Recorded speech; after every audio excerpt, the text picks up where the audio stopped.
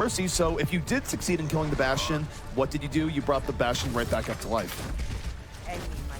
Well, Bastions versus Bastions and one shield up. They've got a defense matrix to help out the Reinhardt shield on the ground here as they do not have high ground. Going to be interesting to see how this all shakes out. As I mentioned, throw out everything you know about Overwatch. We're going to be learning along with you folks. And the reason why you're probably seeing the Divas here is to deal with the other team's Bastion, but AZK gonna move here on the back line, now in turret form, applying pressure to Complexity here in the point, and is going to be forcing Complexity back. Now what we have to wonder here is where's Torque in this situation, because this is going to be turret wars right now. Both teams in a Bastion standoff here on the point, and AZK going to get thrown down a little bit more. Torque winning this robot-on-robot violence. I mean, the question is now, if you lost your Bastion, is it such an integral part of the strategy that you just leave? But no, they're going to rotate around through Hotel and try to take out the opposing Bastion, and they've rotated all the way back to the Hotel. So yeah, it's a full-on retreat there, having lost their Bastion. Going to try to reset up here. Torque already with tank mode, though. That's how much damage he has done. No boost just yet for Shake as we do reset here. Both teams very committed to this Bastion strategy. Neither team trying to vary it up. And Torque going to have a nano boosted Diva in his face. Torque, tank mode up and active, moving into the point. His team, though, getting taken down by AZK in the flank, and this tank not able to get through Decop's shield. So take a look here from Team Liquid. They're getting on the point, and they should be able to take this. And it was Mezar just stopping Torque from getting things done with his ultimate. Yeah, must be the sturdiest phone booth in all of London right there, too, as it ate a shot and did not even chip any paint off of it. But Bastion Wars will continue as we move forward here. First point taken. I wonder, ZP, if you're even going to see Bastions posted up on the payload anymore. It used to be very popular because of the low mobility, but now with this transform being lessened, it's possible we just see him doing flanks or things like that. Well, he's a threat in recon mode now as well. Right. So he can be more mobile when he's moving in and around the battlefield. And as mentioned, both teams very comfortable just staying on the Bastion play right now. You take a look at Team Liquid as they're moving up. AZK has tank mode up to hang. No nano boost to go with it, but you're going to see him just drop in the turret mode here, and we'll see how Complexity engages. It does look like they're moving in, and they push AZK back.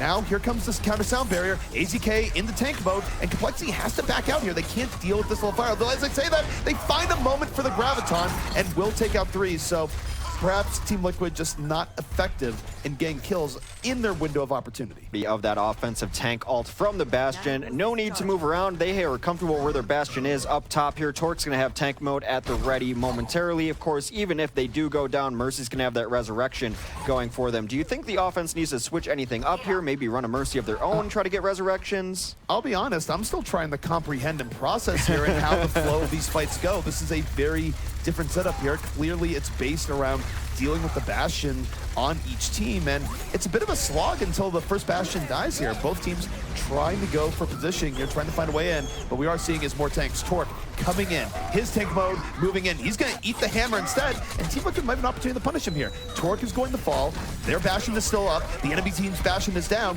3 kills, but there's resurrection coming. Lucio, so it's going to be interesting to see if they end up switching. That second life might be very needed. So far, I think you're seeing people save ults for tank mode Bastion. They certainly are, but we do have a swap up here where Team Liquid no longer running the Bastion, instead going to put AZK on the Tracer. So now the question is how they're going to flank around this when you have Reinhardt and Diva just sitting here and really going out of their way to protect Torque. It's not the easiest thing to attack, and now they're going to nano boost Torque, so he's incredibly durable and able to chew through anyone that's going through him. Winston and Mezar dies immediately, and he's just sitting very pretty here, Hex, as he lays in the turret fire. Seems to be a very difficult nut to crack there, as they are going to be trying to get flankers on the other side. Shatter is on that Genji. He gets taken down late into this fight as they're looking for some cleanup and some late kills to stall out the next push.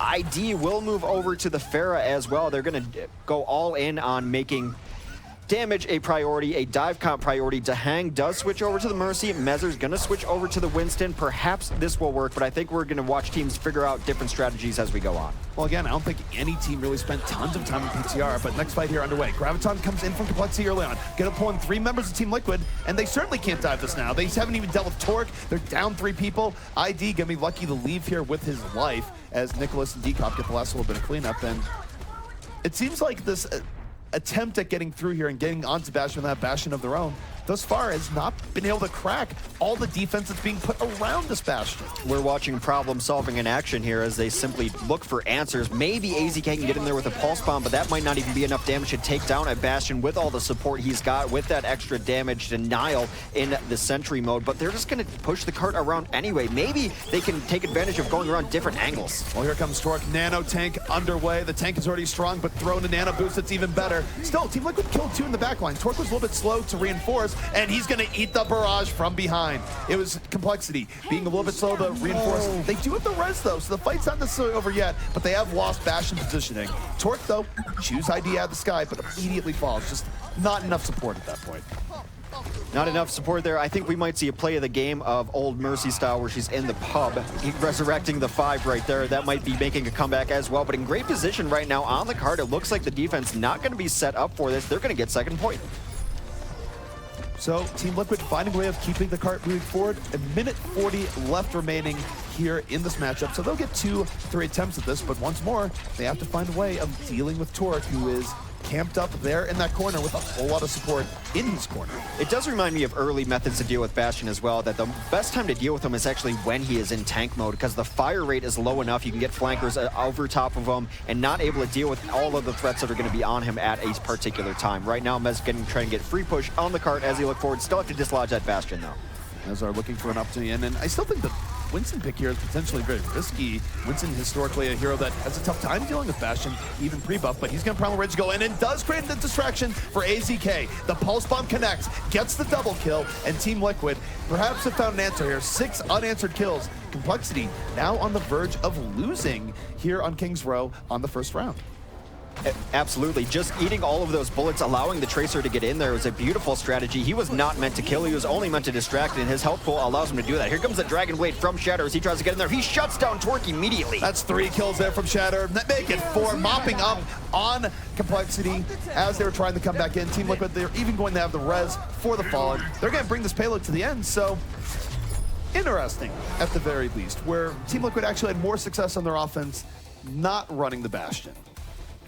Learning on the fly here, as it is, but very nice to see in my first impressions of what I was expecting and what actually happened. The Bastionless team able to take down the Bastion team, probably a good sign early on. Right, it wasn't completely unbreakable. You definitely have a different team fight feel, though, when Bastion is involved, rather than things being mobile and taking place everywhere. You're effectively putting a lot of your focal point and power in one area, which is why you saw them running the Reinhardt and Diva, trying to protect the Bastion at all costs, running a Mercy that could res him up. Although, I will say that AZK just coming in with a Pulse Bomb was still pretty effective. I think the missing piece here, not that I want to make the Bastion comp stronger, please don't flame me for saying this, but when people ran good Bastion comps in the past, they ran it with a Zarya that was able to always throw down the shield on top of it. So maybe you need to run the Bastion with the Zarya and really have the Zarya just key in and go, I'm just going to throw every shield onto you. If I've made Bastion stronger inadvertently by saying this, I apologize.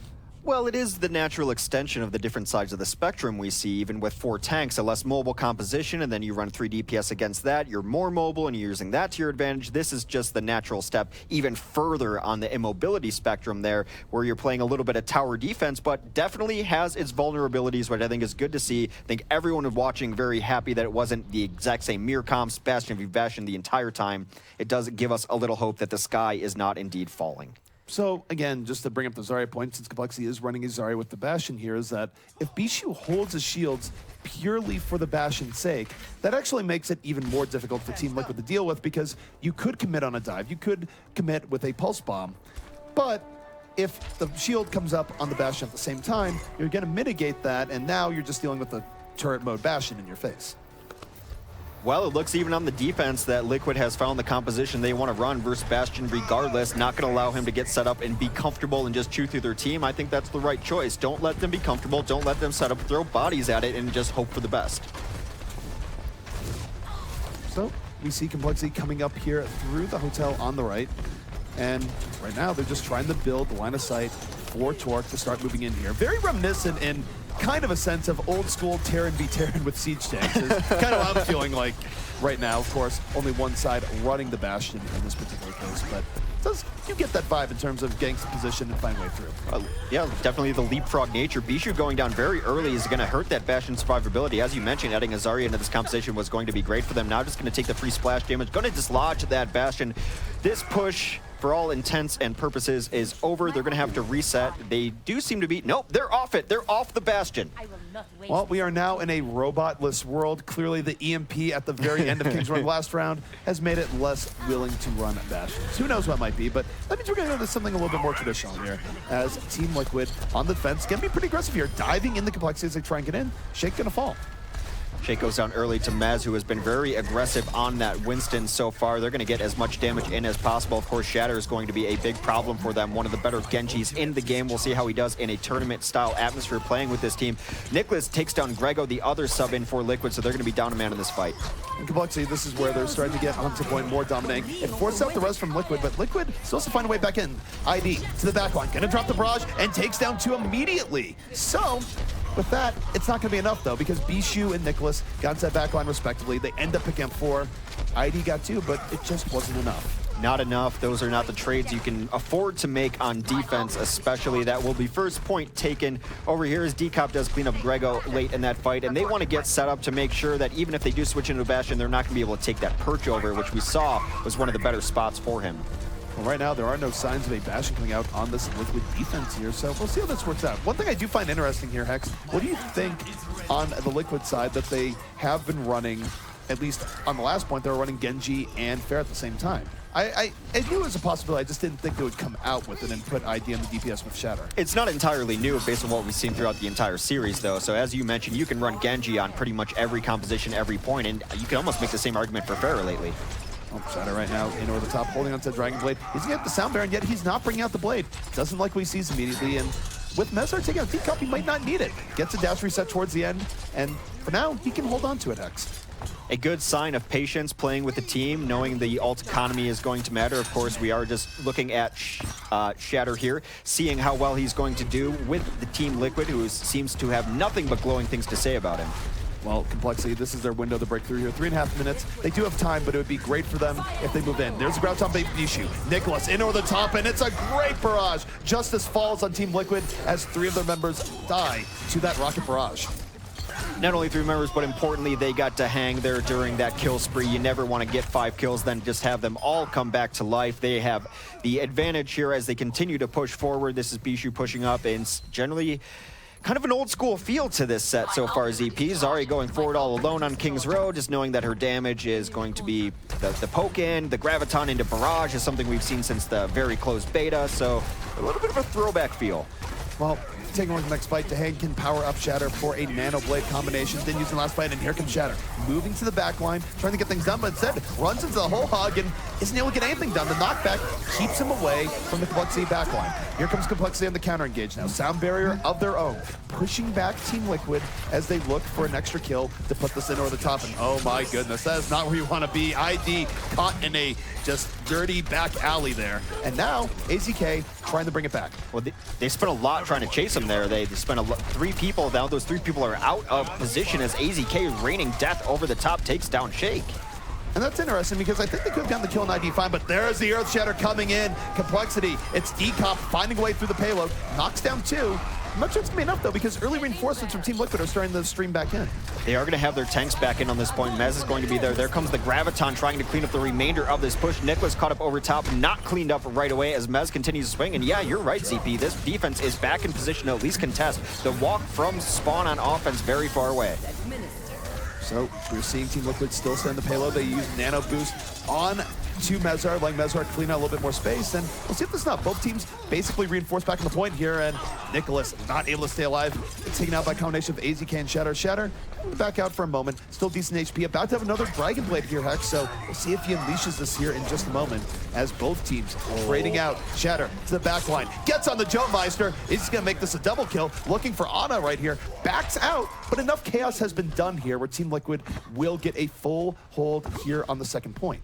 Well, a beautiful Earth Shatter in the midst of that fight allowed Shatter to dive as deep as he did and take down the Lucio, who was on the ground. They're going to push pretty far forward, just looking for some poke. You don't want to abandon this cart too far, as we've seen some back-cap shenanigans On Kings Row, on occasion, they're just going to completely reset up. Now, offensively, they do have a lot of things to work with. What got them through most of the Streets phase was a grab into Barrage. Maybe that same combo comes out here. Well, there's a Graviton from Bishu, and Nicholas is right there to follow through. 3 people dying to that Barrage Graviton combo, and it is incredibly clean. It was just a wonderful Graviton by Bishu that caught everyone off guard. And now Complexity with 2 minutes left to find a way to bring this payload to its final destination. That gives them a good, solid 4 attempts here, Hex. They went all in on that push, as you saw that Farah also got the nano boost to keep her alive. Survivability so important in that combination. You don't want to get the Barrage off into a Graviton and die immediately. So Nicholas still trying to get some poke in as both teams try to reestablish. Here comes another ultimate. Well, the Nano Blade going into backline, Team Liquid looking to bring us back, but no, Shatter Gang, the Hammer Sleep Dart experience. It's not a good one. It caused him to die immediately, and Complexity now looking to turn up the heat here on Team Liquid. Liquid, they waste 2 ults basically for nothing there, and now they're feeling the pain. They lose everyone and take out no one. Well, Shatter will move off of the Genji for the first time. He's going to be running the Bastion instead. It was a map that you saw Bastion in this corner a lot of times. He goes down immediately to Torque's hook. He just got hooked out of right away, not going to get much done. And Team Liquid, they're stuck in the spawn door. Meanwhile, the payload is moving towards its final point. They're getting effectively spawn camped here, and Complexity will finish out here on Kings Row. Minute and 11 left for them. Well, that offense generally defined by the Barrage and Graviton combination. It's what got them through Streets phase, what got them to lockout second, then the aggression never ended from there. And that was a really great closeout. One of the things that's difficult about Kings Row is actually closing out the point. Because of the spawns are being very close, you generally want to save big ults for that, but they decided, let's just hang out in the doorway. They're going to have to go through our hammer if they want to get to the cart. And why not? I mean, they won the last fight so decisively that they had the option of getting right in the spawn door. Usually when you win fights, you don't always win it that effectively. There's still people in and around, and you can't just run right up with no resistance to spawn door. Well, in that case, because they did win the last fight 6-0, they had the option of being that aggressive, and it worked out. One thing I do want to note to you, Hex, or just get your opinion on, is that it feels like when Bastion was having problems, it was having problems due to D.Va being in play. Do you think we might see a situation where teams run Bastion up until the other team goes D.Va, and then they swap off Bastion? You just have constant swapping back and forth? It's possible. I always like that interplay where teams can't run the exact same thing all of the time. D.Va was doing okay against Bastion. I think maybe teams just aren't as comfortable with it, but thus far, the rumors of Bastion's dominance have been greatly exaggerated, as neither team will run it anymore. I think both teams wanted to try it, but maybe the comfort level just isn't there yet. Perhaps not. Gates are going to open here for Team Liquid. They have 1 minute left to get here on the point A, and they need to make it a good one because Complexity does have 40 more seconds. So for Team Liquid, best chance of taking this is to be successful on this first push, because at max, they only get 2. Well, ID will take to the skies with his friend to hang. This is a combination that they've liked to run ever since the very first day of Overwatch. They're trying to get something going in. So far, though, only poke, no kills coming out. It's only poke, but they are getting better positioning. ID right now looking for rockets from behind. Would have liked to be a little bit more aggressive there, but we'll see how it works out. Shatter moving into the back line with him, and this is Team Liquid's time. They get 3 kills early on. It's AZK opening the way. Shatter and ID with the support from the back. And it's looking like this might be a very quick take here for Team Liquid. Complexity's just bled too many people here, X. Well, they have to clean up this take for sure because they lost their Mercy somewhere in that fight, so no Resurrection will be available. The good thing is the Resurrection will be available on their next push. They will take this map rather easily, and you're right, that poke was doing so much damage, and eventually a giant rocket down to Lucio led AZK to clean it up. So now we are in the overtime rush. If Team Liquid gets off the payload for any reason, it's over.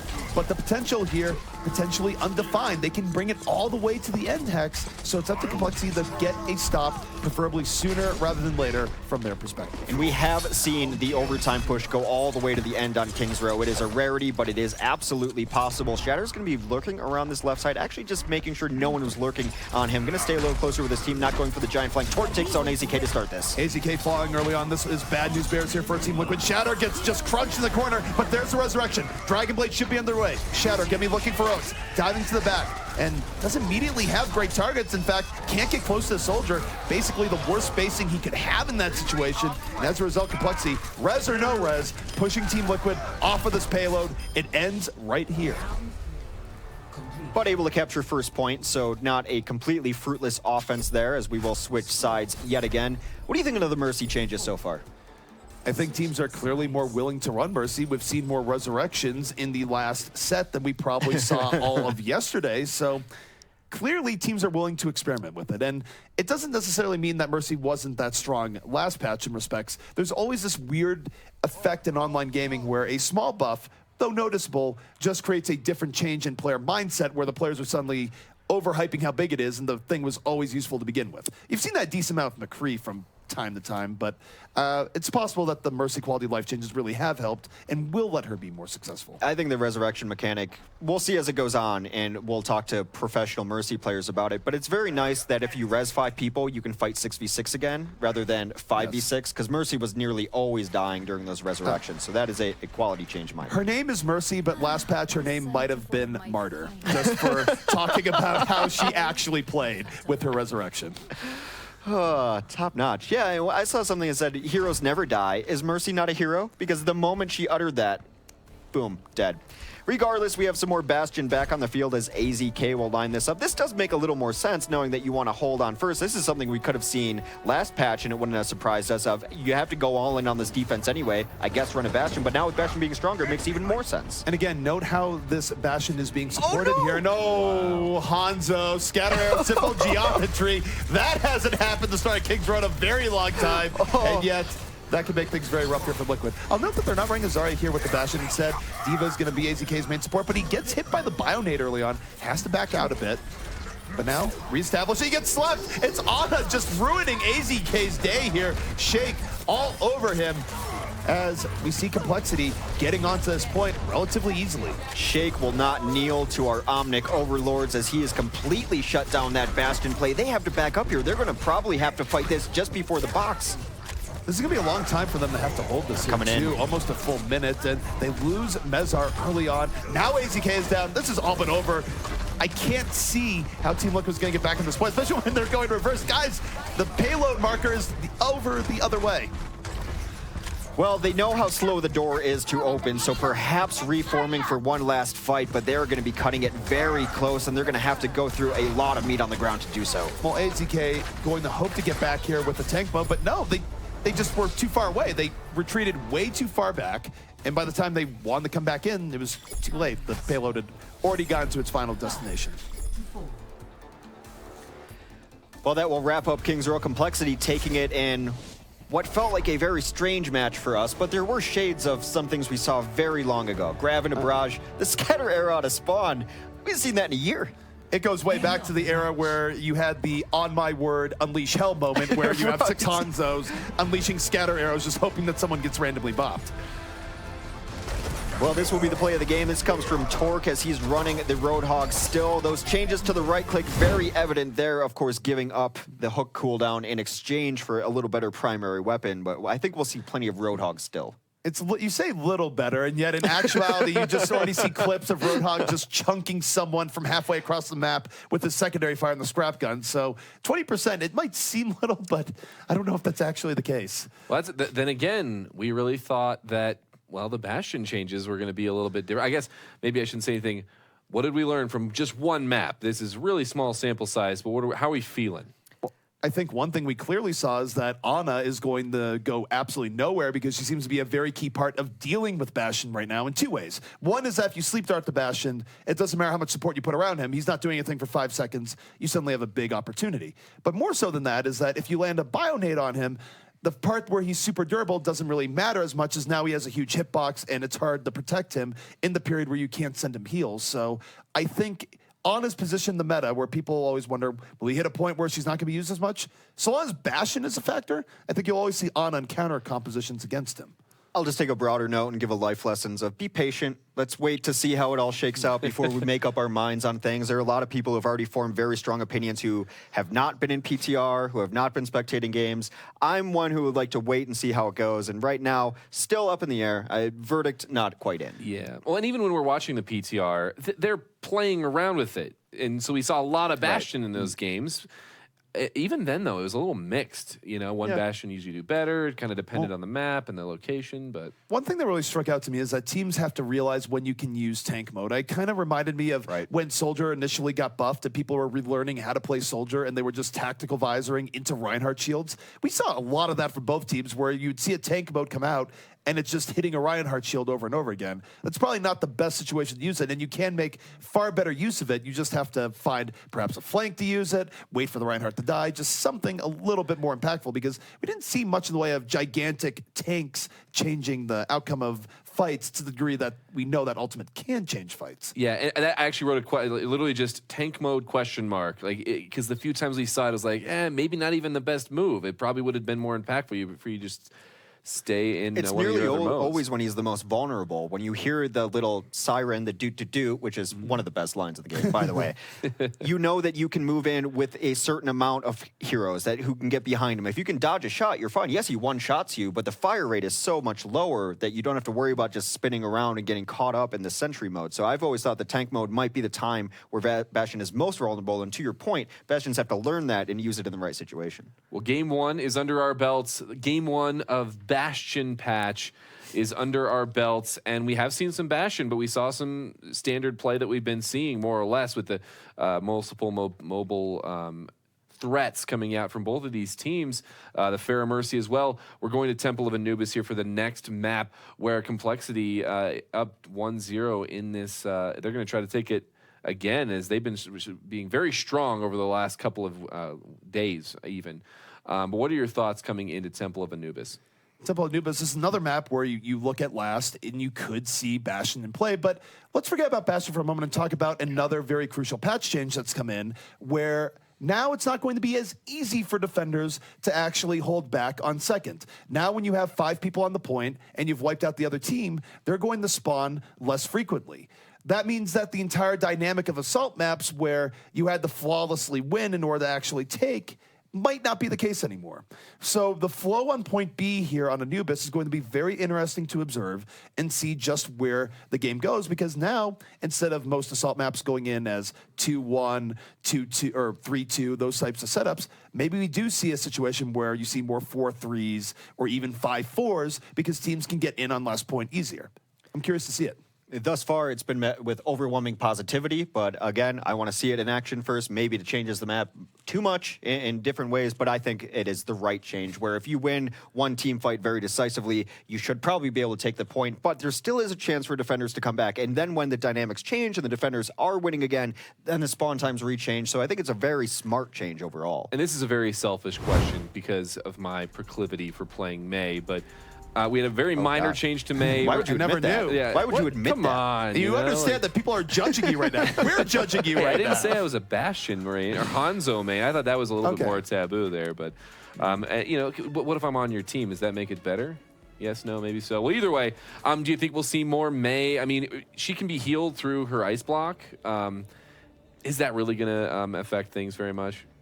I would guess not so much. Yeah, I think the times you would run Mei last patch are about the times you'll run Mei in this patch, although I do think Mei was arguably underrun a little bit at times last patch, so we'll see if teams warm up to her a little bit more. No temperature pun intended. Yeah, well, I'm glad you mentioned that, because, temperature pun for that. Because I agree. I thought maybe we should see more of her. Well, we're going to find out if we see her on Temple of Anubis going into Game 2 between Complexity and Team Liquid. So it is Temple Anubis, and we do have a defensive Bastion coming out here. It's going to be Torque running it. And again, you take a look at how teams have been supporting Bastion. Complexity is favoring now, running both D.Va and a Zarya to work it out and try and prevent Torque from falling the threats. So we'll see how effective it is. I certainly think Bastion, even compared to King's Row, could have more success here at Temple Anubis, because there's only so many ways you can approach this Hex. Well, this is a 100% protect Bastion composition. Everything that you have in this comp is to protect the Bastion. Now, the one way you could deal with this is possibly send a Pharaoh over top and get a concussion blast to knock some of those supporting elements out. But with the D.Va there, you can't even really do that. No, and the D.Va is very good at protecting it. I wonder if we'll see Team Liquid swap to a D.Va of their own when they see this. They have ID on the Widowmaker here. There you go. Third time's a charm. And no, he doesn't even like what he sees. He's probably going to go and swap off the Widow. And I think now that they see the Bastion, we might see a full swap up here from Team Liquid, because they don't even want to go into that at all. They just actually back out. Well, yeah, this is going to be a very difficult position to dislodge. ID does switch onto that aforementioned Pharah, perhaps looking to get the concussion blast. He does hit something over top, not quite the results he was looking for. But here comes the Winston trying to get in. They're trying to get in. Torque just getting healed up all the while. I think that's a case where you have to land an offensive bio-nade to deal with that, to make your dive a little bit more effective. And Torque right now able to get away from the pressure, and certainly Team Liquid is still pressuring here. Decop gets caught out. He's not getting the heals he usually is because all the heals are going to Torque, so maybe the tank's more of a weak point when running this Bastion composition, but Team Liquid's still having to tread very lightly here, Hex. Well, we talked about leapfrog for the Bastion, but this is leapfrog for the offense. Get him off one ledge, get him off the other ledge. Shatter takes down Bishu in the back lines there. So far, Torque has done very little, and now he finds himself in a corner. He does eventually take down AZK. Here comes the resurrection. Well, the res does come in. This is going to give Complexity new life, and Torque, tank mode in, has the nano boost, but again, finds some trouble here getting good shots through shields, but the rest of Complexity able to move around as Team Liquid, frankly, just avoiding Torque towards the very end. I think that's a viable strategy, that when the team does get scattered off after that initial Bastion-style defense, if you just find everyone else, Bastion's not all that great alone against other numbers of heroes, so that could be a viable strategy. We see how well it's going to work. I just feel like Torque has been getting less and less room to work with. His ID comes over the top, picks down 2 at that barrage, ends up taking a nap, but still in a very good position as Torque finding himself outnumbered and outgunned on all sides. Complexity's still trying to bring this back, but this is looking all but inevitable. Team Liquid will be able to take this point. AZK died a couple of times to Bastion, but I think that is part of the plan almost in some of these cases. You say AZK and Shatter have to go in. One of you is probably going to die, but as long as we get the Bastion, we're okay with that. They're mobile heroes that can rejoin the fight quickly. The interesting thing about that, too, and how Team Liquid went in is that they weren't even running an Ana there. They just tried this round from all sides and worked out. So even without the bio-nade, they found ways of applying pressure. And again, I'd look at the rest of Complexity here and just note that when you're supporting Bastion that much, it is easier to kill someone like Decop or Bishu.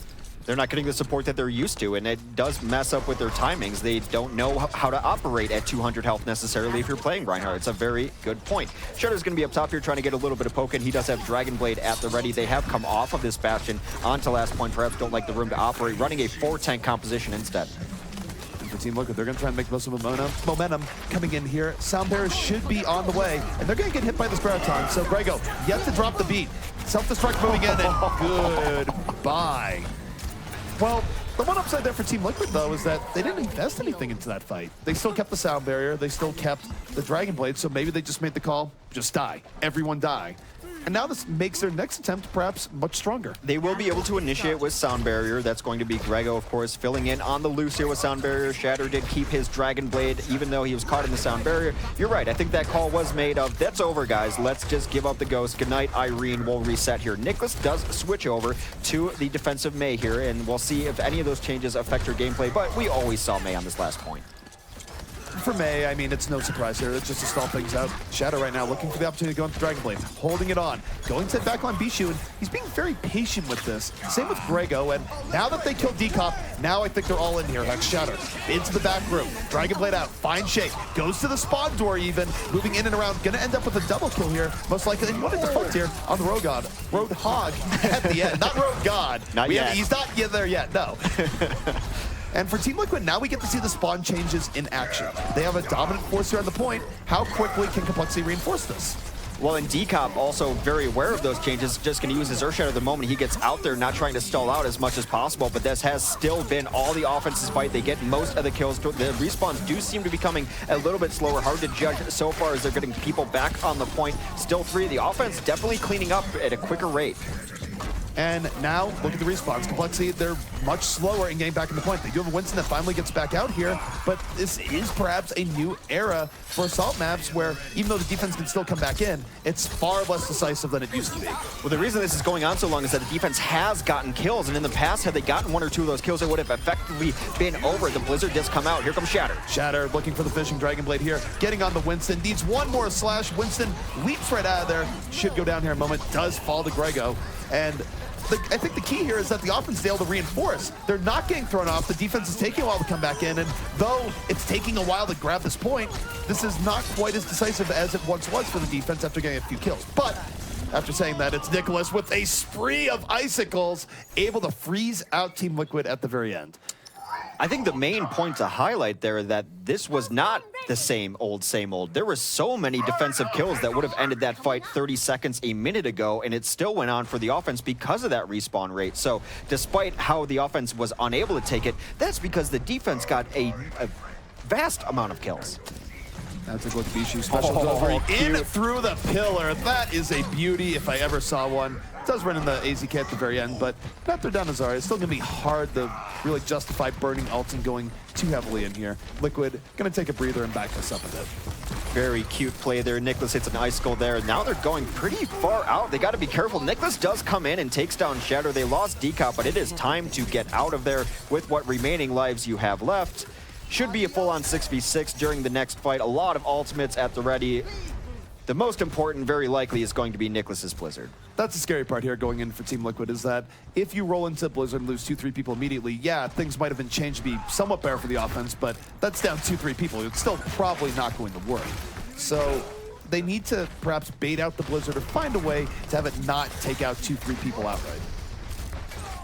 Well, Torque gets the first kill onto Grego as this duel goes on in the backline. The D.Va versus McCree. D.Va taking a lot of damage. Shatter doing a nice job. So maybe McCree is another hero we should watch out on him. Here comes the Blizzard, though, ZP. The Blizzard does come in, and thus far, it is keeping Team Liquid off the point. They're very scattered right now, Hex, and that's just giving Nicholas a playground to work with, his own personal winter wonderland as he finds another 2, and really just ruin Team Liquid's push with that Blizzard. Well, they get a late kill there. It's going to stagger out the next offensive push as well. But the next offensive push could be very powerful. And one of my favorite combinations to see in the game, not super common, Earth Shatter into Deadeye. They're going to have that option. It's going to be interesting, but for Team Liquid, they're under a minute left here, so this will be perhaps their final attempt here on the point. They're going to have to get around several important complexity ultimates as they move in. We'll see if they can do it. They're McCree powered. It's high noon. They're rolling in onto the point right now. No, the ice wall ruining Shatter's ability to get good targeting here. Has to throw away the Deadeye. Doesn't get anything early on. The rest of Team Liquid has to get on the point here. There's the Earthshatter in from the defense, and it connects with nothing. It's a nice save by the side Mezar. Here comes the counter Graviton, and Team Liquid, they're all in here. They have one. It's 5v5 on the point. We'll see if it's enough. Thus far, Maywalls have been the MVP of this defense early on and right there, keeping everyone alive behind that Graviton. Well, they only need one more tick here, and they are starting to get more kills on this point. It's going to take longer for the defense to respond here. Will this be enough? Last patch? Probably not. This patch, we'll have to see. Everyone's on the point. It's ticking right up. They almost have it. They're so close as the D.Va stall is coming in here. But look at ID. Charged up. Should be able to carve through this D.Va. Self-destruct, though, going to be a bit of a problem here.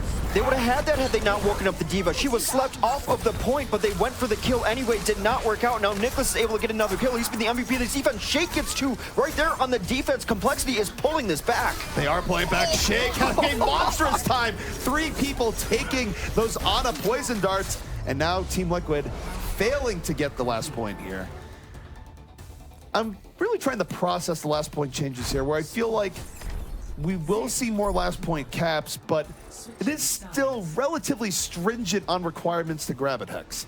It is, but let's give all credit to Complexity, as there were a lot of kills coming out. Nicholas had great plays there, but there was one small mistake. They were so close to closing that out. They slept the D.Va off the point and then woke her immediately.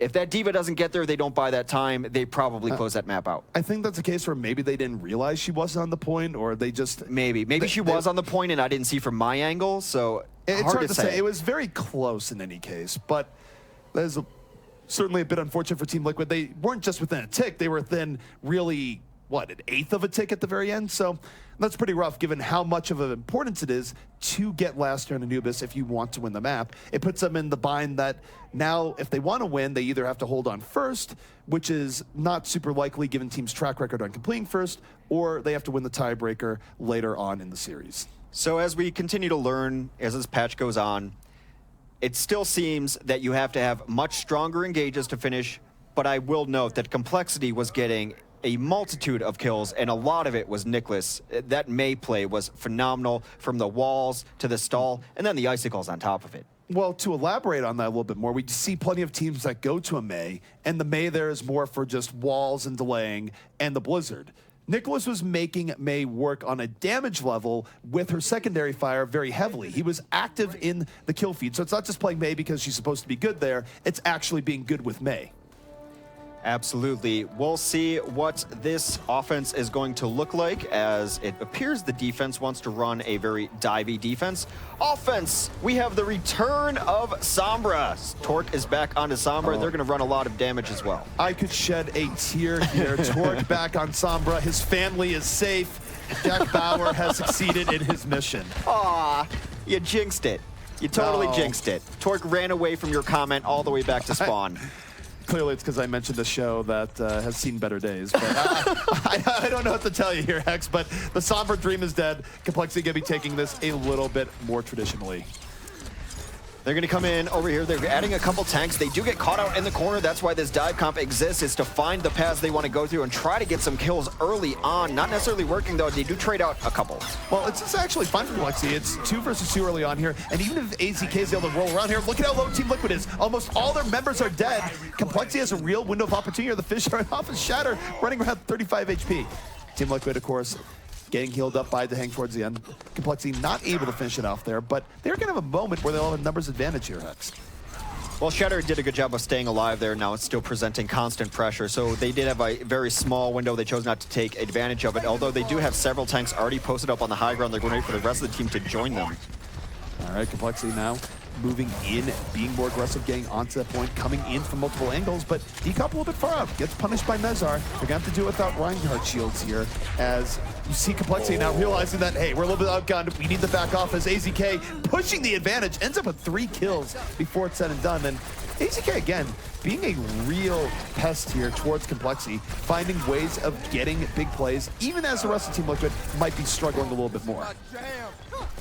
Well, this dive defense will hold for now, and of course the chase onto kills, very nice for them as they use that to charge up their ultimates. Incoming on the defense will be a barrage up. Torque is going to switch again onto this Widow. We like Widow a lot on this map, ZP, if he can find the right sightlines. And against a dive defense, he should be able to get a lot of work done. Well, you have to think, though, that Mezar and Shatter are going to be right in and on him, and as I say that, you see Mezar pull him off his perch. While that's going on, the rest of Complexity went in, and they're losing this fight. Shatter pulls out the Dragon Blade, picks up 2.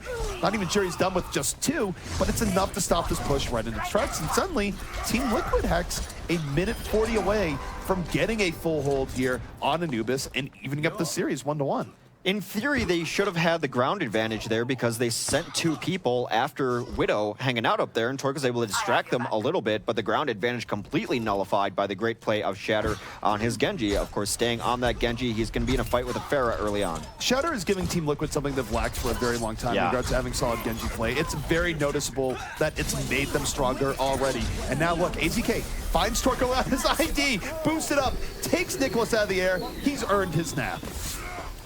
A supercharged nap's like taking a cup of coffee before you try to get a nap, and actually supposed to be very good for you. But right now, that is all kills for Liquid coming in. They didn't have to use much there.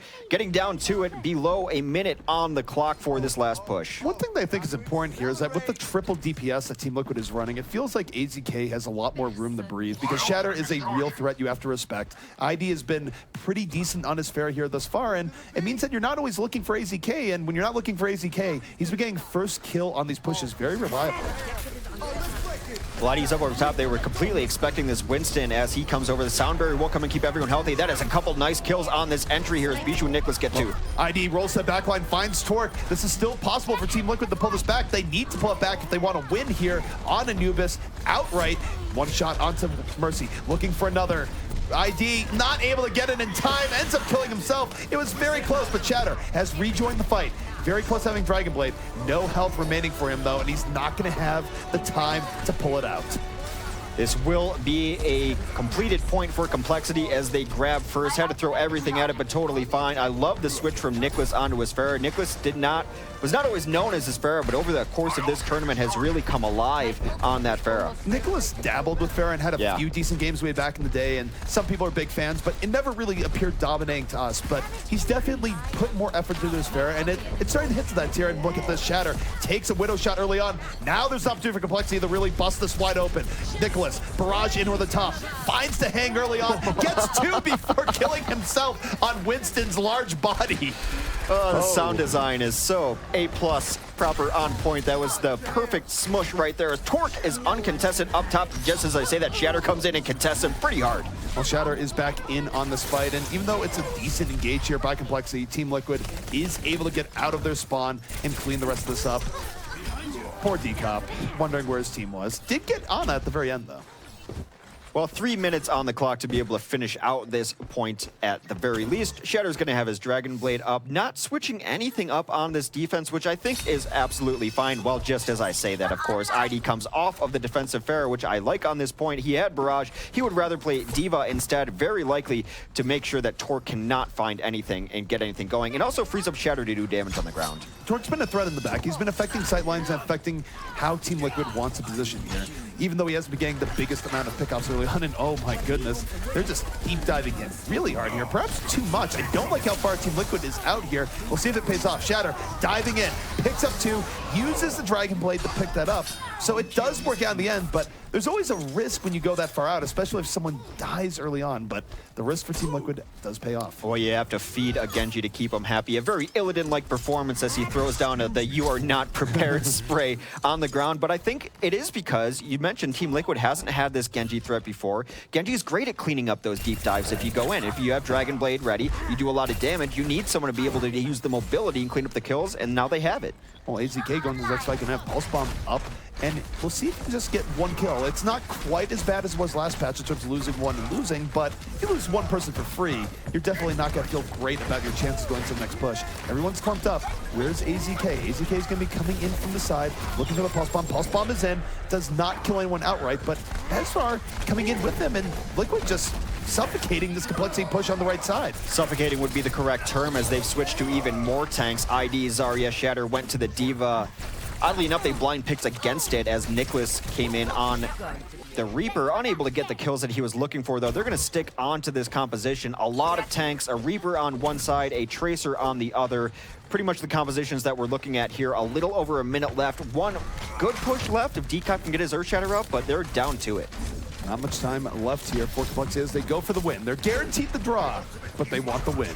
As Nicholas right now looks to go in on the Reaper, and Complexity seems very tentative here as they enter the side room. AZK still poking in from Liquid, and this is where Complexity has to take the shot. They're moving in from the side, but Team Liquid, they counter-engage here into this room with Mezar and Primal Rage, knocking things up and around. Soundbear comes up for Complexity, though, and they can still turn this fight, Hex. A boosted Tracer came in there. I question if that was on purpose or not. I think they wanted one of their tanks, and that's how they've been playing. And now here comes the boosted Reaper as he goes in onto the Diva. Defense Matrix down, looking for targets, gets chip damage in. No kills so far, though. I don't think they had it up at the time, but the boosted Reaper definitely would have been more valuable earlier in that fight. They're using after being down 2. Nicholas going to drop the Death Blossom, takes down Grego, but Team Liquid just better positioning, has Complexity surrounded on all sides, and they're not able to find a good way out of that room. Well, they may have found a good way out of this map as desperation time coming in. Torque is going to go to the Sombra, but I think he should have stayed onto that Sombra maybe early on. Regardless, not going to be able to get back to that point. Not in the least, and there it is, Temple Anubis. New patch on Assault, but perhaps a similar result as we've seen. This is going to be a draw, and we're going to be going to our tie-breaking map. Not the first time we've gone to a draw in the last couple of days. I believe we'll be headed to the lovely Greek Isles of Ilios. Actually, if I may, we do have a rule change, a last-minute rule change on that. Okay. Okay. And so I'll have Wojtek correct me if I'm wrong. Well, let's give Shatter his due while we worry about this. As he's just making his introduction to Team Liquid, this was the fight that we were both a little concerned about, but as I mentioned, this is something Liquid's not used to having. No, you don't usually see Liquid come out with a Genji and actually catch a team that far off guard.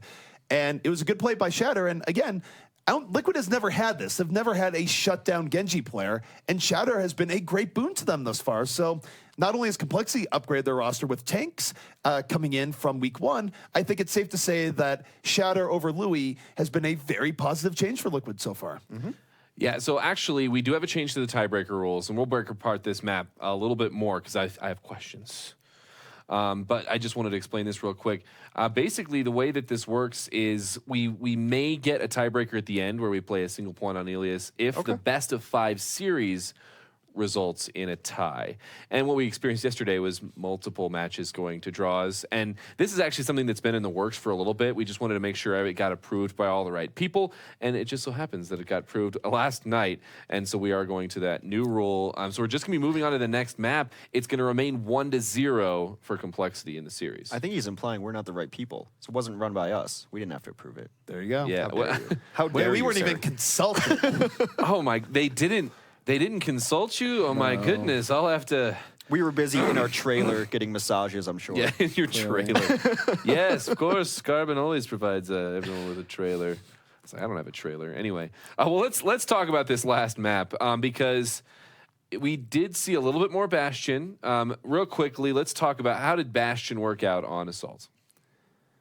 Clearly wasn't that big of an impact. You saw Complexity try and run it on the defense, and even though they put a lot of tools to support that Bastion, even though there wasn't even an offensive Ana to stop the healing, you saw that offensively, Team Liquid was able to get in, surround him from all sides, and take him out. And I think there is the hidden side effect of running a Bastion, which is that you have tank players that are used to playing very aggressively. Tank players that know I can go this far out and get healed.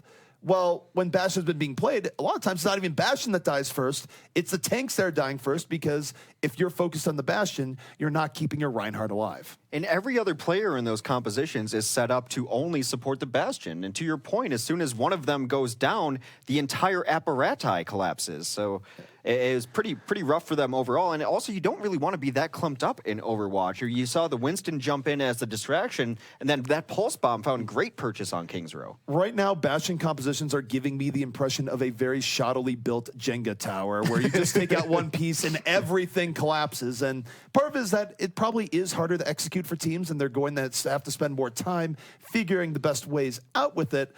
But at least it doesn't seem like Bastion is so overpowering that you can run it no matter what and have it be effective. Yeah, because these are pro Overwatch players, not pro Jenga players. So they're going to have to figure that out, practice a little bit more. And so we may see some adaptations in the future. And I think it's going to look a little bit different than what we've been seeing today. But the point I wanted to bring up is, yeah, you know where you need to fight when there's a Bastion on the field. The mobility of Bastion, while it has been bolstered a little bit in this last patch, there's some bullets coming out, and and you could see even a dancing around that, and then they got a few picks, took out a few of those Jenga blocks, and then, I mean, they even left Bastion alive inside, I think that was Mini there on the left side of the point. Well, to extend and finish the Jenga metaphor, hopefully, it's something that's high risk, high reward, that if you need to hold a first point, and this is where Bastion has always excelled, if you need to hold a first or you need something that has to happen, you absolutely must win that fight, then maybe run that composition, like pulling a block out of the bottom. There is a weird conundrum, too, when you think about it, is that in theory, the Bastion would be better on defense. The offense has to come into you. The downside, though, is that if you're on defense, you have very little ability to swap up. So you can't do something where you go, oh, we're just going to run Bastion the first two runs and then easily swap. Usually when you swap, people have died. And if your Bastion has died, you might be losing the fight outright. So it's interesting how that works. Well, moving on to another topic here. The players to watch, and something that big coming into this match was actually how are the new guys doing? And I'm going to go ahead and say that I think that D-Cop and Bishu are playing as we've expected based on their previous performances. So their consistency is starting to solidify a little bit more. The question is, how are we feeling about Shatter coming into this match? Looks great so far. One of the big problems with Liquid was that they're always very passive, and I think Shatter's adding that element of we can chase, we can get kills. No doubt about it. I mean, again, we haven't seen Liquid with a great Genji basically ever, so now this is a shift in how they're playing, and I think you can make the very reasonable argument that it's freed up AZK to find more room in. If you're worried about Shatter because he's a threat, you're not always looking for AZK, and it felt like he had more room to breathe in this last match. Yeah, he's been playing really well on Tracer as of late, and that's been a boon to their team. We did see Shatter on McCree and Diva. It's hard to really say whether or not he had a huge impact. I mean, he played McCree for a long enough, and then Diva had a few plays, but it is going to be curious to see how well he plays on anything but Genji, because his Genji game seems on point. Well, we're going to be going into our next map, and that is going to be Nepal. Once again, we're in game number 3, or map number 3, rather, and it is still 1-0 because of the draw, but Complexity is still leading here. So let's see what they can do on Nepal. All right, we move into the snowy mountains of Nepal where there's a glorious sanctum and a lot of snow. Also some snow here in Denver today, Hex, even though it makes no sense because it was warm outside at the same time. I felt like an undercooked frozen pizza. I never felt that way. You'll have to describe it to me in more depth. Perhaps that's how you feel at one of these alleged parties in these party rooms. A lot of undercooked frozen pizza happening. Regardless, we will be moving on to Nepal right now. Team Liquid is all over the place, and as much as I love ID, and I would love to see the Symmetra, I feel he's going to break my heart. I don't think we're seeing Symmetra here, Hex. I'm sorry to tell you, but it has a very low pick rate on control. If anything, especially for competitive games where it might very well be 0 over the last few months. If Quick Play has taught me anything, it's that Symmetra is totally viable on control, and I should stop talking about it. Regardless, both teams on pretty standard compositions. Torch back on McCree, going to have his hands full with ID. That is the mini battle going on in this game. ID with his buddy in Mercy, and also Nicholas. Nicholas did a great job of being able to nullify other combinations, and he's going to have to run it a little alone. Shatter goes down very early. Shatter not getting the most of his aggressiveness early on, and this creates opportunity for Complexity to come right back. Torque on the McCree. Lots of room for him here now, as he doesn't have to worry about getting dived into. Hang just gets shot in the head from long range. 2 unanswered kills here by Complexity, and this is going to be a very decisive first take here on Nepal.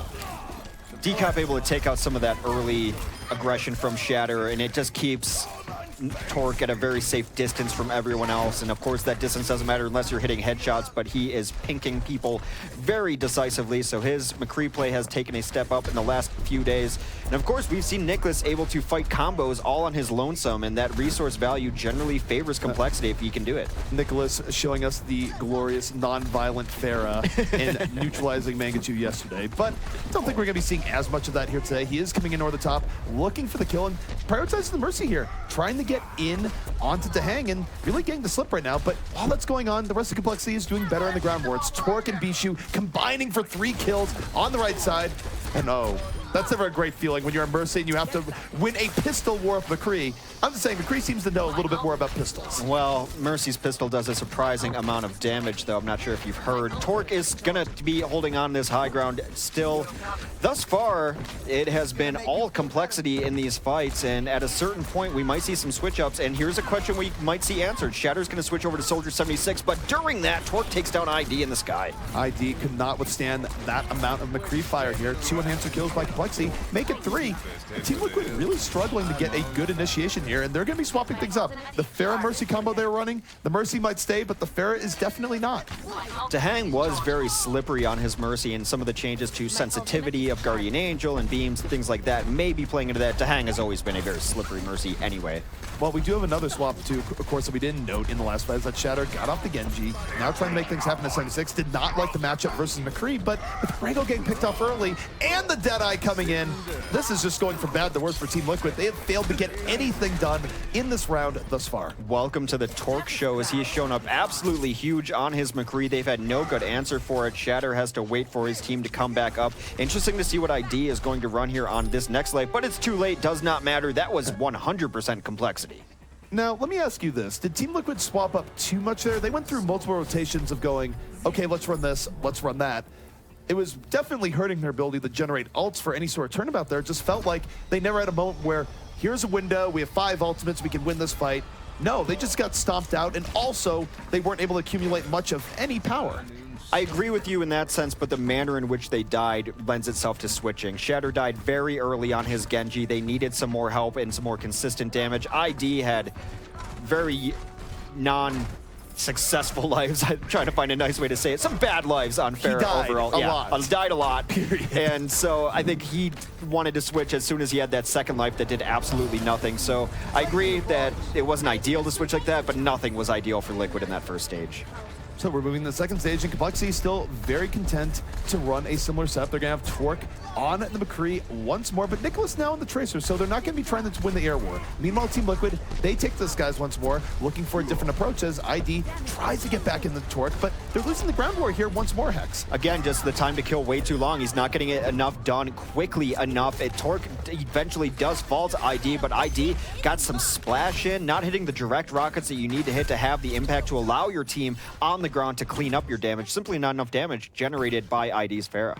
No, and now we're moving in where Team Liquid is going to try and retake, but offensively, they're just struggling to get a kill, period. And I think this is a case where ID probably needs to go in a little bit more aggressively or have better position, because he's poking with these rockets and not even every rocket is hitting. Meanwhile, Complexity's just counter diving into Liquid, and it's happening again. They're already down 2 players. Make it 3 as Torque does shoot ID out of the skies. It's time to switch. It has to be time to switch. I love combo. I love pharmacy as much as the next person, if not more. And yes, they will make some wholesale changes across the board. ID on Nazaria. AZK moves over to Roadhog.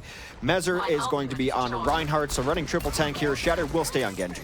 I do like this in a sense, especially if Dahang goes to Ana here in just a moment, in that you can give better support to Shatter now. Now he can dash in, you can give him a shield, and you can let Shatter fly, and maybe that's going to be a way of getting in on this. He's going into the backline right now, gets the early deflect, and the Meteor ground war from Team Liquid now perhaps a little bit more successful. They get the early pickoff, and now you see Pishu running for dear life, not going to get out, and for now, this switch up much more effective. While Electric Cowboy trying to get something done, he does eventually wait out that deflect. Torque gets Mezer really early on, looking for more kills on the point as he continues, but Shatter is going to come back, try to get in on him. Well, Shatter immediately takes down Torque. One swipe is all it takes. Going to be playing the sword versus hammer war. Gets on the decop, so the swap up for Team Liquid here, definitely better. What it allowed them to do is just run right into Complexity in a very beefy way, because now instead of running more DPS, they're running Roadhog Zarya. It's beefier. It gave more opportunity for Shadow to run around, and frankly, just worked out. Very nice for them, and the next fight, they can go very aggressively if they want, as long as Dahang stays alive. They're running a Mercy, the other team is not. The Resurrections will be available for them. They might need it as Graviton and Pulse Bomb come online. Possibility for a combo. There's the first half. Well, the Graviton comes in. Nicholas right there with the fall through. Pulse Bomb in, takes down Mezar, and basically causes AZK to die, but Dahang gonna undo all that with a well-timed Resurrection. Suddenly, Complexity in real trouble in trying to take this fight. Now, Shatter dying the decop, that's actually a very big deal. They're not going to have to worry about Shatter bursting through. And res or no res, they're turning this fight back in their favor as Nicholas unchecked in the backline. Here's my question though. Is Dahang going to stay on this Mercy? Well, Dahang, he lived through it, which is a rarity for a Mercy, but you're right. Good call. He's going to switch up and come back up onto the Ana instead. We'll see if it works out for him. The Mercy, I think, was a remnant of being part of the combination, and then you have Ultimate, and with Resurrection changes, it's not something that you switch off and throw away. Well, this is do or die now for Team Liquid. They have to win this fight, or this round is going to slip away from them. Decop going to the backline. If he takes that run out here outright, he can throw down the Earth Shatter, but doesn't even need to. Just swings the hammer and grabs 2 kills. The fall through is there, and ID just has a little bit of oomph at the end. Last person to die is Team Liquid, smashed against the wall. Complexity finding a way through, and Team Liquid, they had better results after switching up techs, but they still weren't able to hold off Complexity for very long. The bottom line is the Pharmacy combo did nothing for a stage and a half, and they're paying for it right there. So I really doubt we'll see it, especially on the Sanctum phase of the game. It looks like they would like to stay on their tank-heavy composition. Shatter is going to try to impress us on his Soldier 76. We all know what kind of Genji he is.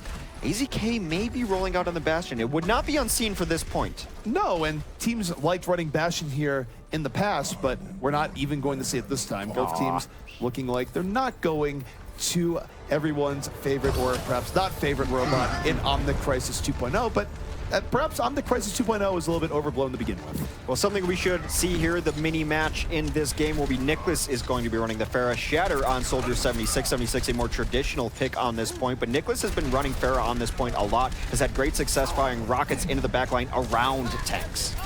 And this is where both teams are just going to be trading off poke, trying to win this war back and forth. And Team Liquid is getting poked down way more here, Hex. And a result of that is that Mezar is going to be first to fall.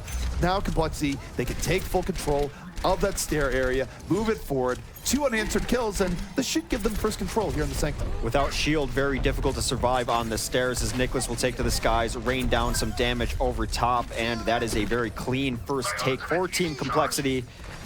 We'll see if Shatter stays on this. Of course, he is not known for running his Soldier 76, but it's not necessarily like he's had bad games on it so far. It's just 1 fight lost. Shake will have the only ultimate on the field. And now, here's a question for Team Liquid. How do they initiate back into this? Their initiations at times have been a little bit rough. They're not running Shatter on the Genji anymore either, so Shatter's going to be more tethered to the rest of his team, aside from moments where he can find perhaps a flanking attack visor. Well, so far going for the slow push, and they will just jump right on the point. There is an Earth Shatter, gets a couple on the ground. The cleanup over top from Barrage. Not even Barrage. Very clean. Decop again finds a great Earth Shatter, catches Liquid off guard, and that's it. Liquid just dies. Now 40% to 0 for Complexity, and they still have tools to really interfere with the next Team Liquid push. I gotta say, Complexity, over the last few days, their economy has been so impressive. So much so, I'm even caught off guard. I would use Barrage there, but that's kind of the level of Pharah I'm at. But they're gonna have it for this next fight. Here comes Grav. Bishu coming in, looking for his Graviton, and no, he holds off. No. This is patience from him. Now he throws in the Graviton and doesn't get anything. So the patience not paying off. Probably should have thrown it in the first time. Then he would have at least had one. Now here comes Team Liquid. Shatter. Nano Visor on the way. Has him in his sights and just gets slept, but gets woken up and finds Nicholas right after. So it's still not a total waste. Makes it a double kill. And Shatter now finding a way as they move forward. A cleanup Graviton comes in from ID, and Team Liquid will retake this point. In large part, I have to say, because of a Graviton that did nothing from Bishu. Should have listened to me. My timing was way better. He would have hit that Grav right there. But he does throw it down a little bit late. They will be trying to come back into this fight with some ultimates. Decop's got his. Nicholas still has the Barrage that I wrongly called earlier. It's been a rough match for me, ZP. It's been a little bit rough, although I will say that Graviton, we missed the entire call where it actually had 6 invisible Sombras in it. We just didn't know. Totally. Either way, Complexity coming back on this point. They've gotten through that early doorway, and the Barrage comes in, takes down AZK before the sleep hits, but damage has been done. Nicholas woken up, finds a way to the back. 3 kills by Complexity, and Team Liquid now facing the prospect of getting pushed out again, where they don't have a whole lot of margin to spare here. No, last good push for Team Liquid to come back into it and not go down 2 maps in the series to Complexity, and Decop wants to get aggressive and hold on. He has been the winner of all the Ryan games in the last couple days. Of course, Mezar might have found his match. Mezar, one of the top Ryans in the game. They're going to go all the way in here with a whole hog. Right now, the goal of this is just to stop Liquid from even touching the point again and taking out AZK. There's a pretty good chance of that. Now they're rolling out into this outside courtyard, the domain of the enemy team, and it still works. A finishing Graviton comes in, but someone did sneak to the backline. It's Prego trying to do a little bit of wall surfing to keep the dream alive. Fortunately, he is going to fall, and Complexity taking the Paul pretty decisively here. Liquid 1 map away from being eliminated in the series. Eliminated in this series, and we've talked a lot about how bad it would be for Liquid to lose this match. So far winless in the Overwatch Carbon series. But this is Shake, and he did a lot of good work, although Annas have to be getting frustrated with the amount of people waking up their sleep dark targets. There's been a lot of alarm clocks going off here in the OCS in this first set, where you're right, Anna's been getting pretty good sleeps, but everyone is already on top of that target. They can't withhold their fire, and suddenly the person gets woken up. Nicholas, of course, getting woken up and running to the back line. I'm not going to say it's poor team coordination as much as it is. I just think it happens sometimes. It's difficult, yeah. Well, and sometimes, I mean, if you're throwing your sleep dart into the middle of things, maybe you're just looking for a few second delay, because that is a marginal advantage that could actually net you some results, especially mid ultimate or with some of these key heroes that are happening in the middle of fights. It might just be what you need. But here we are, Complexity. They are looking very strong coming in, and I just want to highlight. Coming into Nepal, Torque, Nicholas, and I would say even Bishu is like an honorary damage dealer, because he seems to be playing Zarya very aggressively, finding himself in the kill feed a lot. But what do we think? We talked about the new guy on the other side of Shatter. What about Bishu? How are we seeing his play evolve here? I mean, if you look at yesterday and now look here, it's pretty clearly hit or miss. I think the good part about Bishu is that he doesn't get himself picked out very often, which can be a concern with tanks. So he's going to live to the end of the fight most of the time. It seems like his supporting shields are usually on point, which you would somewhat expect given his gaming background. Whether or not he goes off in a fight, it's not anywhere near as consistent as Zarya, like, say, Spree. And even sometimes with his ultimates, they hit or miss, as evidence in that last round where he either hit nothing or 6 Sombras. The world may never know. But speaking of consistent, I will go back to the point that both the DPS for Complexity have played the most consistently I've seen them play in a very long time. Even going back to last evening, I can't remember a bad stage or a call-outable bad stage or bad map that either of them had. Nicholas's Pharah has been very good, and Torque was the one that I thought had to make the biggest step up as far as consistency, has played well across the board on all of his heroes. If we're talking about consistency, let's talk about ID. If Nicholas and Torque have been very consistent, ID on Pharah, and then in general, how are we seeing his performance? Well, ID's Pharah right now is clearly below some of the other top Pharahs in the game. You could look at a Mangachu when he runs Pharah. You could look at some of the Pharah play we've seen from teams like Rogue or LG, and frankly, it's been below par. I think part of it is that his poking rockets haven't been anywhere near as accurate as they need to be, but more than anything else, I think he's just not finding the positioning that some of the other Pharahs did, where we look at the Pharah and go, oh, he's just magically above 3 people and gets one kill here with 2 rockets, gets another fall through.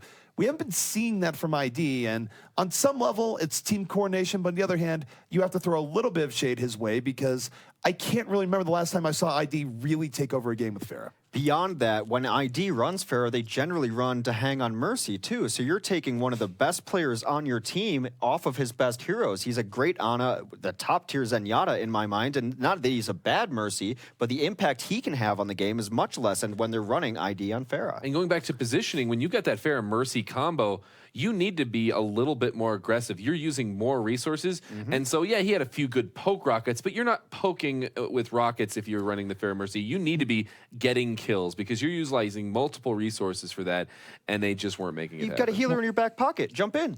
Right, and honestly, it goes back to some of the pre-match analysis where I thought, maybe we won't see ID on Pharah, we'll see him more on off-tanks, because I truly believe ID plays a pretty good off-tank. That's where he's had his most success, whether it be on Zarya, doing things like Winston. That's where his game sense really shines.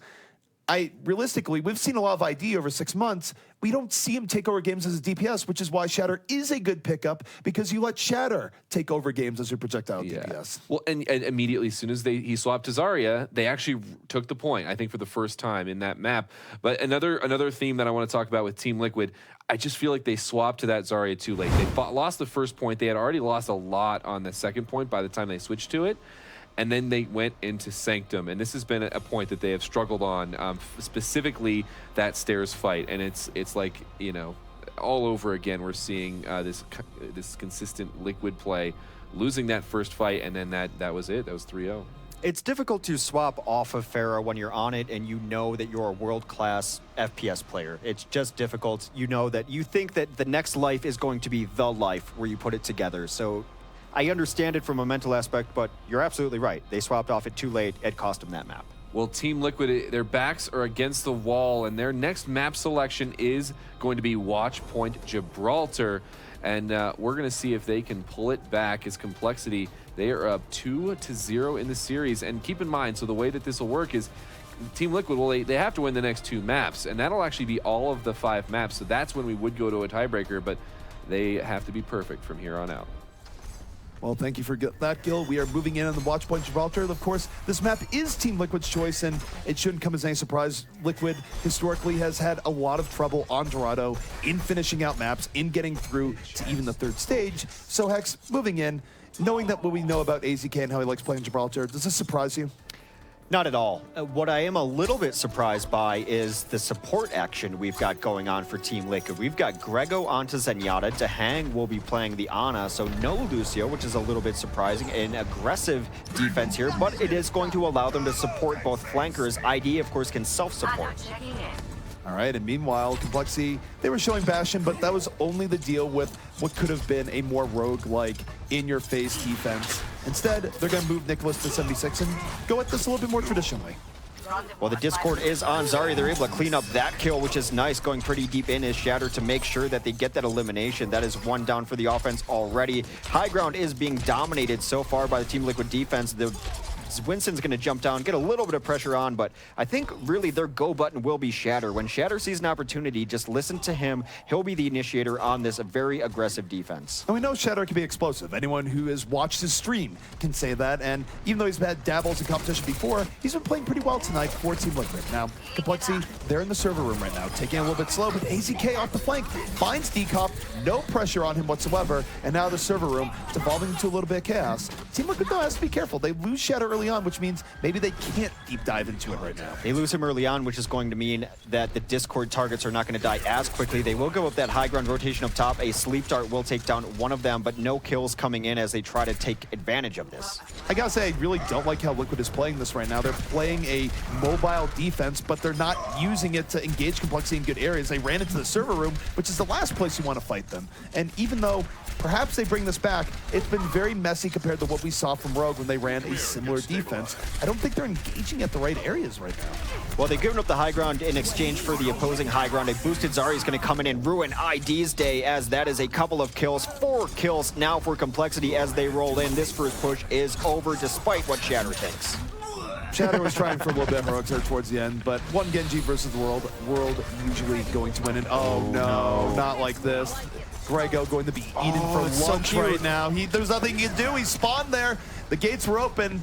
Had no easy way out, and he gets taken out. And that's going to weaken this Team Liquid defense for a bit here, even though they have 5 ultimates at the ready. Gibraltar, the worst offender when it comes to splitting spawns. You see it so often up here, and they even staggered him even longer. Bishu on the ground will very likely not get cleaned up as he has his shield up. He's got 100% charge now, so they're going to be pushing in. This Complexity train has not stopped. And this is bad for Team Liquid. Team Liquid never even got to get to the best defensive area. Now here comes Shatter. Gonna try and pull this back. Nano Blade into the backline. Sound Barrier ruining his day, and an Earth Shadow will really ruin his day as he gets thrown right to the ground, immediately taken out. It's Decop saving Complexity from what could have been a bigger Dragon Blade.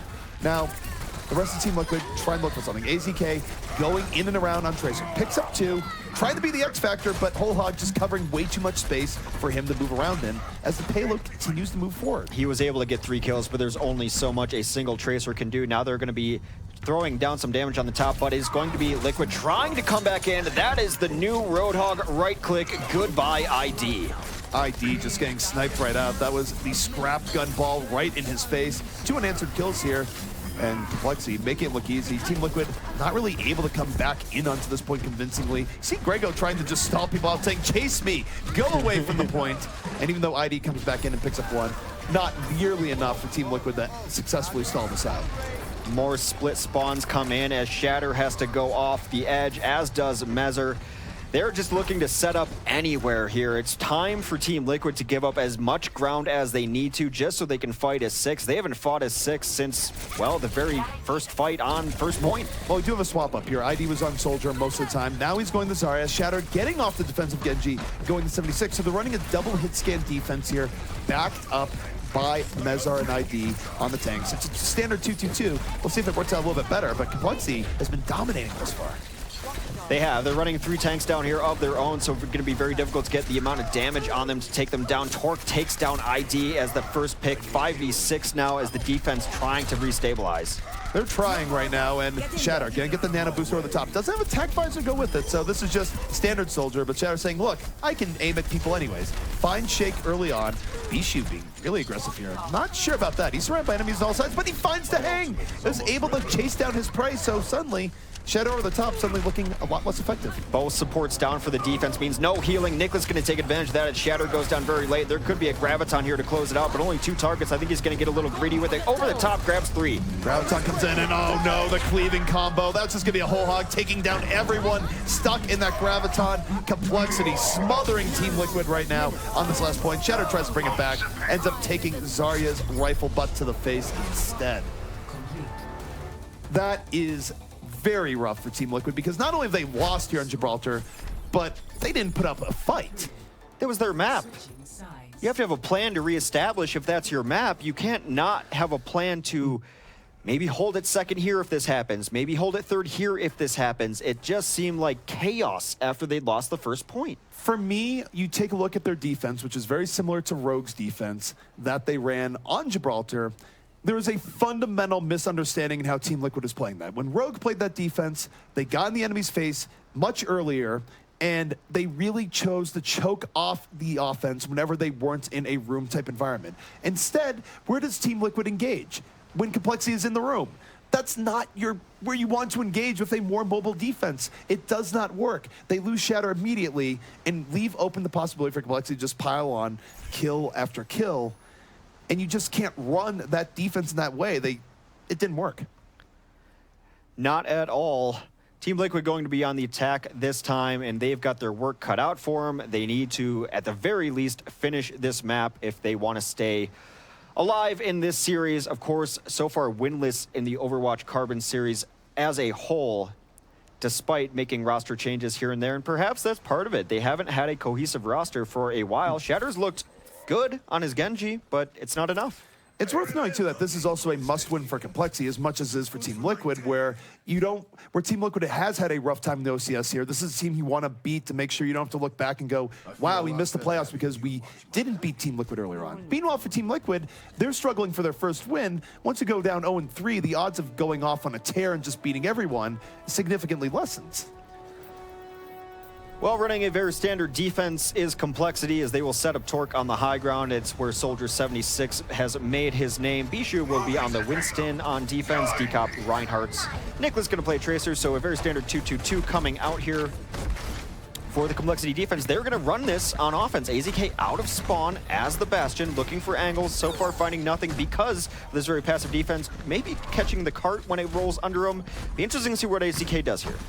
Well, AZK clearly looking to catch Complexity a bit off guard. And Complexity's not running a defensive diva here, so there is going to be some opportunities. And with Shatter taking down Torque early on, Complexity actually in a world of hurt. You need good numbers to actually dive on a Bastion effectively. Of course, as I say that, AZK was left alone. There was no one supporting him. He just dies to Nicholas.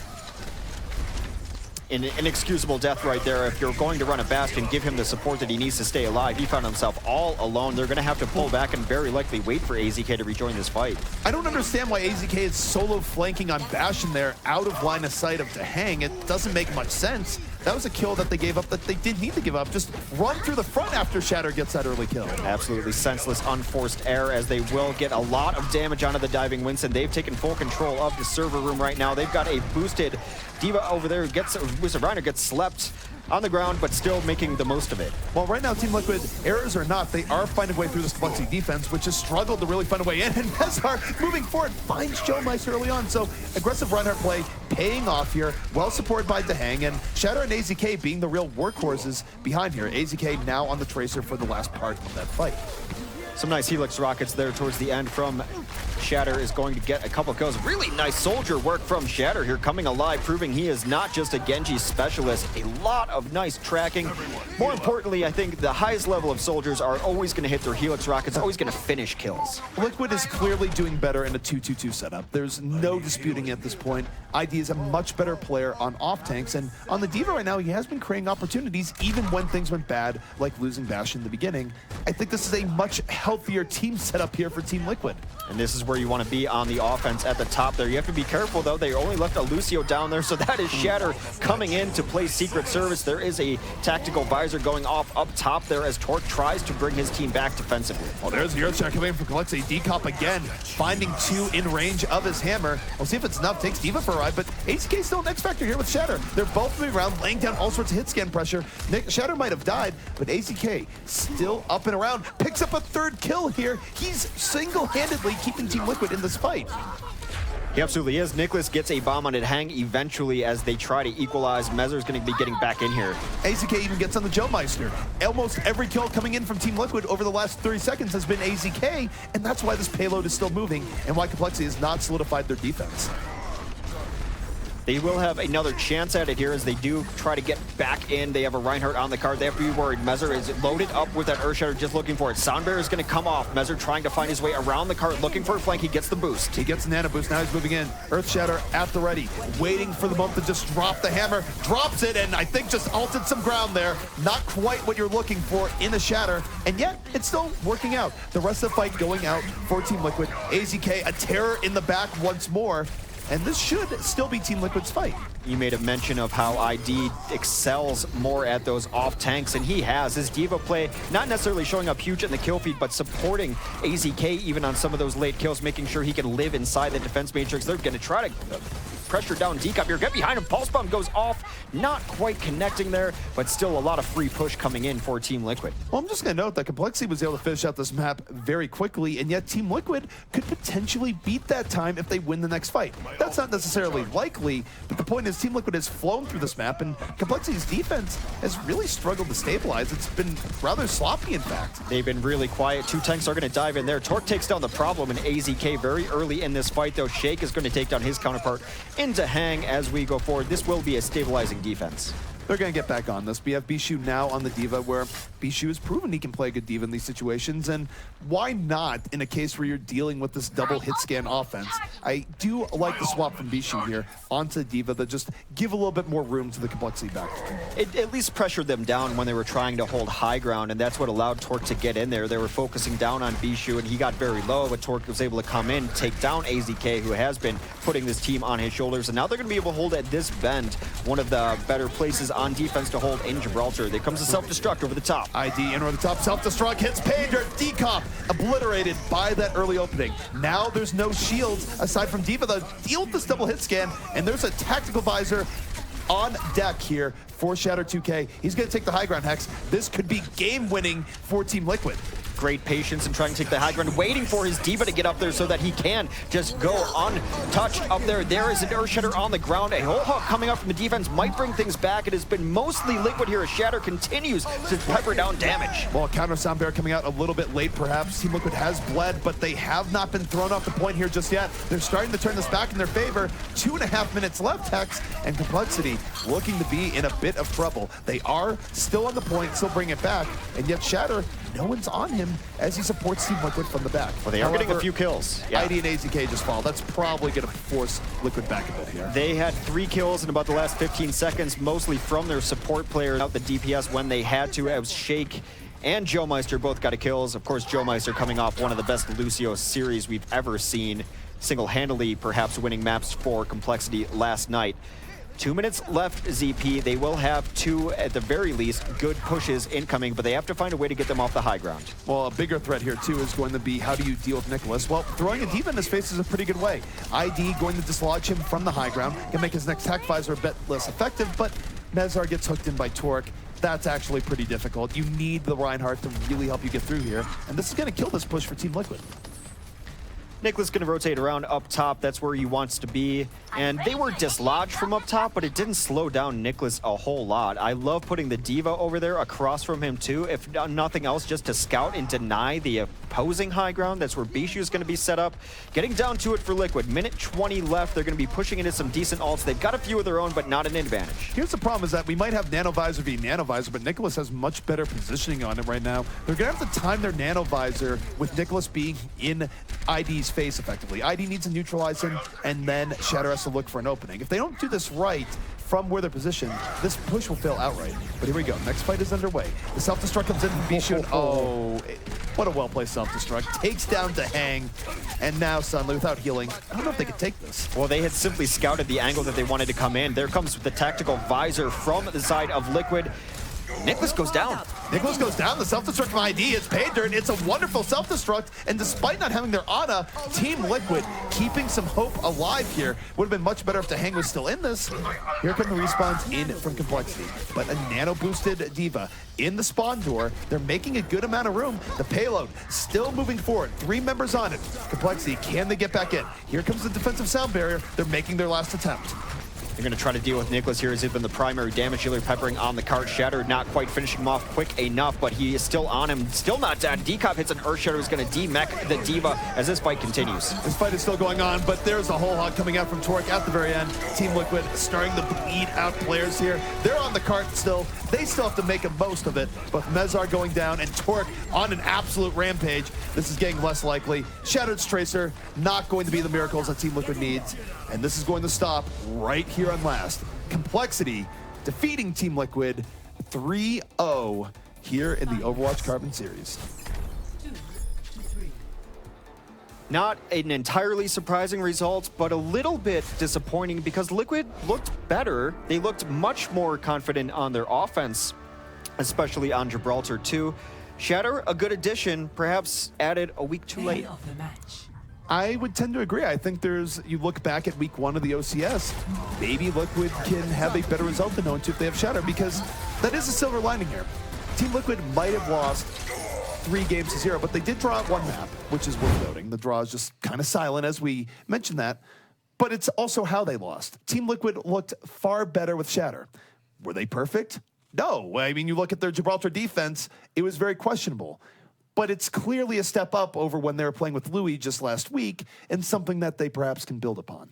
And it seems like he really does excel on Genji. That was when they found the most success. I think on King's Row they had a lot of successful fights. Obviously lost that map, but then they just kind of they were swapping around a lot. ID was on a couple different heroes. Finally decided to just go into that off-tank role, and they seem to have more success with that. But it just seems like they're still shuffling things around a bit. Maybe haven't found their identity and what they can really do. Well, you can objectively look at the comps they're running where they had success. They very clearly had the most success with 2-2-2 comps where ID was on off-tank. I've said this many times. I think ID is a very good off-tank. I don't think he's very good at projectile DPS relative to where people have brought it on here. So for Team Liquid, they should play to their strengths. Their offense on Gibraltar there, that's something you build upon and make better as time goes on. Well, the asterisk as well is that Rafa's not here, and being the shot caller for this was perhaps why they struggled so much, even on their own map picks. The defense especially didn't look like they knew where they wanted to hold when they started losing fights. And then the offense, that very last push that was rotating around going through top, I rarely see teams do that. The self-destruct that came there and took down to Hang, I feel like some of the shot calling was questionable, and obviously when you're missing your main caller, that's going to be an issue. I will give Dehang a bit of a pass there. I think that was just a really well-placed self-destruct and kind of a read almost from Bishu. Maybe there's many situations where it gets nothing, but I think they're going up here and then landing the Diva mech from long range onto that part where it has line of sight into the hallway. I think that's just a great play from Bishu. Well, it was a very telegraphed rotation, though, and it took them about 10 seconds to rotate up there. That's why I was wondering what they're even going to do to defend it, though that self-destruct was very well placed in the doorway. The rotation generally just slow there. Well, I think AZK had a great performance once again on Tracer, really feeling comfortable in that pick.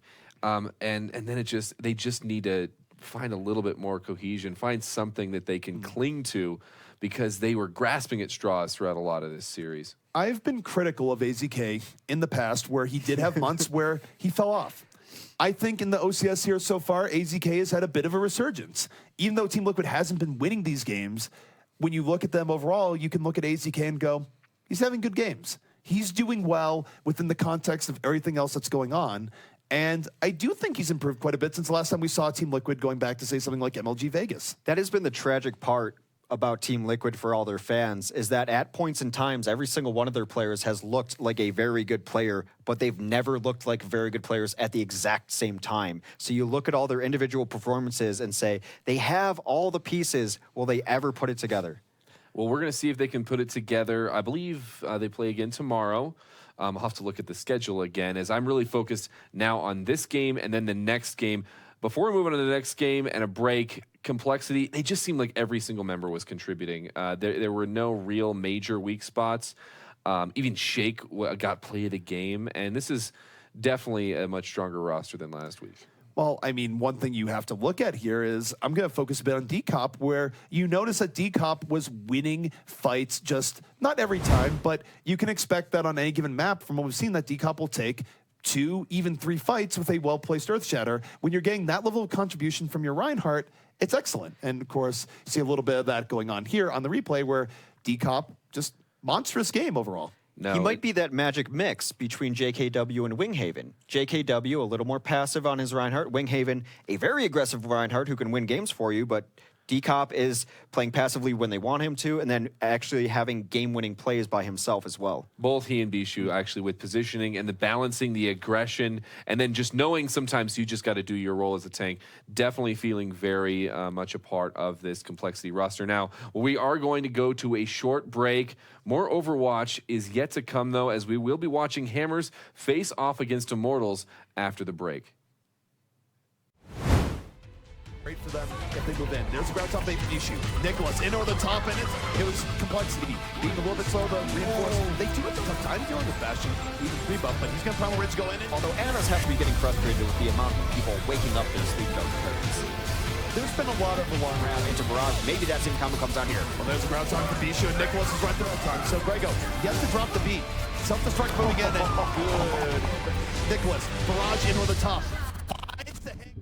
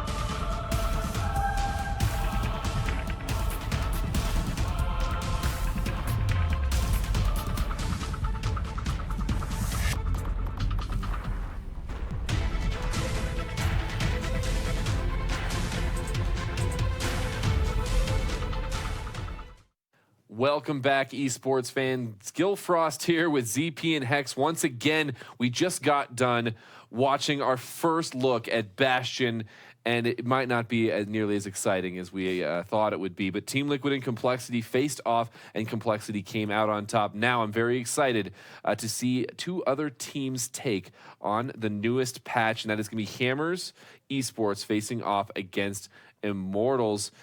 So before we head into the rosters, do you have any high-level thoughts on this matchup? Well, it's a rematch of other night's OMM, but that match comes with an asterisk, of course, as Ethan was unable to participate in that. And when you lose someone as important as your Ana player, you're going to struggle. Right, both these teams matched up in the lower bracket final of the Overwatch Monthly Melee. It was very close, but as mentioned, it was not the true Immortals team. Immortals, really a bit of bad luck over the weekend, where first they lose Hype for a while, then, of course, Ethan has a family emergency that goes on. So we'll see if we get the full Immortals team here tonight. I believe we will get the full Immortals team here tonight, and we'll see what goes down. But one thing that's very clear is that Immortals and Hammers are very close. They've given us some very great matches in recent times, and I wouldn't expect this to really be any different, although with the new patch, it does create a few curveballs. Yes, and while Immortals are coming into this one 1-1, while Hammers, they're sitting on a solid 3-0, they're definitely much closer than those numbers lead us to believe. Well, let's take a look actually at the roster because it should be all of Immortals coming in here. I think they did all their speed tests and checks beforehand, and they're all here and ready to go. And let's take a look. Grim Reality, definitely going to be looking at him on McCree, but Nami, Agility, Hypes, Ethan, and Verbo, they've all shown outstanding performances in the past, and we have no reason to believe anything but that coming into this one. But what are we looking to see from them? Well, I think for me, when I look at Mortals, I do want to see, are they going to try Bastion based on all the hype coming into that patch? Clearly, if you look at the last series, you can say that perhaps the Omnic Crisis was overblown. Now, I'm not going to make a judgment, though, just off only 2 teams. Immortals was known to try new things out. Maybe we do see Grim Reality coming in on Bastion. I don't know. I want to see how they adapt to some of the changes in this patch. How much are they going to run Roadhog here? Do they see it a little bit more in their compositions? These are the questions I want answered. Moreover, that if they do run Grim Reality on the Bastion, it opens things up that Hyped can run the D.Va, as we've seen D.Va's both a complementary piece of a Bastion composition and also part of the answer to a Bastion composition. And I know I talk about Hype playing D.Va a lot, but he's a very, very good D.Va, one of the originators of that hero. So if they don't go to Bastion, though, I still have that same question about Hyped of can they run triple DPS? I think they've tried it too often, especially on control maps where they might be better served just to run the 2-2-2, give yourself over to flex tanks, and keep your room open for Grim Reality to do what Grim Reality does best. And they're going to need him to do that. And he is actually our player to watch for Immortals, the first repeated player to watch. And I think that's because he is such an important cog in this Immortals machine. ZP, what are your thoughts on Grim Reality coming into this match? I think Grim Reality in recent times has gotten a lot of practice running because there have been teams that have been going out of their way to dive him to the depths of hell and back. So clearly people have gotten this idea that, well, you go against Immortals, find a way of taking away Grim Reality, and then maybe you will succeed. Of course, the problem with Immortals is that they do have many good players, so if you do invest on Grim Reality, you leave open the possibility of someone like Agility's coming in and punishing you for going that deep in. Yeah, the key is that they're going to have both of those threats providing a threat if they're going to come out victorious against this very strong Hammers Esports team. Let's take a look at Hammers Esports. In that case, this is their roster. We got Super and Vol on the tank line. We have seen Vol flex into DPS here and there as well. Jake, Train, they all actually can play some pretty damagey characters. And of course, in the past known for their 4 tank compositions, which they are still very comfortable playing. And then Avast and Rob 420 holding things down in the back line, healing them up. So ZP, what are your thoughts on Hammers coming into this matchup? Well, Hammers coming into this matchup, they're one of the most versatile teams that we have in the OCS. They proved that not only in week 1 of play, but they also proved that in the OMM this weekend. And again, for me, I have patch on the brain. It is the patch day. It's where we get to see new things. And I do wonder if we are going to be seeing a team come out with a new Bastion strategy that works out well. Why not Hammers? They've proven that they can play everything. Why not find a way of making this work? Which one of their 6 DPS players will play the Bastion, I suppose, is the question. I completely agree. Their versatility, we can't say enough about it because they can run several different compositions. Everyone runs a different hero. Beyond that, they run different compositions on different maps. So you can't prepare for them saying, let's go into King's Road. This is what the Hammers team does. Hammers can run the 4 tank very well. They've reverted to that when they had to play Rogue. They can run 4 DPS. They can run 3 DPS. They can run 2-2-2. Any combination of numbers that add up to 6, this Hammers team can run it. I will note, though, that if there's a tell to that is that when they do revert to 4 tank, that's usually the last card in their deck. Right. Once they've gone to 4 tank, they're showing you their best last hand. And if you can beat that, they don't usually have another response they can come out with. That's the one thing that's been consistent because, yeah, they've shown success on very, very many options. Well, taking a look at the player to watch here for Hammers Esports, if Grim Reality is that player that has seen people diving onto him, trying to focus him down, his counterpart on Hammers is going to be Jake. We saw Jake yesterday, who has played Genji extraordinarily well, being focused down a lot by Winston's. I think Spree was playing Winston, trying to shut him down, and he didn't see nearly as much success yesterday. They are still 3-0, so enough success apparently. But what are we expecting out of Jake coming into this one there, Hex? I think when teams are focusing down Jake, it is up to the other players on his team to pick it up. And there was clearly a focus on Jake. One of the problems with his Genji is you're running into not only Spree on Winston sometime, but Spree is a top tier Zarya. And Zarya against Genji is a matchup that Spree's going to win because Spree's notable on his Zarya for his tracking on Zarya. And Genji's can be difficult for some Zaryas because they're jumping around all over the place. Not the case for Spree.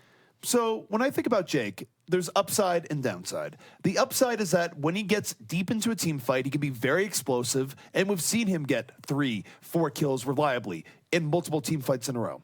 And yet we've seen the dark side of Jake, where Jake will go in and just get bopped first. And it'll happen multiple fights in a row, and we'll sit here going, where did Jake go? I don't know where Jake went. He just died first in 4 fights in a row. So it does matter the quality opponent. Obviously, that happened to Jake more going against a team like Rogue in the Overwatch Monthly Melee, but it's not a flawless, perfect Genji. You definitely can keep him a little bit off guard. It will be interesting to see if they run the Genji in a more tank-focused composition, because I think, to your point, a lot of the times when he was dying first is when they're running 4 DPS, and he has to be one of the first through the fire, essentially. That's what a lot of Genjis are going in, so they can run the deflect. It's a momentary tanky ability while they allow their Winston get in and things like that. He could still find success if they run a couple of tanks, and he doesn't have to be the first through the door. Yeah, and yeah, who else are you going to send in 4 DPS? Maybe Tracer, but he's going to be one of the ones that's the most likely to live, and not always going to be the case. It looks like we will be going to Hollywood first map, so I've got good news for you, ZP. So this will be sunny weather, unlike it has been in, well, I mean, I guess it's been sunny in Denver. Denver and has also no snowing idea. at the same time. Denver is the Luminosity Gaming of weather areas in the United States, because Denver has no idea what it wants to be. It can be 70 degrees out with snow on the ground. You just sit there going, what are you doing? Clearly, the Rocky Mountains are indecisive at best. Well, the weather's different when you're living inside a different level of atmosphere. At ground level, this would be just regular weather, but we're literally living in Sky City. Yeah. 5280. That's Mile High City right here. Well, anyway, and it looks like we're about ready to go into map. Hollywood, though, let's just break it down for me. Immortals selected this map, and we've talked a lot about Immortals on Hollywood. Do you think they've shored up some of their issues on second? Go ahead. Maybe. The answer is very clearly maybe. If you go off their history, it still doesn't make great sense for them to go here in this situation, particularly when Hammers has done pretty well in Hollywood. So you know what? It actually was Hammer's selection. Okay, that makes far more sense. Now everything. Okay, now it's all coming together. Now it makes perfect sense, because Immortal struggles on Hollywood. Hammers does well here. So yes, that makes perfect sense. Yeah, in that case, I feel a lot better. Well, gentlemen, we're going into match number 2 here on this wonderful Tuesday in lovely Hollywood. Take us into Goldshire Studios. Goldshire Studios. You know, I hear their budget is failing nowadays. They spend way too much on getting guys in a limo safely to the production lot. Well, we perhaps aspire to be those guys in limos one day, and you know, you got to take care of your top-end talent, golden parachutes, all that, hover cars that say I'm rich. Have you ever been in a limo? It's a wonderful experience, even if you can barely afford it. Limos are pretty great. That's why you save up for prom and go in there, and then you realize that the rest of your life is probably not going to be in limos, so it's a little bit of a tease. Either way, take a look here at this defense coming out here from the side of Immortals. The Omnic Crisis is not happening. There is no Bastion in sight. Well, Jake is running the Bastion on attack, so it's possible. Again, Jake runs every single hero in the game and runs them all rather effectively, so it wouldn't really surprise me. What surprised me a little bit is that Immortals is setting up in somewhat of an aggressive nature. Not the full-on spawn camp, but yes, this Bastion is happening. So Hammers, this doesn't surprise me. We know Hammers and how versatile they are. Of course they're going to give this a whirl here early on. Very aggressive. We'll see if it's effective, but take a look at Grim. Grim is really far out here, almost on island. He actually has to get back to his team, but they kept super off guard with the flank. He goes down early to hyped, and Immortals perhaps taking a page out of Selfless's book here. And I spoke the other day about how Immortals runs a very standard style, very standard compositions. Not the case anymore. Adding another play to their playbook here is just running the super aggressive defense. We've seen this from several teams. Do you think the aggressive defense could actually be a bit of a soft counter to the Bastion? Because if you have to go in the turret mode every time that you're getting aggressed upon, the defense is keeping you off guard and making you slow down. That said, we see the early tank kill going on there. Rob 420 getting that early kill, and it's 4 unanswered kills by Hammers. Immortals gets caught completely out of place. You either want to hold right outside their spawn so that you can get back here perhaps and have another fight, or hold on the point. They went right in between and they got blown up there, not going to be able to get back here with any sort of real force. And I think that's the case for Immortals, where they were probably just too far out and they didn't leave themselves room to retreat. They retreated right into the turret of Jake, and it led to Nomi dying immediately, and now Immortals just kind of throwing themselves in this badly, and this is where we criticize Immortals here in Hollywood, where they don't know when they can come back into a fight, and now what they've done is they've fed Hammers an enormous amount of ultimate. Generally, we talk about them not being able to reestablish very well once they've lost first point, because that's usually one of their first fights. They're not able to reestablish once they've lost second. And look at the tank we're building here. Super up front, Jake on this limo, a turret on this limo. We are on an armored car. The USS Hammers operational here. Forward shields are up, the blasters in the back powered by Jake. Oh, but there's the Earth Shatter coming in. That's going to ruin the entire ship. They just sunk the battleship, Hex, as Grim Reality coming in over the top with the last bit of final damage. Nanovisor doing its job. Very entertaining while it lasted. I enjoy a good car modification, a good turret on top. I mean, they tried the Form Voltron. They just forgot the Blazing Sword. Well, now it looks like Grim Reality is going to take the slow ride up on the elevator so he can take the high ground away. They are not giving up on this Bastion just yet, and why not? They do have a tank mode available to them as Jake continues to stay on it. Super also has an Earth Shatter. They're going to rotate around right, trying to find the right angle for this Bastion. They're going to take the elevator up as well. Well, they're on the elevator, and here comes Jake. He's a tank moving in here, tank form on the way, and he's going to run into the Reinhardt here. Not really getting much of anything done, immediately bopped out, and it's been a bad day to be a tank here, Hex, as Grim has another attack visor already coming in over the top. Doesn't have many targets here because Mortals just killed many of their competition, but you do see Hammers trying to come back in here somewhat unsuccessfully. That fight was largely over when the attack visor came out. It was nearly wholly over when the Graviton came out, but they're still fighting. A very prolonged fight as Train trying to bring it back. Will take down Athan very early there. That's going to give them the small advantage of one support down at the very least. They will rotate over here for Jake is trying to cover the left entrance. A nice hook comes in, takes down Grim Reality, a big threat to Jake. Train is one who's been busting this open here over the last little bit. He got several good kills. Now trying to get on the Lucio here, using that improved scrap cannon, but he's going to take a nap. Meanwhile, Jake dies to agilities once more. And yet, I don't know, Immortals didn't get on the point. They had a chance to contest this, and this time around, they don't do it. Hammer's going to keep this moving forward, and Hex, is Hammers winning because of Jake or in spite of Jake right now?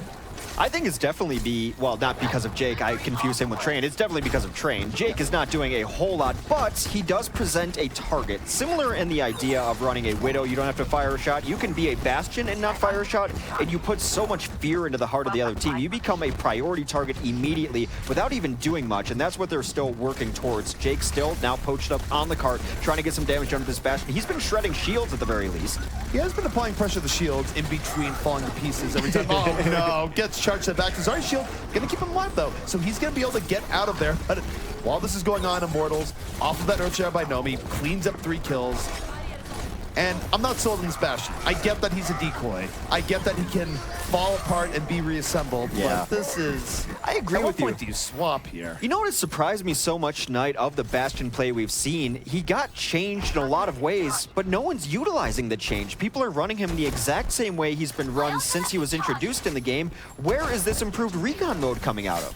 Well, it's hard to see the improved recon mode because they're always in turret mode, getting smashed against the wall. So we'll see where this goes. Defense, though, getting a chance to reestablish. Hyped Graviton Surge about to be at the ready, and Jake still in this Bastion, maybe just using it for one more tank mode.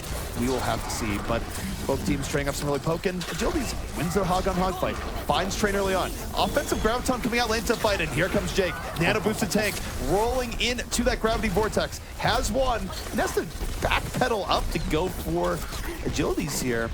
I mean, it works out, but they're also not pushing the payload very much while this is going on. Well, he got a recon mode kill, even though it was only 10 HP onto the Roadhog. I'm going to count it. Jake is going to try to get back here over and set up, trying to deny spawn. Shredding shields again onto Nomi, who's not had the best of game. Here comes a grab, though. Can they clean this up? Well, the grab pulls in 3, but the follow-through is not there. Jake still alive in the turn in the back line, and this is probably the best contribution he's got as a Bastion here all game long. Able to be a big part of the contribution as Vol traded Super, clear off the remaining members of Mortals from this point. Mortals now in a bit of a rough spot in actually bringing this back, and they're not able to touch the cart once more. Hammers in what is an interesting offensive approach. Does finish out with a reasonably quick time here in Hollywood. Well, a lot of the theory was with newly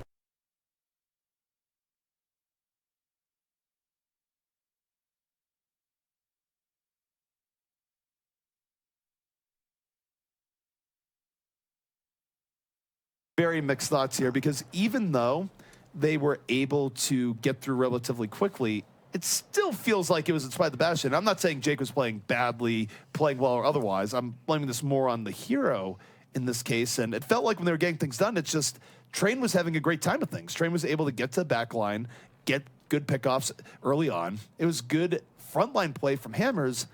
Not really convinced the Bastion played a gigantic role in it. I would tend to agree, but Hammers, knowing them, may just want to bust it out just to have teams have to prepare for it. Just another trick in their book that teams aren't sure if they're going to run it. Make teams prepare for everything so that when you do decide to run whatever you want, they're less prepared for that.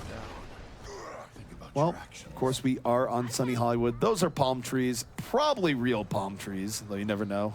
Lots of things are fake in Hollywood, Hex. Thanks for the life lesson. I will make sure to write that down. Should I visit Hollywood in the coming future? Some hiding in some bushes there. You see anything out of the ordinary for either side here, ZP? Well, I'm not seeing a Bastion in play from either side. Hammer's definitely going with a more traditional defense here. It's going to be Super on the Reinhardt, Vol on the Roadhog, but it's more 2-2-2 because you have Jake and Train on DPS, Avast and Rob on support. So they're going with a more balanced approach here. Offensively, there's going to be a lot of pressure from Mortals to get in with agilities or the top. They're running the Mercy as support, which means they're investing proportionally more into agilities. Well, Hammers is a team that will spawn camp you if given the chance, so Immortals has to be well aware of that as they come out. But it is Hammers who is not going to be the ones holding as far forward as Immortals was. But although I spoke too soon, Vol finds a flying agilities, and that is the go button. Vol just sitting there, finds his prey, and just like that, Hammer's able to push back Immortals. Now, I don't think they want to go straight to the spawn door here. We haven't really seen teams take it that far yet. I think this green Jeep here in the back is about as far as they want to go. Is that a Jeep? I don't think so. I'm bad with cars. Some sort of terrain vehicle. It's got a cow catcher on the front. Looks like a roll bar. I'll allow it. They are still going to hold up here where Immortals held on their defense as well. Not quite as aggressive as the very front door, but if they get a pick, imagine they will jump down and try to get it again. They are trying to segment off the Soldier 76 up top here, see if they can catch him. But the sprint, as we've seen over the last several days, very powerful. He's able to escape. Well, the key here from how Hammers is positioning is that they're making Immortals have to go to this top side to actually deal with this. They don't get to the archway particularly freely, and Jake off the flank finds Grim Reality, so they are basically outflanking Immortals here, and Immortals can't even find room to breathe. They don't exactly know where to attack because Hammers are attacking from every side. The initiating kill has always been from Volda, who has hit a couple of nice hooks on Agilities actually twice, once on Farah, once on Agility's own Roadhog. But right now, look at the ults they've built up from winning these fights. They're probably going to hold forward, and they're going to have the ultimates to do it. This is frustrating for Immortals. It absolutely is frustrating because now they're going to have to burn these ultimates in Junk Rush at some point to even consider getting the first in Super. Going really far in, but why not? Jake has the backup. Nano Visor from the back immediately removes Grim Reality. That's all it's going to take. But 2 ultimates for arguably the most important player in Immortals, not the worst. Agilities, though, going to turn the tides on the Super, and now I think Hammers might have overextended just a bit here. This is maybe going their way, but it's very close. Maybe. They still want to fight, though. Vol with another late kill onto Nomi. That is hyped going down to Jake. Grim Reality is out in no man's land as a McCree. Not exactly where you want to be. He's going to try to trade out. Agilities, meanwhile, takes out Jake and Train while that chase was on. Now, here's the problem for Hammers, that while it was effective for a long time, Now they're going to be staggered coming back in onto this point, and we've seen teams have a pretty dubious record of getting back in the point A unscathed. We'll see if this works out, but Super gets hooked in and annihilated immediately. He had Earth Shatter. He was the one quick way they could bring this back. Immortals punishing Hammers for their early aggression. He can't go for the Fire Strike there. It opens you up for that hook. He needed to get in there with the slow push, let his team come in. That was their only chance. Regardless, they ran the same strategy both sides did on defense, and Hammers was much more effective. Hammers had a period of dominance there for holding very far up, and they was just Immortals getting outflanked. Immortals was going up a 6 going, we'll start at the archway. Well, they didn't even get to the archway until the push had won them everything at this point. Hammers are likely going to hold around this bend, and that is twice that Super has gone down alone up front with Earth Shatter in his pocket. You can't let that happen. No, you can't, and now Super down. He's a big part. It's going to be up to Jake to try and pull this back with Attack Visor. Doesn't have a nano boost to go with it, so he just immediately dies. Gets too aggressive. I think he forgot he wasn't glowing electric blue there.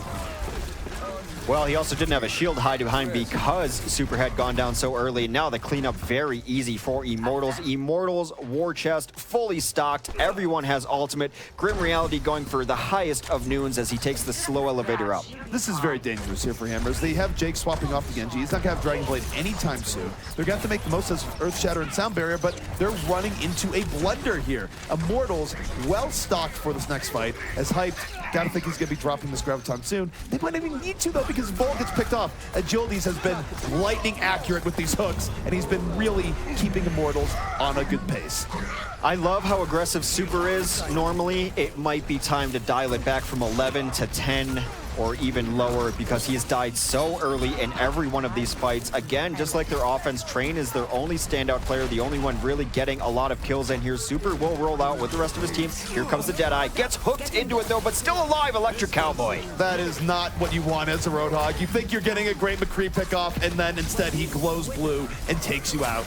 And now for Immortals, they're getting pushed back a little bit here, but they can turn this back around. Hammers has to be very careful. They already lost their Roadhog. If they get too aggressive, Grim is going to punish them horribly.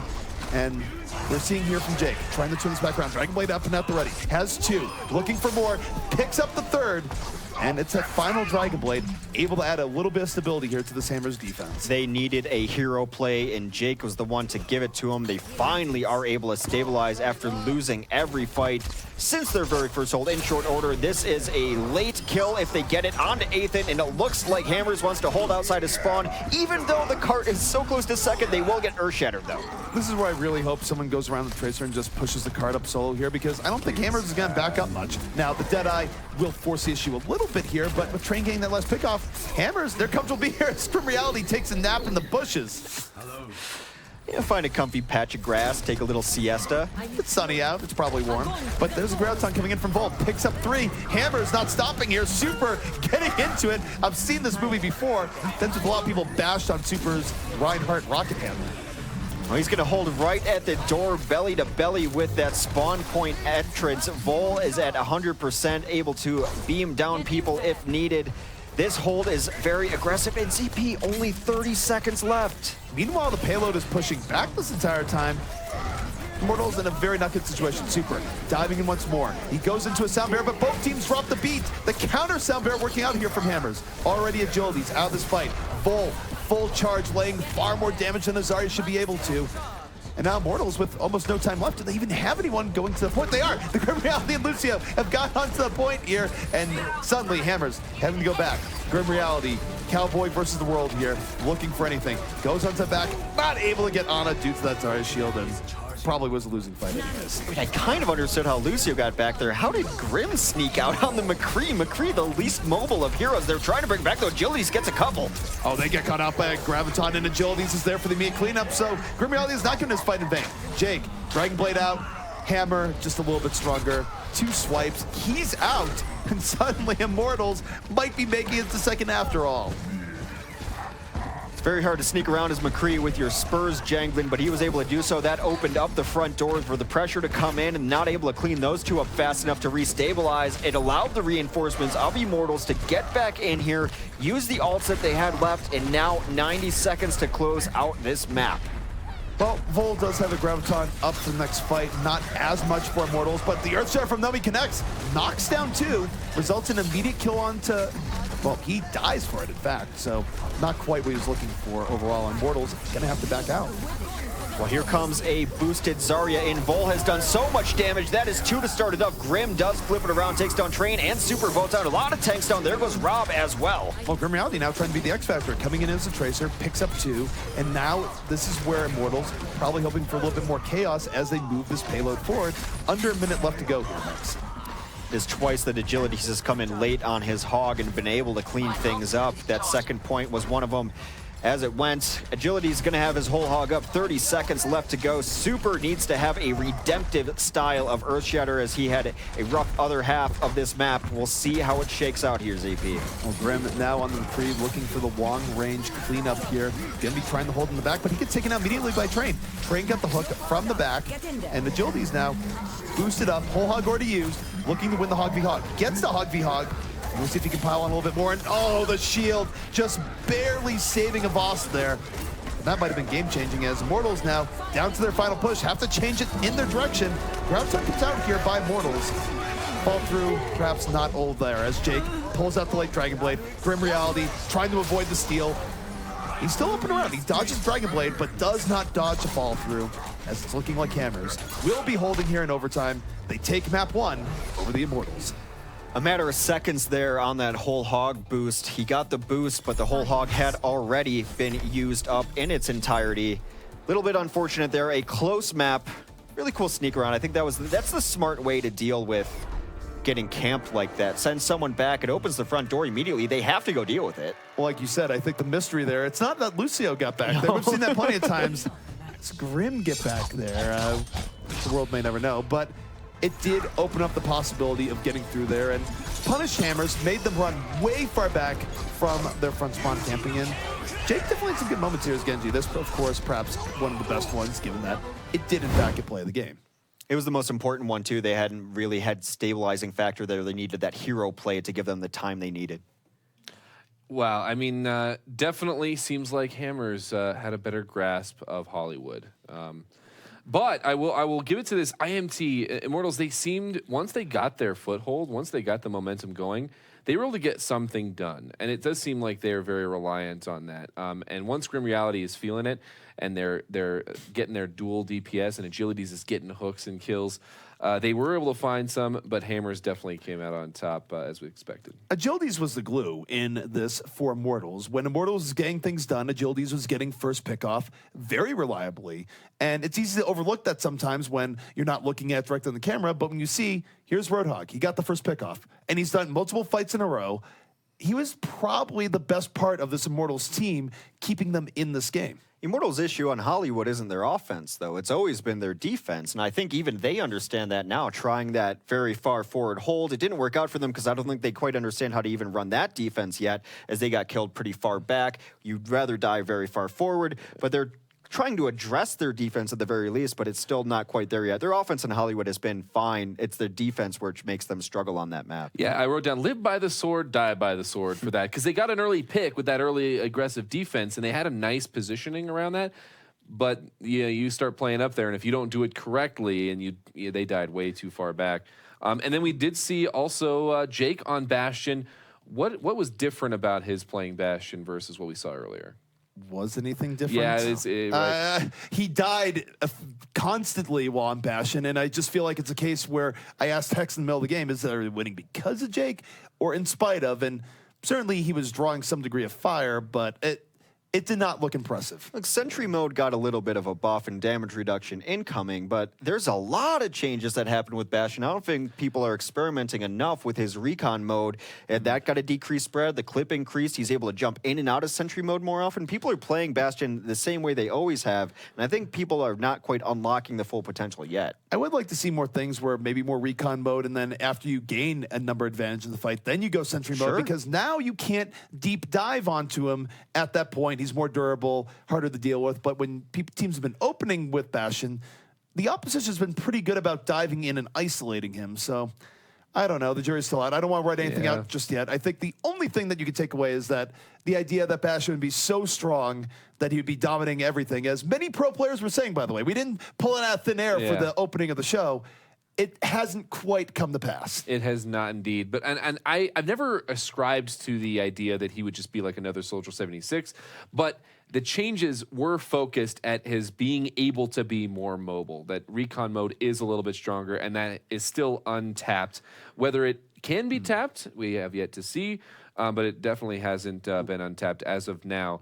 Well, IMT, they went down in that map number 1, and if you were a betting person looking at previous results, whether that be on that map or just with these two teams, might have been your guess. We're going to be going into, I believe we're going into Hanamura next. And are we expecting something different out of Immortals based on their recent performance? I would expect Immortals to have a bigger advantage in this map, because I don't think that Hammers is necessarily super strong on assault maps, especially going last. They run this for DPS on it a lot of the times, and where that works for taking first, just for the overwhelming offense and the spawn advantage that you have, it has struggled at times to take last. I do wonder if Hammers is going to be better on assault maps, though, because of the recent change that came out. Because you look at Hammers when they play on assault, even when they struggle, they get plenty of fights where they actually win the first fight, maybe not flawlessly, but decisively. And those fights are much more rewarded now under this patch, so maybe Hammers will do pretty well here and catch Immortals off guard, just because I think their style of offense is probably aided a little bit more by the recent changes to the assault game mode. Yeah, the only other thing is, are we going to see Super on Tracer? Is this something where they do bring that 4 DPS on point 1? Have we seen anything else from them on point 1? No, it's Train on Widow, Super on Tracer, and then a mix of whoever wants to play whatever on DPS, and then 2 support.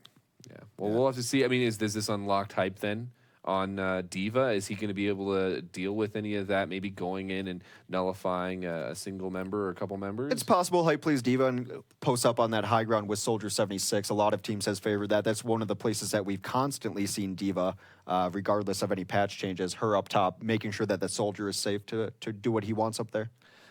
Do we see Bastion on this at all? I know we technically saw it once.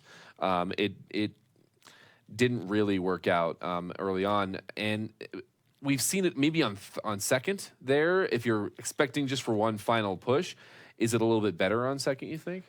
It might be better on second, although I do think you're running a bit of a risk, because particularly on first, I think if you run it on first and they work around the Bastion, you're just done. You're not going to be able to defend first anymore. And even if you work out well the first 2-3 pushes, they can adapt and you'll lose the fourth.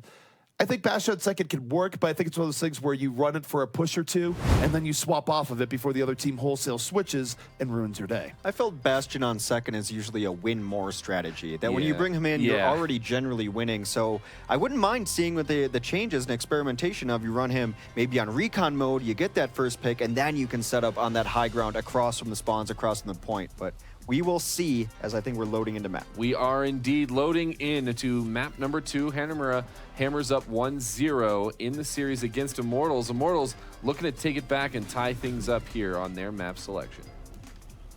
Well, we are in beautiful Hanamura. Despite what you think of this map, you cannot take away from the beauty of the Shimada brothers' home. Cherry blossoms galore. Murlocs everywhere. It's a beautiful place there, Hex, but I've heard that they have big turnover in their security. Well, it's okay to have turnover in security that just simply aren't doing their job. I mean, Genji's good, but you just let him in untouched. What's going on with that? Yeah, I don't think they're really paying all that well. But either way, taking a look at the defense here for the side of Hammers, not seeing any Bastion shenanigans. In fact, they are playing this about as standard could be here. It's going to be a 2-tank setup, 2 supports, and 2 DPS. And Train is not one to underlook here when you're looking at play from Hammers. He's been a real thorn in the side of teams, whether it be on offense or defense. Well, playing it standard compositionally, but not necessarily positionally. This is how Hammers plays. They've got a couple DPS hiding around this very front point. They are past the archway with their Soldier 76 and Tracer, unless they've retreated. This could be very bad for Grim Reality. If Grim Reality thinks it's a normal Widow attack, he might just be in a world of hurt. And look at that, already Ana under pressure. Ithan able to get to the big help just in time, but might not matter. No, he's still in and around, and he gets the kill. Ithan coming in, that's big. pack control is hugely important, and now going to be able to get some damage going on. They've got a couple people trying to get some more done, but the remainder of this Hammers team has shut it down completely. Despite the perhaps misstep by Jake early on, they will get the kills they need to perhaps stabilize on this defense. I doubt they'll be out there yet again, probably going to set up behind this doorway. And this is where there's a brief moment where Immortals might be able to have a numerical advantage, but I think the time is basically past. They're going to have to come back in from the beginning. At least they don't have to worry about Hammers lurking in the wings, but look at that from Vol. Dives in, finds Hyped immediately off of the Lucio speed boost. Now we'll see if Grim can open things up. He's already in the top. He's already found Super, and I'm not sure he's getting harassed right now as a Widow with no sightline, so we'll have to see. Well, now the hook is going to be down for 7 seconds as the cooldown has been changed from 6 to 8, but Vol still back here causing trouble. Meanwhile, Grim does take down Jake as he's got infrared sight up. Perhaps this is the moment they need to be able to open up first, but Vol on the bottom has taken down 2. Again, they have no answer for Vol. Vol has just been walking into this Immortal squad full bore, no one really putting damage on him. And part is because Grim is up here on the Widowmaker, and Vol's so deep that Grim can't even shoot at Vol. So this is somewhat problematic, I guess, if you're running Widow. Now, Grim probably should have had the Ana pick a moment ago. And one thing to note here is that Immortals is losing a lot of time. Agility so into backline. Dragon Blade on the way, has one, looking for a little bit more, ends up getting pushed out here. And oh, Vol wasn't even looking at him early on. And as a result, Agility's able to move forward here, and maybe this is Immortal's chance. It should be. They do have the numbers advantage now, finally, as Agility's going to come in and feast on the remainder there. Rob and Avast both down means that there will be no healing for this Immortals team, or sorry, I misspoke, this Hammers team. You know, even though Hammers try strategies that don't always work, the entertainment factor is always very high watching this Hammers team. They try things that no one else does. It didn't work in terms of getting a full hold, but I wouldn't call it a fail either in this case. Right. They did take about 2.5 minutes off the clock. That is worth something when a lot of teams will take first on the first attempt. So it does eventually fall, but it buys them a lot of time here for a second.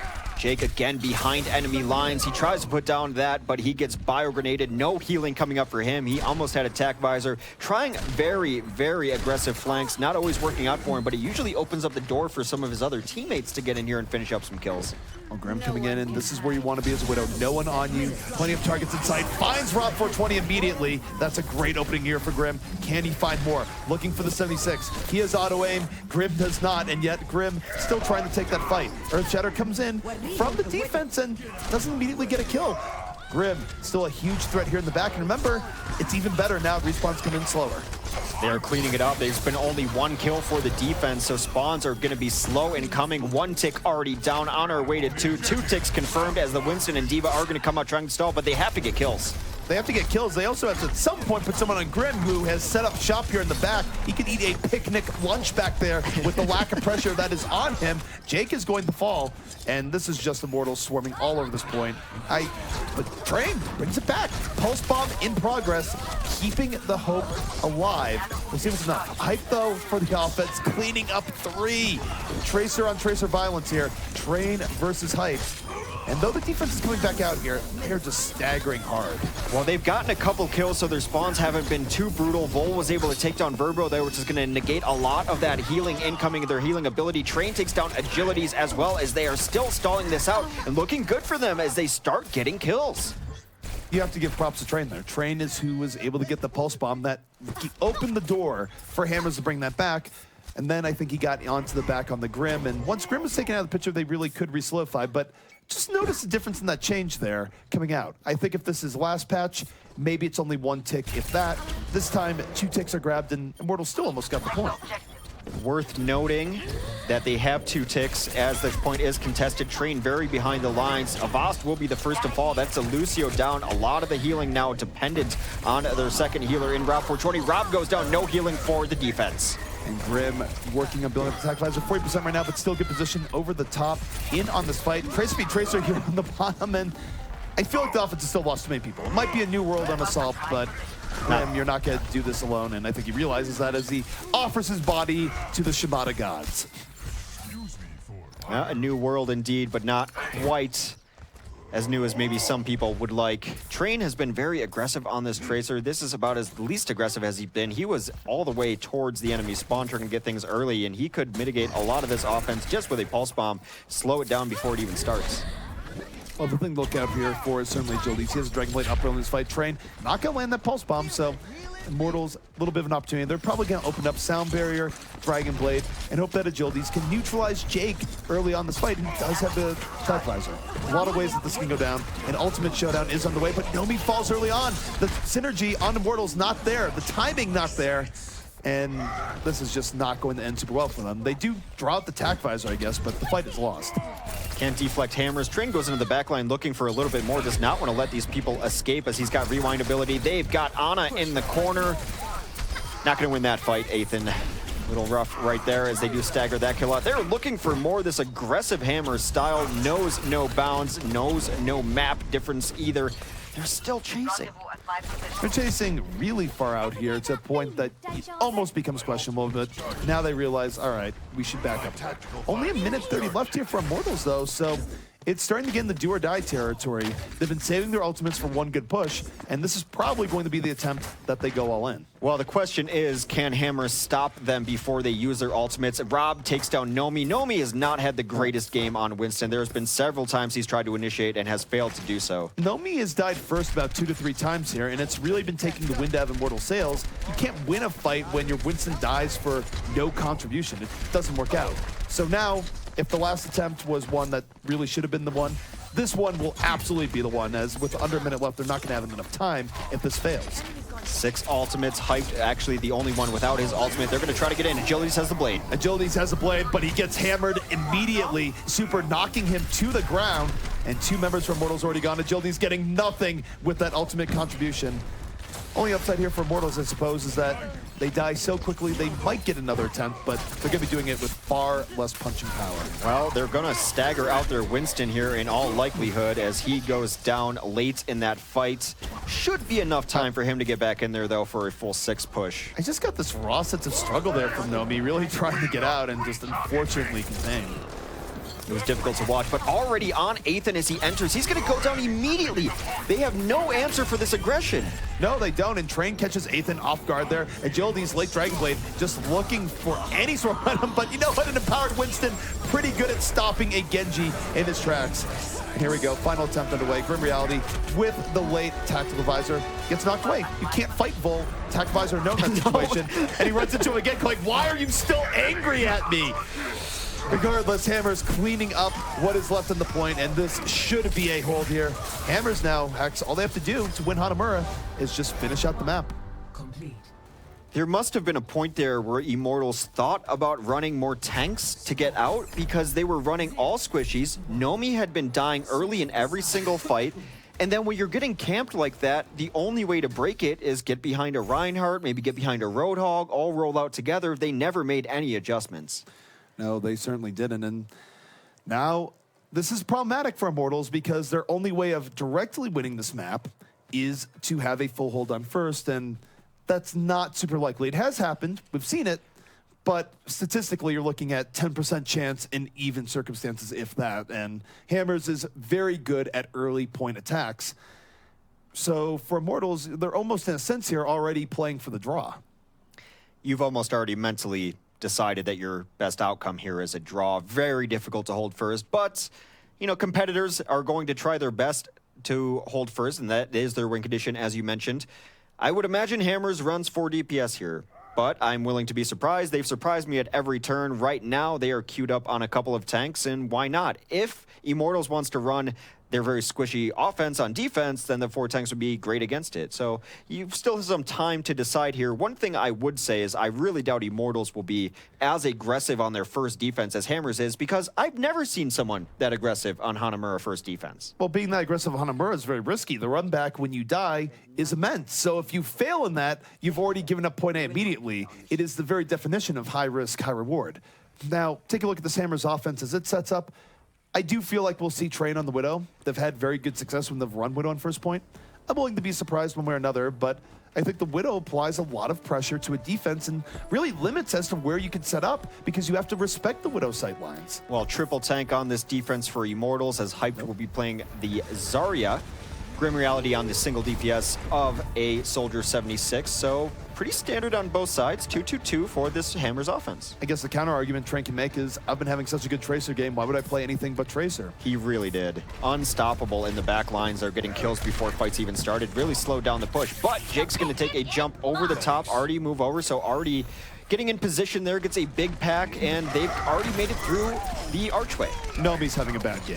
Yep. He was far too out there. Immediately is the first step again. This has not been his night, and Hammers is feasting off of his mistakes. There's no other way you could phrase that battle here. Hammers 3-0 on the kill feed. They're going to take this quickly, and you know what? It doesn't help when you lose your Reinhardt immediately. Jake gets a nice rocket onto Hyped. Hype might be able to get out, but Jake has other ideas. Jake already in here. Zarya is low. He's chasing this so hard. Going to eat a Fire Strike, or rather a Zarya right click. Still going to be able to get out, though, with that sprint. We've seen how effective sprint is lately. Now look at this positioning from him. Now look at Hammers getting onto that point. Postpone comes off the train, doesn't connect early on. Agility's going to try and pull this back. Nano Boost on the super as he tries to rock him, sock him on the point. But 3-1 here from Immortals. They're going to get some degree of stability. But man, Hex, they have to defend here for almost 7 minutes. It's going to be difficult. 7 minutes, they do lose everyone on this attack. I think Jake was really hoping to get a couple more shots in so that he would have tactical visor. I think he would have popped it right then had that been the case. But here is the reality we're living in right now. Super is going to have Earth Shatter. They have to find a way to crack this top left defenses. That is where Immortals likes to set up. That's where they're already posted up. Well, I think if they go in through the top left, it's probably going to end in death and destruction just because of that Graviton by Hyped. I like this better. They're coming in through the front, and now this is going to give Hyped more decisions to make in regards to where to throw it in. However, Grim Reality just having a shooting gallery up here, no pressure on him, takes down 2 immediately, and even though Train fancies himself a hero on Tracer, probably not going to be able to pull this one back. But what if he did? What a story that would be if he did. He eats a Zarya right click up there, eats another, is going to die. Hex, he would have gone to the Tracer Hall of Fame if only he didn't just devour that Zarya right click with his mouth. I'm an optimist. Now it's looking a little bit rougher this next push. Would you say that Hammers would be best served trying to go for a junk rush here? Certainly, if they had the info that we have right now. Whether they go for one is going to be more questionable. I don't think they have a whole lot that they can throw into this. I mean, Jake could use his tactical visor to little effect, but I agree that if they go full junk rush here, bait out 2-3 ultimates, it'd be great. Hype can open up here with the Graviton early onto this fight. Pulled in about 2. The fall through not necessarily there. As Grim right now actually getting rope-a-dope here towards the back. Not getting a lot done, as meanwhile Ethan is the one that's really the punching power for Immortals in the rest of the fight. Well, they baited out 4. That has got to be a successful rush for Hammers, if you think about it. They're going to have the ult advantage coming in. They will have all of their big hitters up. Earthshatter should be up into the fight. They're going to have everything. They're going to have absolutely everything. A really smart push there by Hammers to use nothing, go in, bait out some ultimates. They're in a great position for this next push. They're in a very good position for the next push. Jake will potentially have the Nano Visor combo supporting him here. They're going to have Vol up. They're going to have Sound Barrier. This is actually a very difficult fight for Immortals to come back and win. So this is a Hammer's opportunity here, but Jake falls immediately. One upside Hex, they died so swiftly that no ultimates were used. That is the upside. Train just wants to get more style points. Will take down Athan. Eventually eats the hook. The vaudeville act of the Roadhog off screen. But War Chest now completely loaded. 6 ultimates going into it. If they can deal with Grim early or Athan early, they're going to be in a great spot. There might be 4 minutes left in the map, but this is a time where Hammers needs to win this next fight. They will never get a better position in this than what they have right now. They don't have to worry about Graviton or Sound Barrier. So long as they deal with Grim, they have a very excellent chance of taking this. And here they go. They open with the Sound Barrier. Whole hog on the way. No me getting juggled like it's a fighting game. But here comes Grim. Grim on the tack visor. Will he pull this back? It's Grim and Agilities here that have to bring this back in this situation. So Grim gets very little off the tack visor. Agilities looking for another hook. Train now in a moment where he can be a duelist, go around and be a hero, but is under heavy fire here from Grim. Grim, though, will fall, so it's back and forth, but I do think Immortals has done enough damage to this Hammers offense that they will be able to reestablish, and Ethan a big part of that. Ethan able to come back and give that boost onto his team, keep them alive and into it. So that is 1 minute, but every single ultimate burned on the side of Hammers as they attempted to go all in there. Not working out for him, and now they have to figure out who has ults up, what they're going to be pushing into. They know they're not going to have an advantage, but maybe they can bring it back on raw skill. It's not a great showing for Hammers, though. That was by far their best opportunity that they're going to get. They can still win on other opportunities, but it's much harder. Meanwhile, Agility's from the back. Gonna get hooked in first instead. A little bit too aggro there. Train with the immediate punish. 6v5 opportunity, but Super dies in turn. So Jake coming up right over the top, looking for Ethan. Has the deflect. It's a nice bio-nade to damage Ethan and keep Jake alive. That was big from Rob 420, and suddenly Hammers with an opportunity here. The light at the end of the tunnel might be visible. We'll see if they can fish it out, but look at how charged up Hyped is. Just doesn't have the health to take advantage of it. Hyped has been glowing all game, actually. He's been that same color of Christmas tree for a while. Agility is going to get a couple of kills before he is finally unceremoniously undid. Jake gets picked off from behind by Grim, who has made the switch over to Tracer. I think they've gotten enough going here on the defense to be able to stabilize. Well, you say that, and yet Super going in, finds Ethan early on. They still have pressure on the point. Respawns are certainly coming in, and Vol now finding himself far outgunned, and I'm not even sure they got that third tick X. It's on the margin. We'll know in a moment if it starts going away, but might have been a little bit short. We'll find out in a second. They've locked in that first tick. Not going away. I think I can safely say right now they have got a first tick. I've made calls in Overwatch before for a long time, ZP, and I've learned my lessons in a lot of those to never say something a little too soon, but they're going to hold top left here. Hyped is going to have Graviton yet again, but they did turn the ult advantage slightly in their favor. We do have a pause for whatever reason. We'll figure out why that is. So we'll find out in a moment, but let's talk about what we're seeing here. Personally, I want to dissect a little bit more on Hammers' initiation. It doesn't feel like Hammers is super comfortable with how they're going in here on Hanamura. It's very scattered compared to what we've seen from them on other maps, and I mean, you take a look at that last fight. 6 ultimates to 2, and the 2 ultimates weren't gigantically game-changing like a Graviton or a Sound Barrier, and they get very little done. They've had a really good plan a couple times that I would like to see them execute a little more crisply, and that's you put most of your meat on the ground and you push center because they're holding up top. That forces a lot of people up top to come down. They're generally leaving Grim up there and Ethan up there. If you can send Jake up there, maybe with a Dragon Blade, maybe a boosted Dragon Blade, he can take down that top, because that's been the problem when they push in center is that no one's dealt with top and then it's a shooting gallery. So I think in theory that works. It's just been the execution that's been lacking. Well, you definitely bring up a good point, which is on Hanamura, if they're running a 76, he has to be someone that you get on early on. The other X factor here, though, is that Agilities has been creeping around. Yeah. And I feel like in a lot of their pushes, aside from the big ult push, they go in and Agilities finds one person early on. He's been scarily consistent all series long. That's really been hurting Hammers, particularly in Hanamura, where you do need as many people up as possible to have a chance of snowballing the fight in your favor.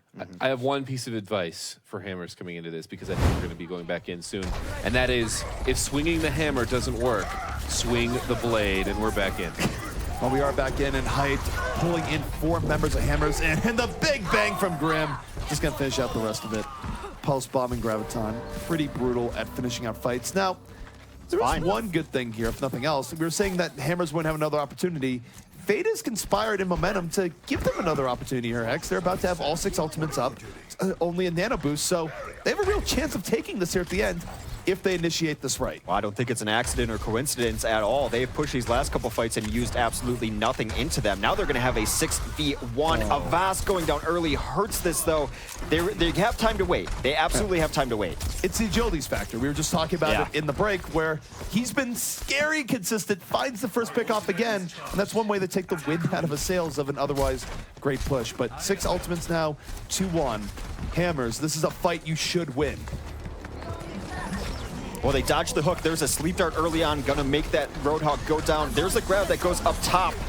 Grav comes up top. I don't know if they have to fall through there immediately. Jake certainly trying to. Comes up into the top. Nano Blade in action. Needs to get onto Ethan and Grim Reality. And no! He snoozes instead.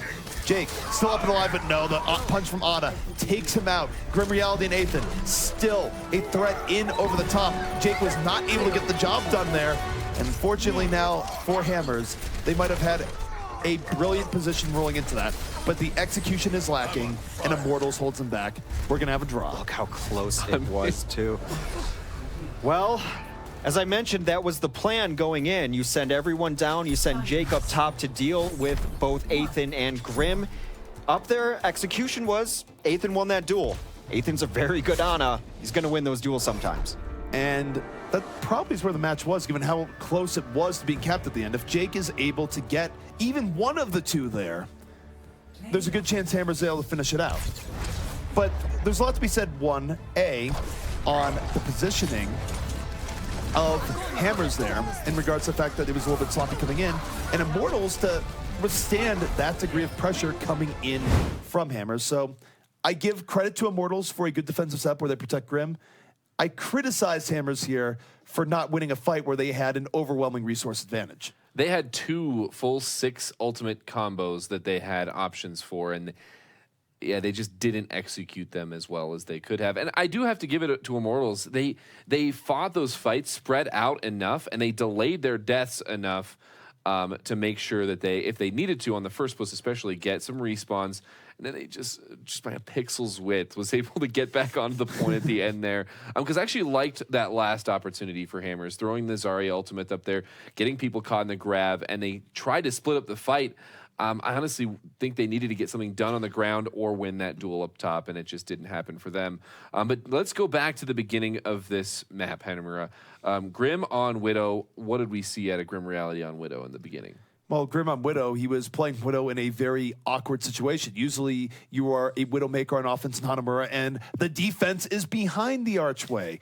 You don't have the weird situation where Hammers is just around you on all ends, so it made it difficult for Grim. And in fact, because they had so much power in Widow and he couldn't even attack Vol early on, it probably let Vol do more than he otherwise would have there. Because if Grim was on, say, a McCree or a 76, he would have been able to more directly get in on Vol. But instead, Vol was literally underneath him. So it's not that Grim was playing bad. It's just that Widow was actually not great against how Hammers was positioning on their defense. There was one moment where he was running back to spawn, and I'm like, he just wants to switch off Widow now. He is not finding it. And then he kind of turned back, and he's like, okay, we'll try it again. And he did end up getting a couple of picks. The team was able to recover, but it seemed like they were not comfortable fighting in that area, and I don't think I would be that comfortable either. Well, let's move into second. So second, we saw a few things. One thing that I did see was one of the best caster comebacks ever. The what if he did, though? So you got to give it to me on that one. You got to make moments. Sometimes you have to make moments where no moments exist. Your logic is undeniable, though. And then he just decided to dine on Hype's Zarya Blaster, so why not? There it is. But it really, I think, came down to Immortals delaying it out long enough. And I hate to use the term moral victory, but momentum-wise, it was a struggle there on Hollywood. And so coming into this one, and especially with your back up against the wall, with multiple opportunities from Hammers to take it, to come out with a draw, I think that they got to feel pretty good coming into Ilios. That is from a momentum perspective, but Ilios, well, that's a pretty strong map, I think, for Hammers as they excel on the two. On some level, maybe they do feel good about that, but I think you could go back and look at the VOD. They probably feel more like they got away with one there, especially with the 2 fights Hammers had with overwhelming advantage. And I was just thinking about that last fight a little bit more, breaking down my head, and I just feel like they didn't prioritize well the Graviton, where if you know where Grim and Ethan are, you know that they're back on the top middle. Why not throw the Graviton towards there and then let Jake go in? Because Jake went to the left to begin with and then went on them later on in the fight, as opposed to a more raw initiation, which has a higher chance of victory. I just feel like the prioritization from Hammers in terms of where they threw their grav and where Jake went originally just didn't really sync up with the actual threats on that Immortals team. I completely agree, but I think they were expecting them to be there. You saw how quick that grav came out. It was almost blind, just around the corner, let's get up top. And then Ethan and Jake were, or Ethan and Grim weren't there, but the theory was they were going to be. I thought they tried that several different times. Again, it just came down to execution.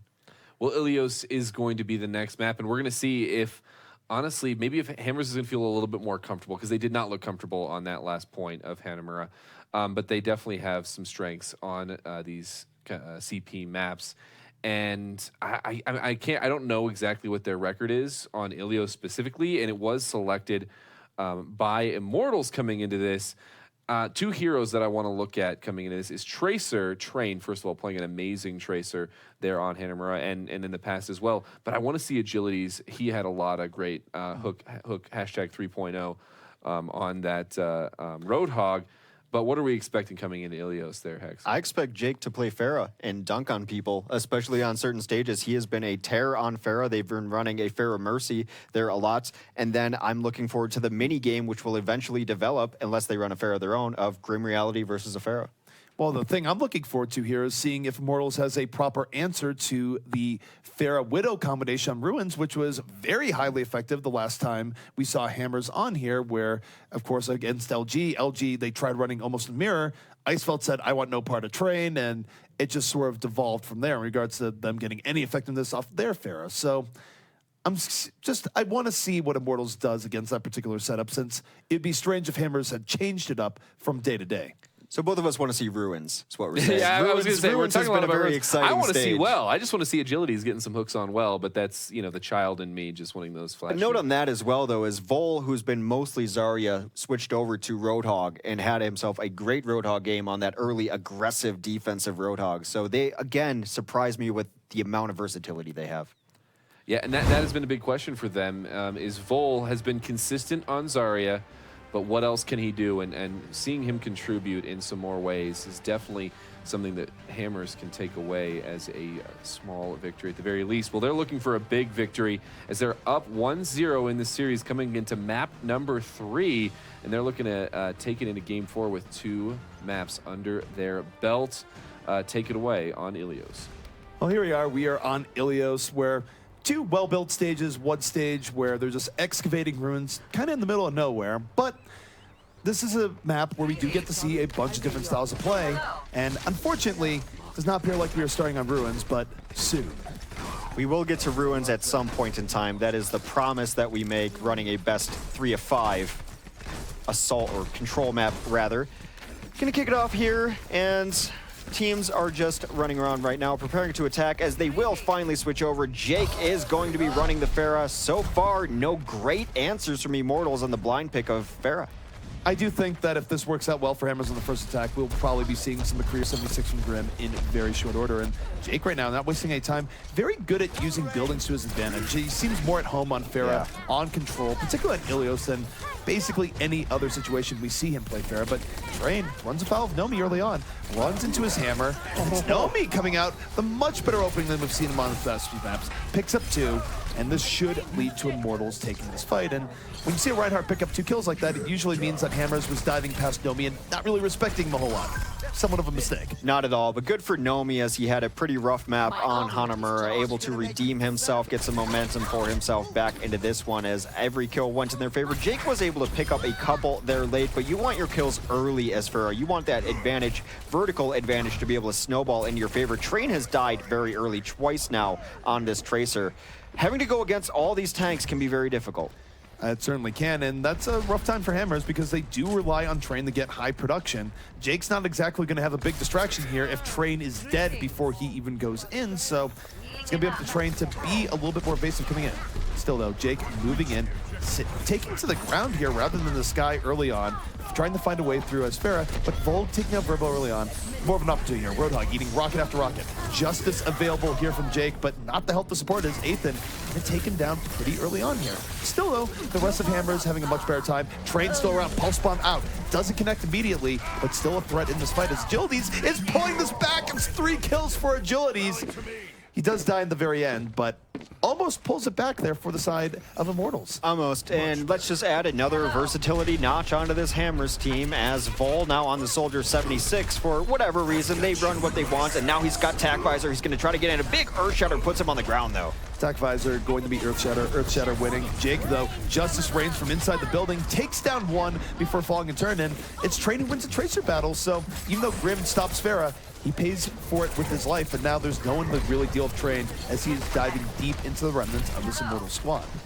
A big change for Roadhog as the hook cooldown is increased, but Train not keeping track of the seconds in his mind, will get caught by the second hook there from Agilities. That's going to give them the room they need to put Nomi on this point and his gunners behind him. It's just a Winston versus Reinhardt battle on the point, not going their way just yet, but here comes some reinforcements. Nomi finally getting a little bit of rest and relaxation there. Swinging that hammer is pretty tiresome, and it's hyped. Still bring this back here for Immortals. Picks up 2 immediately, fully charged up, looking for a bit more, and late sound barrier out here from Hammers. We'll see if it's enough, but Hype gets the nano boost. He is supercharged here.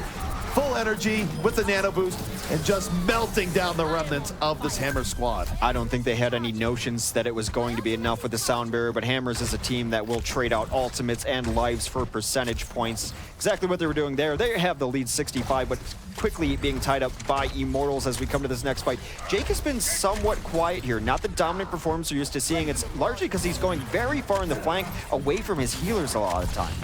And going to this next fight, Hype just holding on to the Graviton. Doesn't have great targets or clumps right now, but the sound barrier and Immortals now can change the flow of this battle. Train gets taken down by Nomi early on this fight. 5 kills. The sound barrier initiation from Immortals, letting them take that rather easily. Now, Hammers is down to their final fight here, Hex.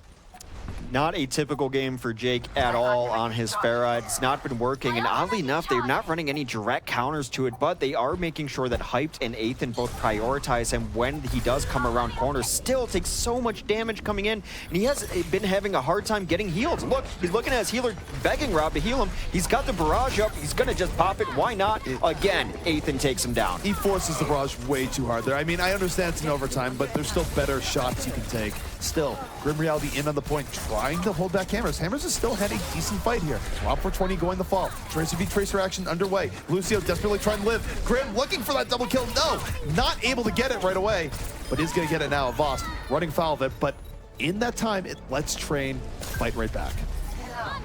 They are able to flip it back over. Train taking out his counterpart there. Still, Jake has been having a rough one. They are going to be even players 5v5 on the point. See what Train can get done here. Trying to get around the backside. Big presence on the point right now for Immortals. A hook takes down Super. Super immediately falling, and it's more from Agilities getting first pick, and now he's supercharged in on the point. 3 kills from Agilities after that nano boost, and immediately it's Immortals bring it back. And Hex, you were mentioning about Jake and Train.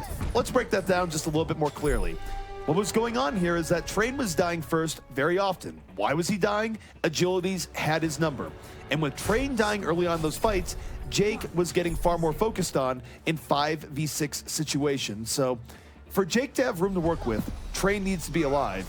And for Train to be alive, he needs to somehow avoid Agilities, who was having a monstrous game. I absolutely agree. You need your DPS to work in concert. I would say, despite Train having a bad performance, Jake has also been not up to where we expect him to be. Even on the prior map, as good as he has been throughout this tournament, throughout the last several weeks for Hammers being the All-Star, even his Genji last game was a little bit suspect, so probably looking to get a little better momentum at the very least coming out here. Vol will be switching over to Diva instead, perhaps to try to provide a little more shielding for Train as he goes in, as Jake as he comes down from the sky. But Jake has already eaten 80 damage. One thing about Jake is that he's been getting hit heavily by Ethan. Ethan has been a big part of it. Oh, goodbye, Jake.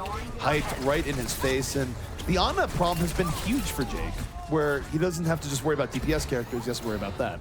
Rest of the fight going very much the way of Immortals after that early pick. I do wonder how long we'll see Jake stay in the Pharah, at least for non-ruin stages, because he's had a rough time. This is the switch I expected. If you're going to continue to run Pharah, give him a Mercy at this point. You're all in on this Pharah. It's getting absolutely zero value. He's having a very hard time getting healed from Rob because of the angles he's taking. At least try it out. If it doesn't work, then I guess switch up again. But I was expecting this makes it far less worthwhile for Ana to get on him as a solo counter. So Jake should be able to get deeper in. Gonna take down the Viva mech early on. Meanwhile, Agilities still a threat here. Getting booped back, gets healed up during all this, not able to land the hook. But when all this is going on, Grim gets into the backline. Still a threat here in the Tracer, and Train getting boxed out, not able to find where to go. And even though Jake has had support from the Mercy here, oh no. Did he fall in the pit? He does fall in the pit now. I think they were resetting, but yeah, awkward times. Well, we have to remember now that Roadhog can be a pretty solid counter to a combo, given that his spread has been lessened. Right clicks will knock out of the sky both Mercy's and Pharah's. Going to hold pretty far forward here. They're going to stay on it. I have to believe this is their last life on it, though. A barrage might come down towards the end of it, maybe wait for a res, but they've gotten nothing out of this combination, and at a certain point, it just resembles insanity. Here comes Hammers, looking to get a good barrage to surround Jake, diving in deep with Mercy, supporting him. Agility is looking for a late pickoff. Super, though, able to get an eighth in early on. So 4v4 here on the point. Finally, the Justice lands, and it connects. It's a double kill here for Jake. Sweet Justice finally, after a lot of frustrating Pharah lives. We'll see if they can get this done quickly, as Lucio stalling out quite heavily here. Able to finally get Lucio there, but as we've mentioned several times, this point very difficult to take back. You need a very decisive fight. That's exactly what they get as they do take down Hyped towards the end. Finally, much easier to hold a point as a Pharah Mercy combo than to take a point, and now they're in good position to rain down rockets, damage boosted rockets from a mile away. Jake in a great position here, and now we'll see if they can hold on to it. They effectively have to hold for the rest of the map, so their margin for error is nil. Jake, though, has very good position here by virtue of being a defensive Pharah, can use the rooftop to his advantage, gets right in, and no, he takes a nap. That is unfortunate. They've invested a lot into that Pharah Mercy combo, and Agility's again. First pickoff once more. Immortals on the verge of taking this round rather quickly. They used the time that Jake was sleeping to take down his healing, which is so smart, and now a couple more kills coming in.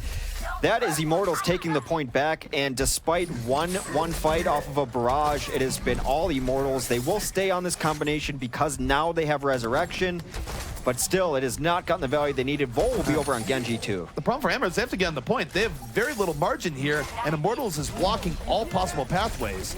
So we see Vol giving his life just a touch to point, getting this in overtime. Grim Reality, boosted Tracer, blows up Mercy with extreme prejudice. And Jake, the final one to fall. No longer any support, no possible chance of pulling that back. Normally I'd say it's time to get off the Pharah Hex, but we know the next stage is going to be Ruins. Next stage is going to be Ruins, where Pharah has run wild for this Hammers team, but not getting anything going. And it may just be one of those nights. And the reason I say that is how long it took him to finish the Lucio after they got that barrage off. Yes, there was a Diva that came in, but he missed 3 rockets, missed them by a pretty large margin. Lucios can be elusive, but when you're on as Pharah, you know where he's going to be. You're hitting those predictives, and he missed about 3 of them. It wasn't good, although there's something to be said for the idea where if you're having trouble getting things done and you're constantly kept off balance, by the time that things are actually looking good for an engagement, you might be a little bit off. Now, we probably will have a Widow v Widow battle underway here. Train, of course, hiding his pick to the last moment. Probably not coming on Hanzo, but if he goes on Widow, which he is, it's going to be Grim versus Train. But Jake has proven very adept in this very similar setup, willing to go in on the enemy Widow while being supported by his Widow. So we'll see if this answer from Immortals will be effective. We haven't seen Hanzo yet in the tournament. Nothing will change as we get a good view of the bushes on this map. Jake is remaining on that Pharah. Voss goes down very early. Grim with first blood. Voss did not need to be that far up to begin with, and Grim Reality with the immediate punish as a result. Train now under pressure. No, he grabs Agilities. Agilities immediately getting shot to the head. So Hammer's not out this yet. They do need to get in the point, and that's a bit of a mistake. Hex, we've seen that burn teams before where you're still fighting, but you give up early control because now Immortals, they could lose this fight and still be very far ahead. Well, all the backline was very hurt, ZP, because they lost their healer. Their other healers across the map with Jake trying to get something done. So their tanks didn't have the health to be able to push in because of Voss got picked off so early. Jake, though, definitely make the most of this. The most successful round he's had here so far. 2 kills in the backline, using the pillars for cover. You do see a lot of pressure going on the Route 420 here from Hyped, but it's not quite enough just yet. He's still able to stay alive, getting healed up by a Voss.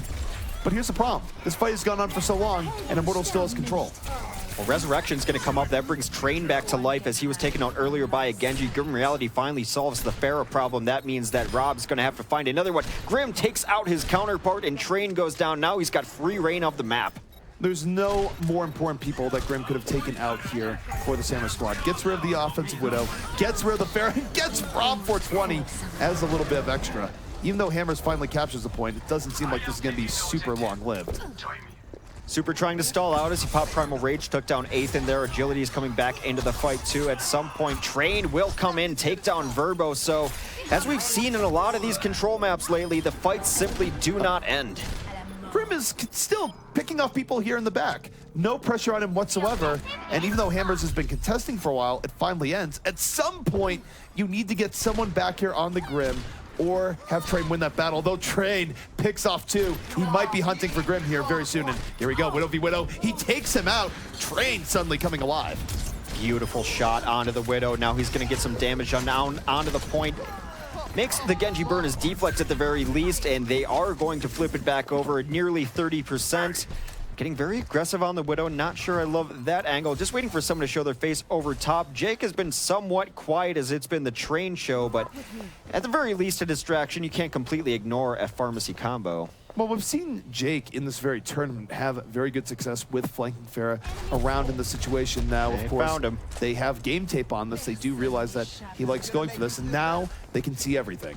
Grim Reality has Recon Visor up, so Jake has to back out. He needs to respect that a little bit more. And here comes Agilities. Dragon Blade on the way for Immortals, gets into that backline and gets rid of the problem in Train. 4v4 here on the point, but the justice out here from Jake, looking for one. Already has Ethan, and he still can be a threat here in this backline. It has been the definition of back and forth as they have alternated kills. Agility's not quite agile enough there, but now finally flipping all the way over into the Immortals' favor as the kill feed has lit up in blue.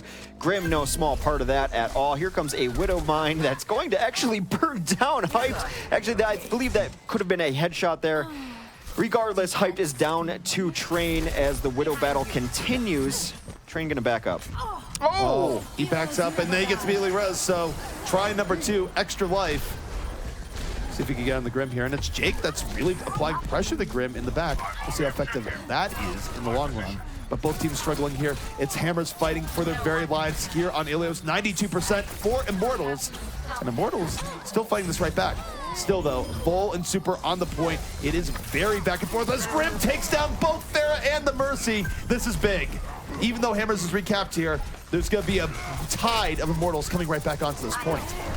Perhaps they do finally get rid of Grim. That maybe opens up things for Train where he doesn't have to worry about sitting in sightlines as they've at least pushed Grim out of position. Now Train will have the better position here. So despite getting the kills there, not any pressure on the point as they will rotate back around. Is going to be pretty much a full 6v6 heading in here. Train starts off, takes down Agilities. Widowmaker's in full play. Train, 2 pickoffs early on. Sees everything with his Recon Visor. Looking for the Tracer pickoff right now. Just waiting for the go through the pillars. No, it's full!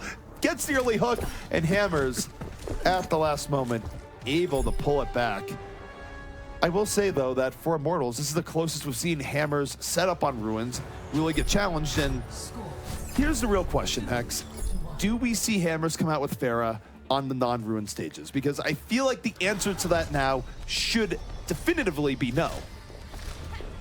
It should be, I agree. I mean, you know how much I love the combo. Why do you make me answer that question? I have to make you face the truth. It's the only way. No, it didn't work at all. It absolutely didn't work at all. Jake looks like he wants to be running at least the Genji here for now. I mean, the question I had was, what do they run instead? I don't think Jake's Genji's been the world beater tonight either, but if you're going to run Train on Widow then or something, I don't know. It really depends on how all the other dominoes fall here, because I think Jake could run a lot of different things. You're correct, though. They're not going to run a single Tracer here. Jake's going to go to Genji and then tanks across the board for Hammers. You're right. This is what Hammers defaults to. I do like Train coming in here onto Roadhog as well, because it's at least going to be a balancing factor to Agilities. Train is a very good Roadhog, and Agilities should get the best of every time, but Agilities will get the best of Super that time. Early hook, punishing Super for diving in, and yet Nomi dies in turn, so we're equalized out on Reinhardt's, and now it might be a Roadhog show as both Roadhogs free to look for hooks. Agility's piling on the bull there, and here we go, Hog v Hog battle. Train gonna lose that Hog v Hog battle. As a result, Immortals should be taking this point. You mentioned the term game tape earlier, and I just have to think, with watching Super charge in and die as early as he did, that Immortals was absolutely expecting that. He got naded, he got hooked, they got their other Rhine in front of him, so his team couldn't follow up on it. It's clear that Immortals has done at least a little bit of scouting onto Hammers. Just a bit, and now Immortal's going to be holding back a bit early on here, but in a great position, and Agility is the one to watch here, because he's gotten so many early pickoffs here for this Immortals squad. Almost gets another one there. Jake, though, not going to fall, gets through unscathed. And now that Agilities is down, the fun may begin. Jake, Dragon Blade, looking for any targets, finds Ethan towards the back. And though it's not a crazy Dragon Blade, we'll see if it's enough. Grim was in the back line of Hammers as it happened, so this is breaking down to be very even.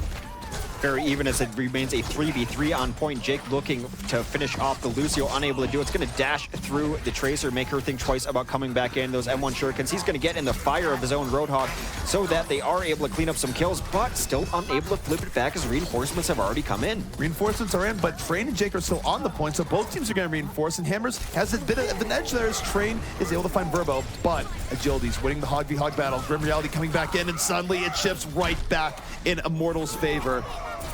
And Agilities, not only has his Hog been impactful, but he has been out hogging Train in these early skirmishes, and it's been a big difference maker between the two teams. That was exactly the term I was going to use. Agilities has been the difference between these two. Oftentimes they're trading off back and forth. Everyone's had decent moments here and there, but the consistent problem for the other team has been Agilities. Now what that comes with is they focused him down very hard last fight. When you're having the impact he's having, you can expect the full brunt of the team to land on you. Well, Jake gets a nano boost. Doesn't even have a Dragon Blade up right away, but does build it up in the middle of it.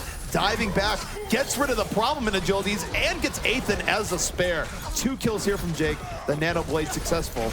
But in reality, still coming back in here in just a moment as Hype picks up 2. So multiple threats on Mortals that are still giving Hammers fits, despite Jake having a much better run here in this fight. It's nearly a compliment to Agilities, though, that they used Nano, Dragon Blade, and Sound Barrier just to dive him and get in on there. Jake's making it work, though, on his Genji, but they still have not had a clean enough fight to turn this point back over, ZP. Well, Agilities, he's come back in. He's buffed up by a Sound Barrier, and Jake, despite it being a good run, has to back up for help. Meanwhile, Super in on the Nomi early on. Graviton Surge coming out here from Vol, and it does do enough to let Hammers get that final bit of cleanup. Agilities is out of the fight once more, and Hammers might be on the way to taking their first control at this point. It's been a long journey. They will finally reset as Grim gives them the point by jumping into the hole as Tracer. 99% though on the side of Immortals. One more fight will win them this stage and thus the map of Ilios. Even though Hammers has had a very good record on control, I feel like they're going to lose here. Let's look at the sleep dart, comes in on Jake. Jake taking a snooze. A great opportunity for Mortals going, oh, goodbye Agilities! Train with some immediate payback there. Throws him into the pit. And this fight very well should go the way of Hammers with that quick of a Roadhog versus Roadhog action. Really nice angles by Jake to try to get in onto the Ana player. Ana will just jump in the hole, and it is Train now going wild. Choo-choo. Roadhog playing a pivotal role for both teams right now. And yes, that was said correctly. That's why you're giggling. I just sat there, it's like, way yes. to rub it in. Hey. Look at this guy, he can say words. I know, right? It's pretty great. But Hammers still has to hold on for another 2 fights here. And Jake gets a nano blade, dives to the back line, finds Ethan again. Much more surgical coming out here from Jake, makes it a double kill. And all of a sudden, a glimmer of hope for Hammers X.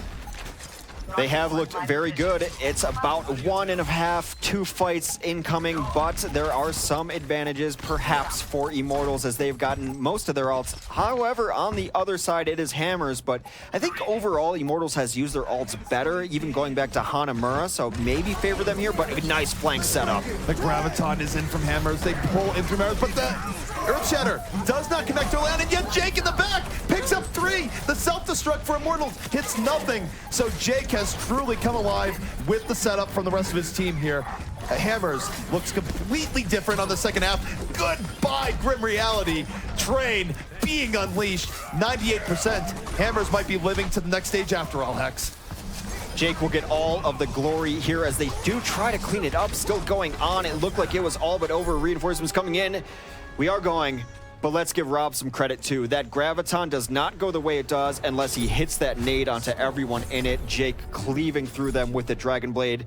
You have to think they're hoping for Ruins. If they get Ruins, this might be spirit-breaking for Immortals. And guess what? We have hit it. It's Ruins once more.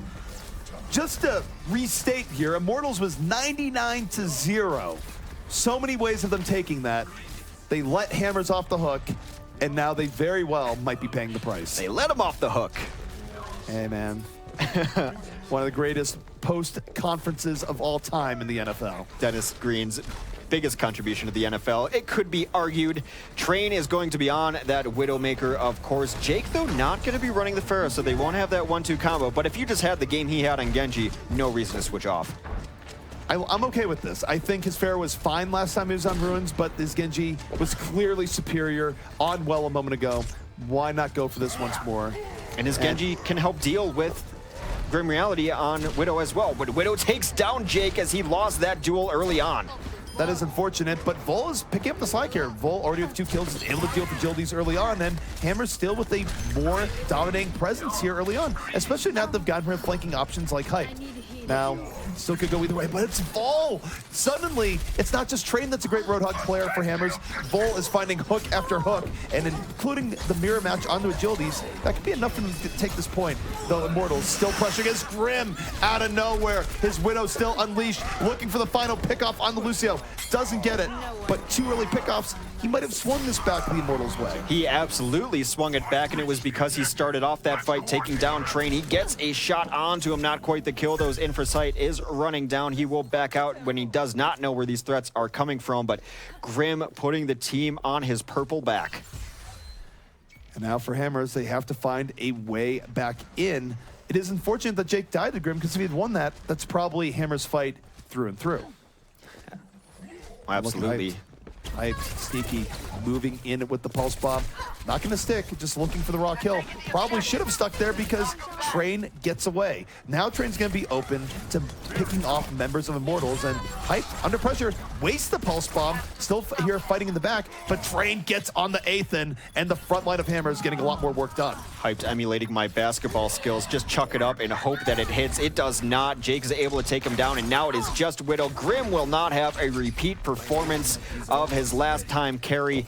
They do flip it back over. They will probably be up to about 20 to 30-ish% by the time the next fight happens. We are tied 2-2 on Ilios here, final stage. If Hype just throws the pulse bomb there, that goes way better. He had a very easy to set pulse bomb by pulse bomb standards. Yep. Got a little bit greedy, and unfortunately, his team pays the price. Now Jake holding on to Drag Blade. In over the top, looking for Athan again. Athan has been Jake's main target, and he takes him down once more. The sleep dart does not connect, and even the agilities feeling a bit of the pain here. Does take a breather, but now it's gone. Will he get that big help? He does! Jake not able to deny that. Has to back out, but you know what? The rest of the fight, very much in favor of Hammers. I know, but pack control is FPS 101. You gotta have pack control, and that's twice that it's happened to Hammers in this set. Regardless, you're right. They did win that fight there. And going back to the pulse bomb that they had set up, let's give Rob again more credit as he was back there keeping Train alive during that interaction with Hype that could have swung the fight the other way. Now both Widows set up, trying to get some damage in is Train early on as he's on the unexpected low ground angle. He's gonna have to jump away from this Winston. Winston pops a Primal Rage, probably coming after him. He is. Meanwhile, Grim under pressure in the background from Jake. He will go down. Jake right now finding opportunities here in Genji again, getting on the agilities. Every fan of Shurikens hitting their mark. Agilities falling. And this is kind of bad here for Hype. Hype just has to fall off the cliff. Nothing he can do. Jake being unleashed here towards the end. A tale of 2 Jakes here, really, between the first part of the part of Ilios and the latter. And look at this. Grim has switched over to McCree instead. They will not have a pure answer for the Widow outside of Nomi. Nomi switches off onto the Reinhardt, so they're going to try to slow push it. Grim might be in response to just how wild Jake's been running. I don't necessarily like this. I think Widow versus McCree is a very difficult matchup here for the McCree, and Train is going to have some very good options. He's looking for Grim right now. Lands one headshot. Grim in trouble, still up and alive. 5v5 here on the point, but Jake gets the finisher. Dragon Blade gets 2 in the back. They're worried about Train.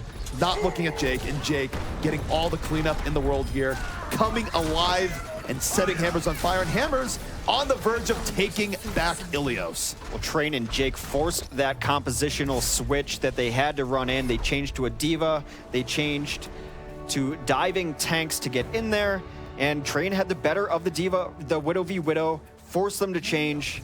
Yes, Hype will get play of the game, but Train brought it back. Jake switching to Genji was the pivot point of the map. No doubt about it. It was why they were able to come back with the reverse sweep, the mini reverse sweep, if you will, within the map of Ilios. Because they were down 2 rounds to 0 to start that out. It was because I don't think the Pharah was very effective on the first two. The Pharah did work out on Ruins, and then you have the swap to Genji. Suddenly, you're getting more contribution. Train, of course, had a brilliant Roadhog round, and they were able to turn it on Immortals, and for Immortals, that has to be a bit soul-crushing. Yeah, they were looking very strong early on, and they definitely had good plans coming into Ilios. This is why they selected this map. And I got to give it to Grim. He played really well. He played a great Tracer, and he had a lot of clutch plays on that Widow. And originally, we were going into this match with like Grim Reality being the player to watch, and then across Jake being the player to watch. But I almost feel like all the carries had strong and weak moments. And I want to talk a little bit about Train and Jake. Going back and forth with who is really carrying. But once Jake got onto Genji, he did really well. But let's talk about Train a little bit. How did Train stand out in this one there, ZP? Well, how did he stand out? He had a very consistent Tracer for most of the round. There was that one round early on in Ilios where he was dying the agilities every time. But he did sort of adjust his strategy going forward. But that last well victory into his hands, it was very big. And what we see from Train is that he's just multi-talented, whether it be on Tracer, whether it be on Roadhog, even when other sides of the Hammers team aren't performing. Like today has been a rather slower day for Super, for example. Train has been picking up the slack and gave time for Jake to get his game together and turn things around towards the end. It's yet another note about their versatility that if someone's just having a rough day on that hero, they have someone else who can go play it, because Vol was on the Roadhog, and he wasn't necessarily having a rough day, but Train said, I think I'm seeing opportunities that you're not. Let's just switch. Then Vol's onto something else and doing it, and they do that all throughout several different heroes. You could even say that that has been a problem for teams like Liquid in the past, is like, well, if their guy's not on, and maybe even Complexity to this extent, well, who's going to pick up the slack? And I think that they really show that they can do it. And because Grim and Agilities both had very strong moments during this, but when they were losing there at the end, I don't want to like call out too many things, but Agilities just didn't seem to have the same impact that he did earlier, even in this very set. Well, that's the problem, though, when you're playing as well as Agilities was. You saw it on that stage. They ended up using a nano boost onto a Dragon Blade and Sound Barrier just to dive him in the back line. He was doing so much work that he became target #1, even beyond when we say this guy's a priority. It was, there's no way we're winning this fight without killing Agilities first. Right. I don't think it's Agilities falling off there. I think it's Agilities just getting bum rushed from all very varying different angles, because he was the #1 priority because he was doing the most in those fights. Yeah. Now, let me just say this in terms of adjustments. I didn't like Immortal's panic adjustment there on Ilios. I feel like if you're getting bodied by a Widow, going to McCree is not the answer there. I understand that McCree can stop Jake, but it's so easy for Widow to take down a McCree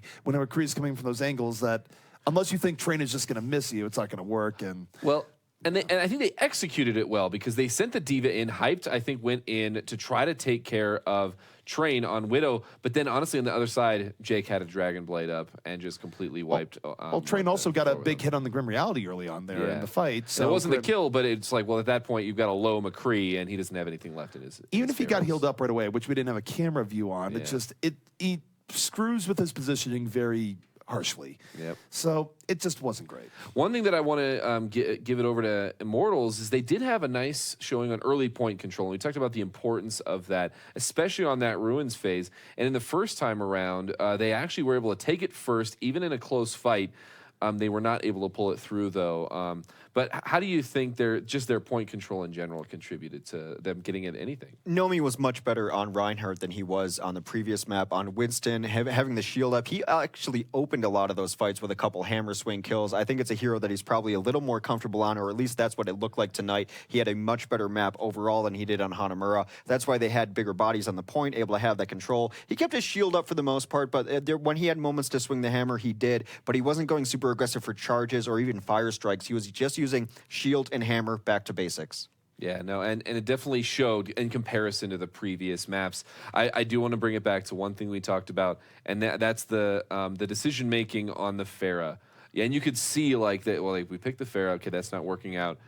I guess we'll throw Mercy into the equation, and that didn't end up working out.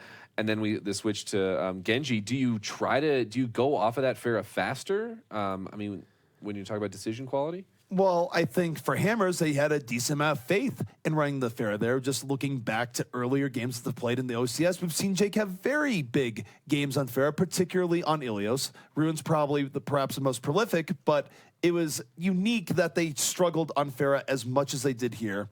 Multiple reasons for that. I think Agilities was having a great game that clearly interfered with that in regards to players like Train making interference in the back, but also it's just possible Jake wasn't having the best Pharah day, and at some point you recognize that and change gears. It's a point we made a lot of times that when you are running that Pharah Mercy combo in particular, there were so many times where just the rest of the team didn't have any healing, and that was a Voss getting picked off early, and then if you're not doing as much damage or doing almost god-tier damage on the Pharah Mercy combo, it's simply not worth it. The rest of your team doesn't have the help that they need. You know, and actually through this last map, I almost forgot that this is a new patch.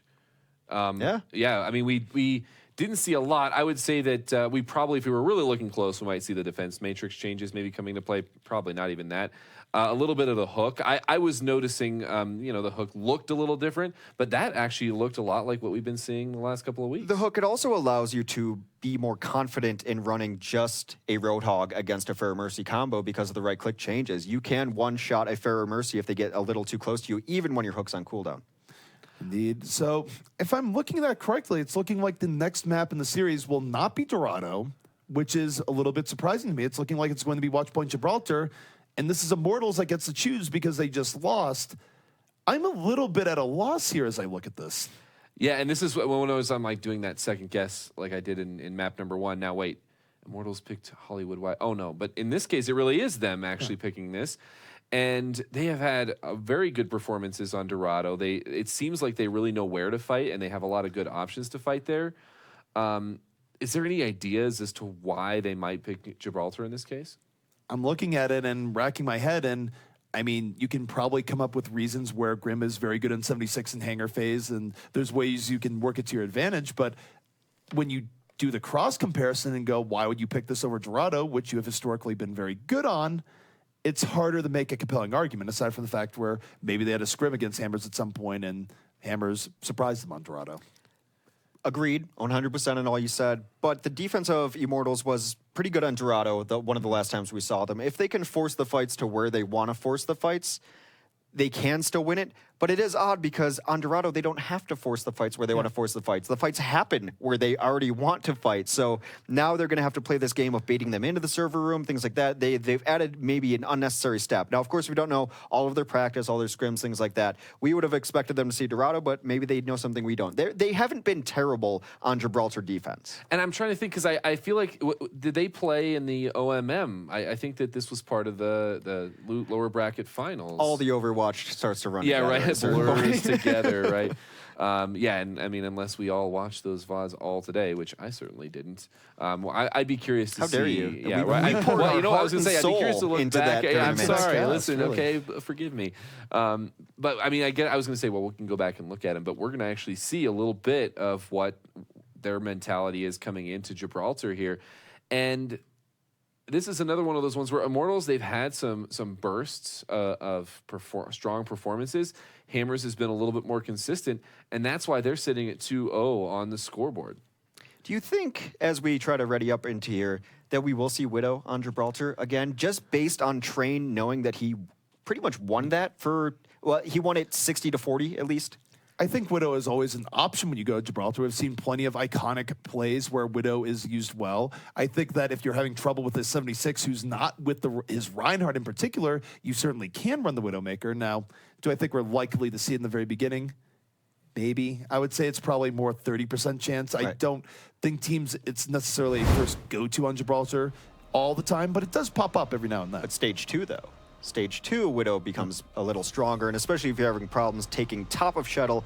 As we load into beautiful Gibraltar, we talk about Hollywood being sunny. Gibraltar sometimes feels like it's right on the sun. I see Gibraltar and it's almost too sunny. I just feel like I would burn. And let me tell you, as someone that is way too pale, I burn very easily. That's our new comedy sitcom pitch. It's too sunny in Gibraltar. All right, so looking at the defense for Hammers as they set up here, doesn't look like they're going to be coming out with anything too crazy, but we know how they like defending here. They do like room-based defense. That's where they like taking fights. It's where they had a pretty good defense against Rogue, where they were able to bait Rogue into the hangar defense area, the room on top, and they were able to hold them off there. So for Immortals, your goal has to be, how do you dislodge Hammers from that room or fight around it? Well, we'll see if Grim comes out here. This was also part of my thinking, too, that Grim didn't necessarily get beaten Widow v. Widow very often. There were times, but I think he held his own enough that he might come out with it. Nomi, of course, will not be on the Hanzo. Of all heroes who switch and spawn to other heroes, it's always the Reinhardt. It's always the Reinhardt dreaming of not holding the shield, because Reinhardts generally have their one hero they play. But so far, looking pretty standard from them coming out. Would not surprise me if Grim takes a peek early on at the very least. And I think they're going to do it. Nomi's going to hit a Sonic Arrow. Maybe Grim tries to get a peek off that. Could definitely be a thing as Sonic Arrow comes out. And I think more than anything else, you just want to make sure you don't have 5 people waiting out here to jump us, right? And the answer is no. Well, Grim has not left spawn, and he will not leave spawn as Widow. ZP was right as always. And so you get over to 76 instead on the offense. On the defense, Jake, of course, on the Genji, as it's been his best hero of the day so far. Other than that, a lot of tanks and some heals. And this is where Jake, he does have support from Rob 420 in the back, but still has to be careful about how deep dive he does go here. He's not going to have anyone else joining him on his diving adventure, so he's a little bit of a lone ranger here.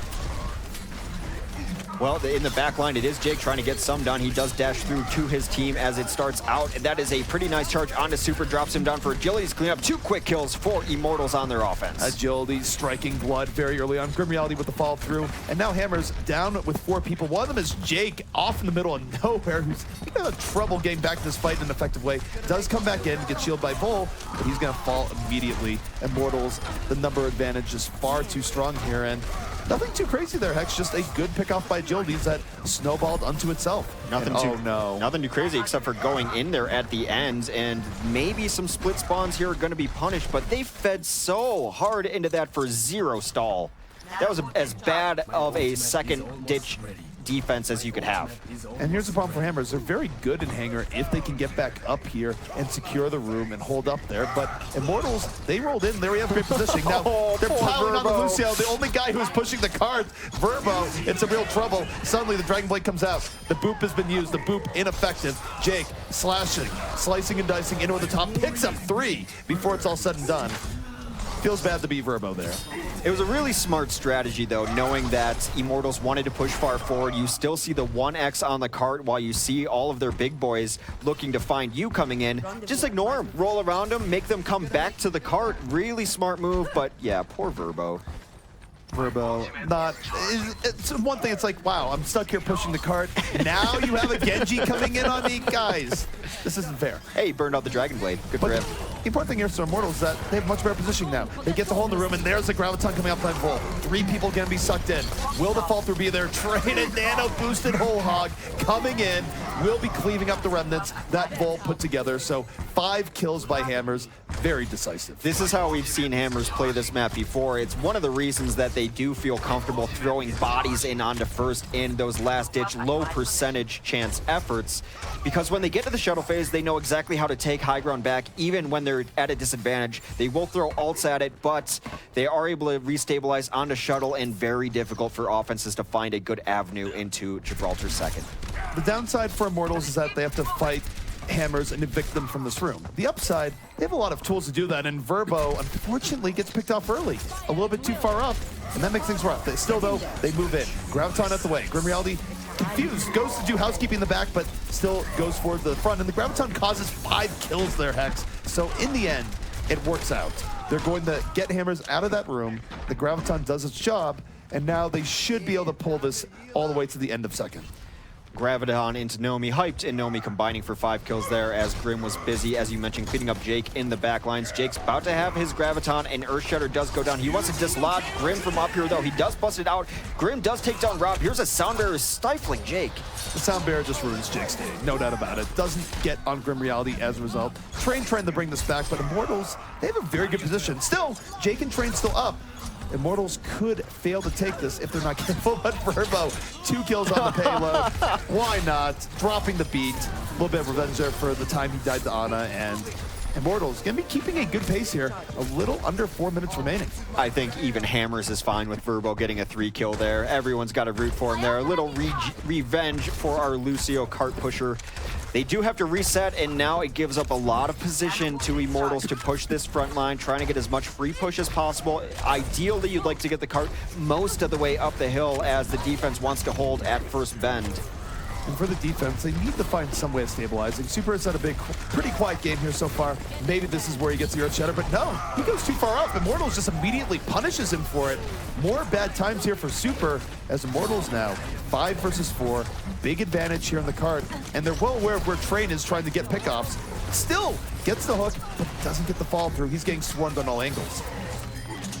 That's a couple kills as Agilities and Verbo combine for 2. Now they're going to have the grab up as a close-out ultimate. Speaking of, Nomi also has his up. They are loaded for bear. They need to hit their own on defense to have any chance of stalling this progress. Well, the defense will have that chance. Vol opens up with the grab, pulls in 3. A counter grab is out, only gets Vol. Vol is certainly going to fall to Grim Reality because of that, but a Jake, Dragon Blade into the backline, has 2, still up.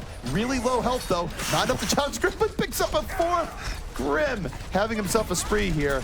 Grim Reality can roll back. I think for him that was the option select. Either dies to the team or takes that long leap into the water.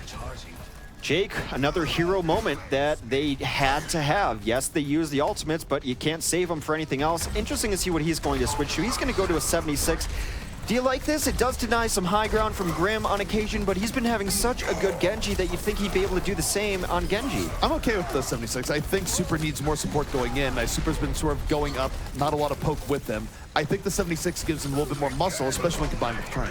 Okay, also a good healing station to supplement if you do end up losing some healers. That hook is going coming on Super, not long for this world. Speaking of your combos, that is Grim starting it off. 2 tanks already dead as Grim runs in.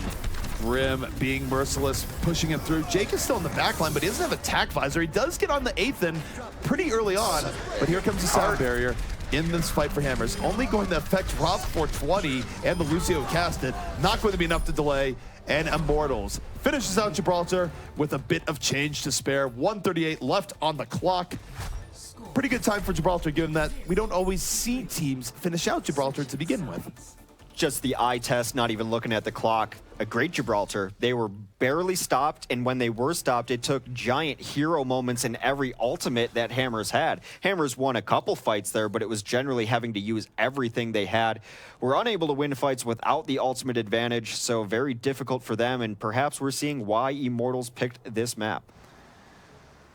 So, take a look at Immortals and their defense as they set up here.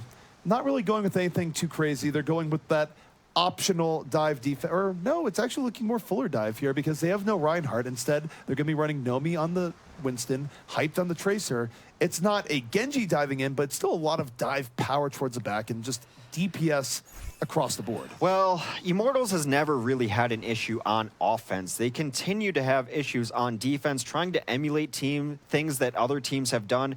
We saw them try this out the other day on a dive defense, playing very aggressive on Gibraltar, and it played right into their enemy's hands. I believe it was Luminosity Gaming. And it seems like they go away from their style on occasion. We'll see if it works out a little bit better versus Hammers, but Immortals, the question's never been their offensive pushing potential. Their question has been how well can they hold past first points when things fall apart. I will say that this has not been a good look for Immortals. I know they tried something similar to this versus Rogue, and it just went completely terrible. Yes. And more than anything else, I just don't think Nomi is that comfortable on Winston relative to his Reinhardt when you consider very heavy dive compositions like this. So maybe this works out, but if I had to guess, I think Hammers deals with this pretty readily. Hammers, for the moment, queued up on their, what do you want to call it, USSR Hammers, what you called it earlier, composition, where they put a lot of stuff on the cart. The USS, not USSR. That USSR. I added an R. Sorry, I've been reading a little too much front page lately, just bombarded with politics. Grim Reality able to take down Jake early on, so even though he came out of the Bastion, he's immediately removed, and Jake not going to continue that experiment for much longer now on the Genji early on here. So Immortals getting some early success with this aggressive defense. I just wonder how long it's going to last. Well, they have been aggressive up top with Grim Reality. Agilities takes down Jake very early, which is difficult. Train also taken out by Grim, so far the aggressive defense working out. Although they've had moments where the aggressive defense has worked out, it's generally, I worry about them once it gets cracked, how they're able to reestablish themselves, but maybe it won't even get cracked. Look at these kills coming in. It's been far more convincing here for Mortals, more so than I was expecting early on, and certainly more so than Hammers was expecting early on. They were building their battleship, the USS Hammers, and did not quite work out the way they're expecting. And now they're just getting flanked on all sides as they try and come out here. So Immortals having a much better showing of this aggressive defense than we saw in the Overwatch monthly melee. Well, they do change some things up, but Jake again dies very early on. They're trying to dislodge them from that bridge. They sent the Diva up there and the Genji, but it did not work out. The Hype is going to get back in here, and still it is all Immortals on this super aggro hold. It's not just all Immortals, it's all Immortals in the most dominant way possible. Hammers has been struggling to get anything done here, Hex. Oh, look at this stagger two on Train. They will finally clean him up mercifully. They're going to have to use ults to get out of here. They are almost certainly going to have to use ults to get out of here, and that's rough because you want to use them to take the point proper. Now you're using them to get space that generally you got for free. Well, it seems that Immortals went to the lab and practiced this aggressive defense. Here comes the attack visor. Grim gets knocked off the top, but in good position. He gets knocked down again on the bottom. Still 2 kills with it, though. Jake trying to clean it up. While Super gets too early on, they're going to bring out the sound barrier here from Immortals. I'm not sure if Immortals is going to take this fight in particular. They've lost a lot of their damage moving in. Nomi certainly in a boatload of trouble here. Jake diving in. Going to have Dragon Blade at the ready. Won't need to use it to finish this out. And now Ethan just doing the run around here. But Jake dashing through, cutting him down. But you gotta give credit to Immortals. They bought quite a bit of time here. The question is, will they have a decent defense on the second part? Because the downside to that defense there, Hex, is that now you don't get good server room positioning or high ground. I do believe they must have practiced that defense, so it looks miles better than how we saw it the other day. So perhaps that's one of the reasons they want to get it back here. But Winston caught out alone in glass. Jake gets a lot of damage on him already as Reinhardt's up there trying to clean it up, but still only 1 minute. They cannot fail this push and feel comfortable with their second push. Well, a lot is riding on Jake here. Jake with the Dragon Blade moving up. Only one person in that Graviton, but that one person is Grim Reality, so it's still not the worst. Ethan was hanging out behind, runs right into Jake's steal, and as a result, this is looking far better for Hammers.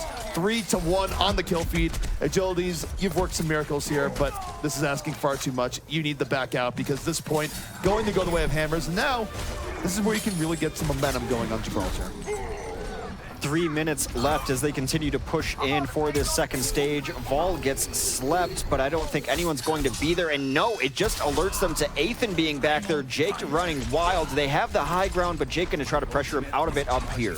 Jake moving up right now, pretty close to getting another Dragon Blade up. Avaz can drop the sound barrier here to keep Hammers up and alive, but no, he doesn't do it. Super already down early on, so they're still holding on to the sound barrier, but now, do they drop it with the Dragon Blade? Jake is holding on to it, gonna go for this health that once was a big health back in the day, now just small.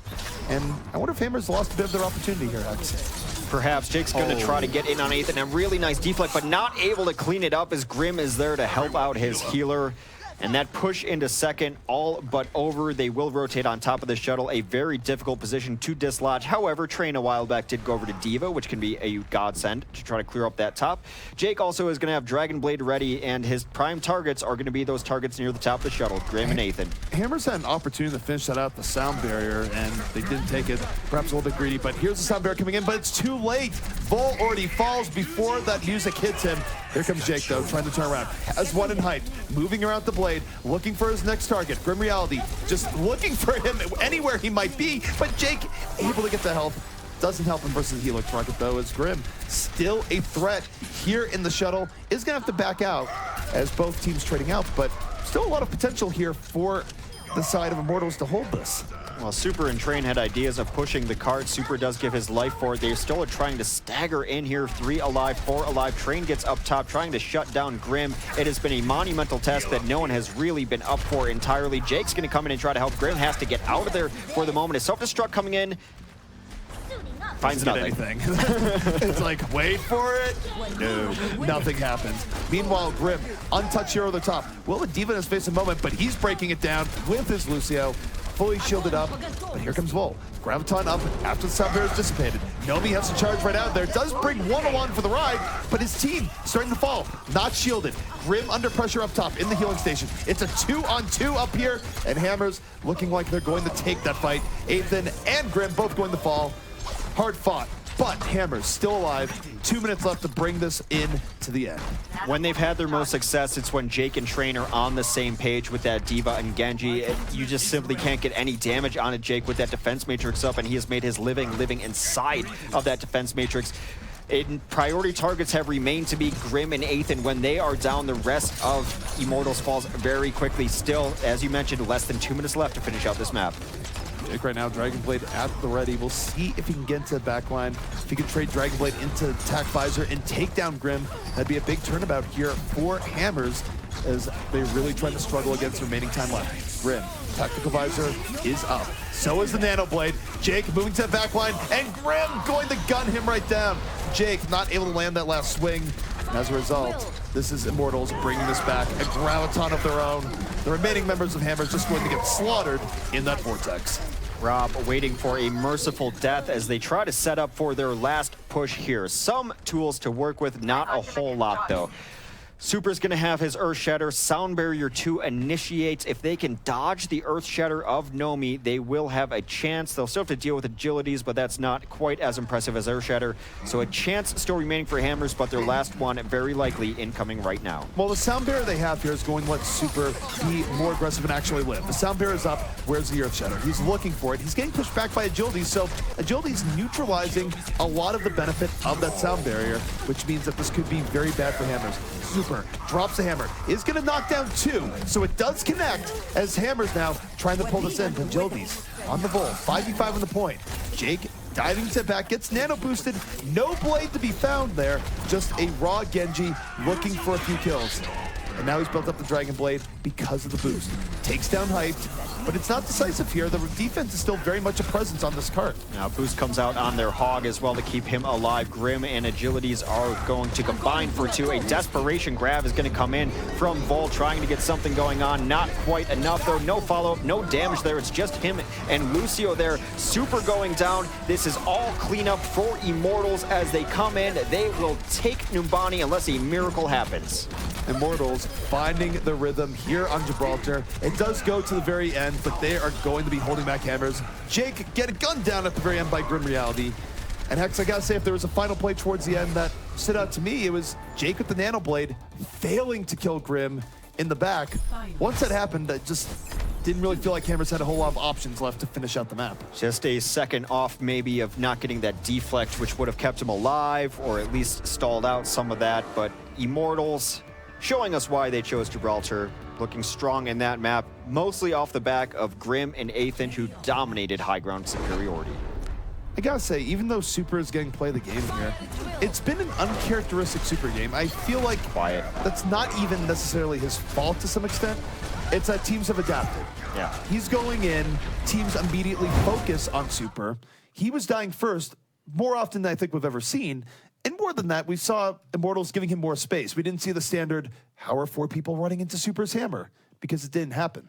It's been focus and retreat, or vice versa. Retreat, still Super is going to come forward because he's used to them being there. They're not. He gets bio-grenaded a lot. And then what happens is their other Reinhardt steps through Super so that no one can come support him while they deal with that. It seems like, I mean, looking at Immortals on this map versus Hollywood, it seems like night and day. And how much of that do you think is planning and practice, and how much of that do you think that this map just lends itself to their performance? Well, we have a case study. You look at them in the Overwatch Monthly Melee, where we saw their first point Gibraltar defense there, and it was not good. And that's being kind.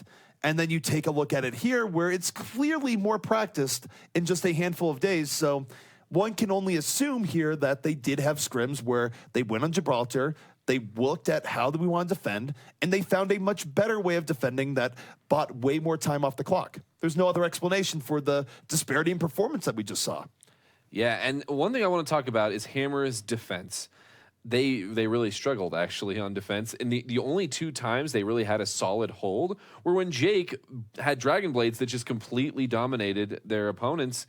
And other than that, they didn't have any other main contributing factors. It's fine to have those moments in addition to other moments. You cannot rely on giant hero plays constantly. And as I mentioned, it was mostly when they had ultimate advantage they were able to. Those are fights you're supposed to win. If you want to consistently compete with the top teams, you have to win fights where you don't have ultimate advantage or you're even. You have to win fights that you're not supposed to win necessarily just based on the numbers and the advantage. But they only won a couple of them, you're right. And it was only because Jake, you cannot rely on that and expect to be a consistent team.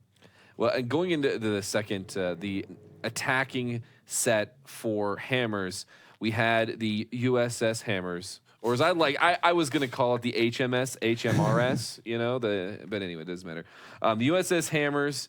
Do you think that Immortals expected that and they just brought something that hard countered it at the beginning? Or was that more of shoot, you don't have to expect it or not expect it. It's just not a very good strategy. It's not great. I mean, as fun as it is where you have Bastion manning the front turret, you have the auto turret in the back, the Torbjorn, the front shields are up. The reality is, everyone's sitting on the payload. You're pretty easy to focus down because you're all together. I would play an arcade mode based around that kind of build on the card, but as far as competitive top-level play, I don't see it working anytime soon. Some ideas for Blizzard? Sure. Okay, just like if you want the USS Hammers, maybe we change the name, but it's a good idea no matter what. But I have another question coming in is because we saw Jake in the high-impact plays and kind of really a main factor in them finding anything on this map. They weren't able to find victory. Agilities, we've seen him on Genji in the past, but we haven't seen him in recent history playing it, and then very recent history within the last 3-4 days. Do you think that they just kind of push that to the side? Do you think that maybe in some of these instances where they're struggling that they could pull that out and hope for the same results? Roadhog, in many people's eyes, arguably got buffed. Agilities has been destroying people on Roadhog. I think right now, Agilities is making the case that his Roadhog is worth playing over anything else, even though his Genji is very good.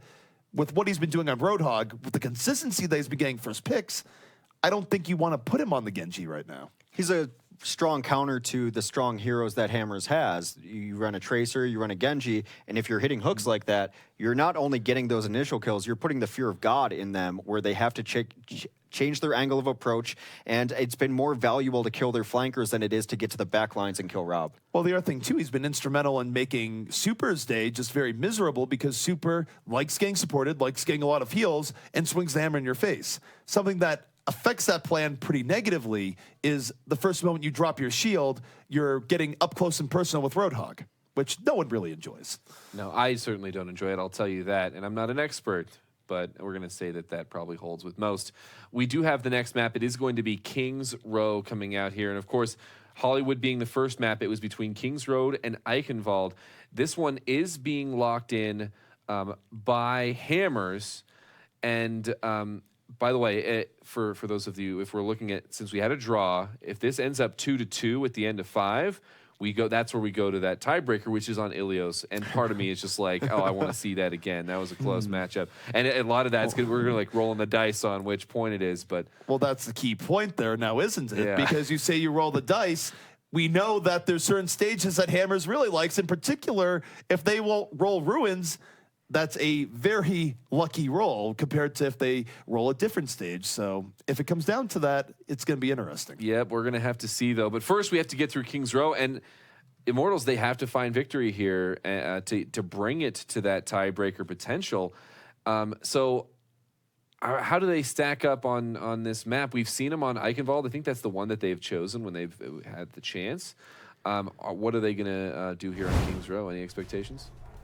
Not entirely sure what either team wants to run. It's going to be Hammers' pick, and Hammers has played very aggressive on all of their defenses. The one thing I would say is that Hammers knows that when second point comes around, if they get an advantage in streets and they win the streets fight, they're going to be camping outside your door. They've done it the last 3 or 4 times we've seen them on Kings Row.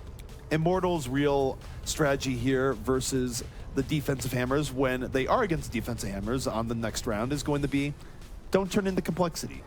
Don't get camped at your spawn door. It's not a very good feeling. It's not a place you want to visit. But we're going to be seeing Immortals defense here first, Hex, and looking relatively standard, though I don't think we're going to be seeing Athan, who plays Ana, going on the Sombra. Probably not a thing. Crushing Dreams, just one by one. No Sombra. can see a tiny bit of Sombra today, but then she ran back to spawn. So it's been a Sombraless day, despite it being King's Row.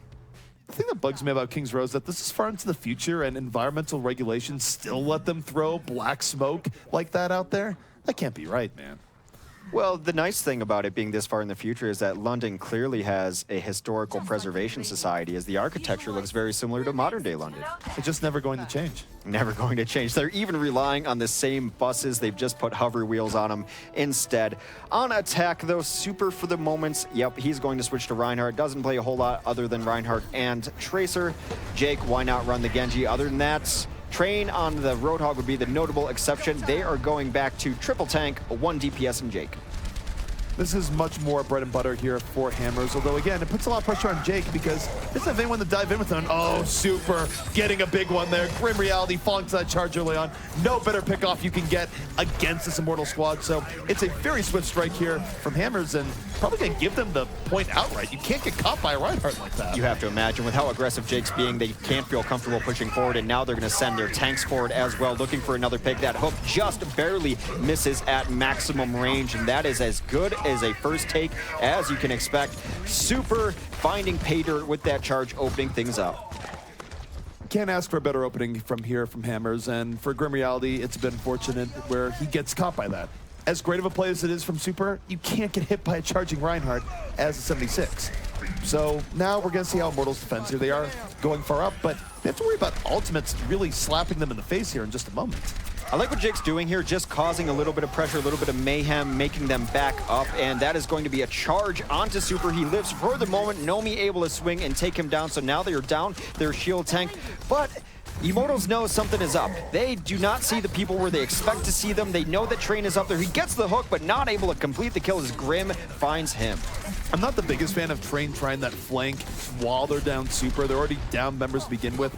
Even if you succeed there, you're just equalizing and still probably going to get bopped by the entirety of the Immortals team. But Hammer's still in a good position here as they regroup. I think he was going to leave, but Immortals had sniffed it out that something was fishy, and they rotated up there and kind of pressed the point onto him. They will be regrouping now. Ultimates online for both teams. We'll see about the effective nature of it. Earthshatter is going to be a big play. Oh, Jake down in the backline. Nanoblade on the ready, slicing into this backline. Only picks up 1, almost picks up 2 right away, but it's such a heavy distraction that the rest of Hammers just able to finish things out. A very good initiation coming out here by Jake, and not a whole lot of Immortals could do against that.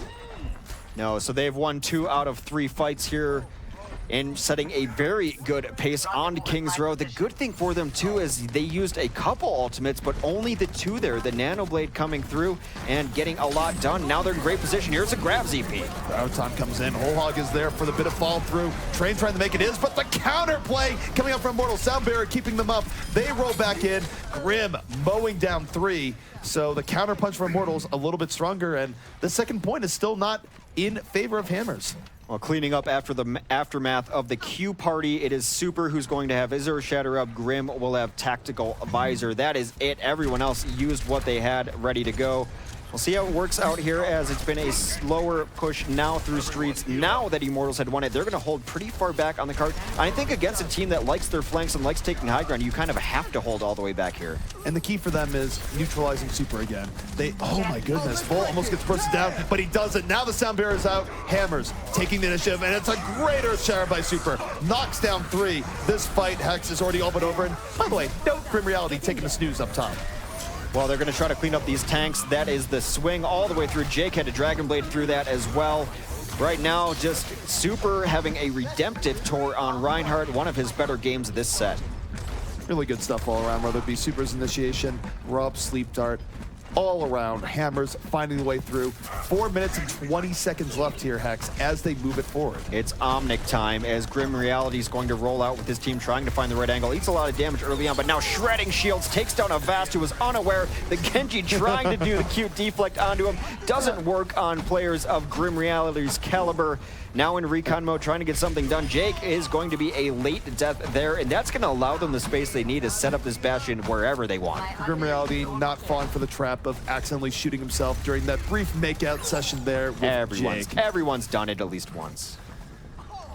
So, Grim going to be holding really far out here. I'm not actually sold in this Bastion position, and yeah, he's going to back out. That would have been risky to say the least. And Hammers, they don't waste much time to take another attempt. They're moving in. Vol, Graviton Surge at the ready. Jake already getting onto Ethan, and now this is dangerous because you have a man advantage and Graviton that's in your arsenal. Grim's not going to get support here if he stays up. He needs to back out immediately. They will eventually pick off Jake in the backline, but that means Lucio was out of the fight for a bit. It is all Hammers. Otherwise, Grim may be just getting in a different position. Nope, he's getting onto a different hero. He's going to come back up, but here's a grab locking them into the doorway. No cleanup really yet. There's Train on the whole hog with a huge cleanup. A counter grab comes in, but that is not going to be effective. And that's a power having grab in an uneven numbered situation. Hammers going in for the kill right now. Train on fire as Hammers finish out King's Row with 2 minutes and 58 seconds left. That is dominant, Hex. And I will say, although Jake was fine and he played well, the tanks for Hammers woke up there. Super had himself a good game. There were some very good grabs. DPS from the Roadhog as well. So going a little bit back to an older Hammer strategy, but it checks out. Super had a far better game there. He wasn't getting picked off immediately when going in, found moments to land the hammer and set up Hammers to win the team fights. Now, I will note there that I don't even begrudge Grim Reality for going on the Bastion there.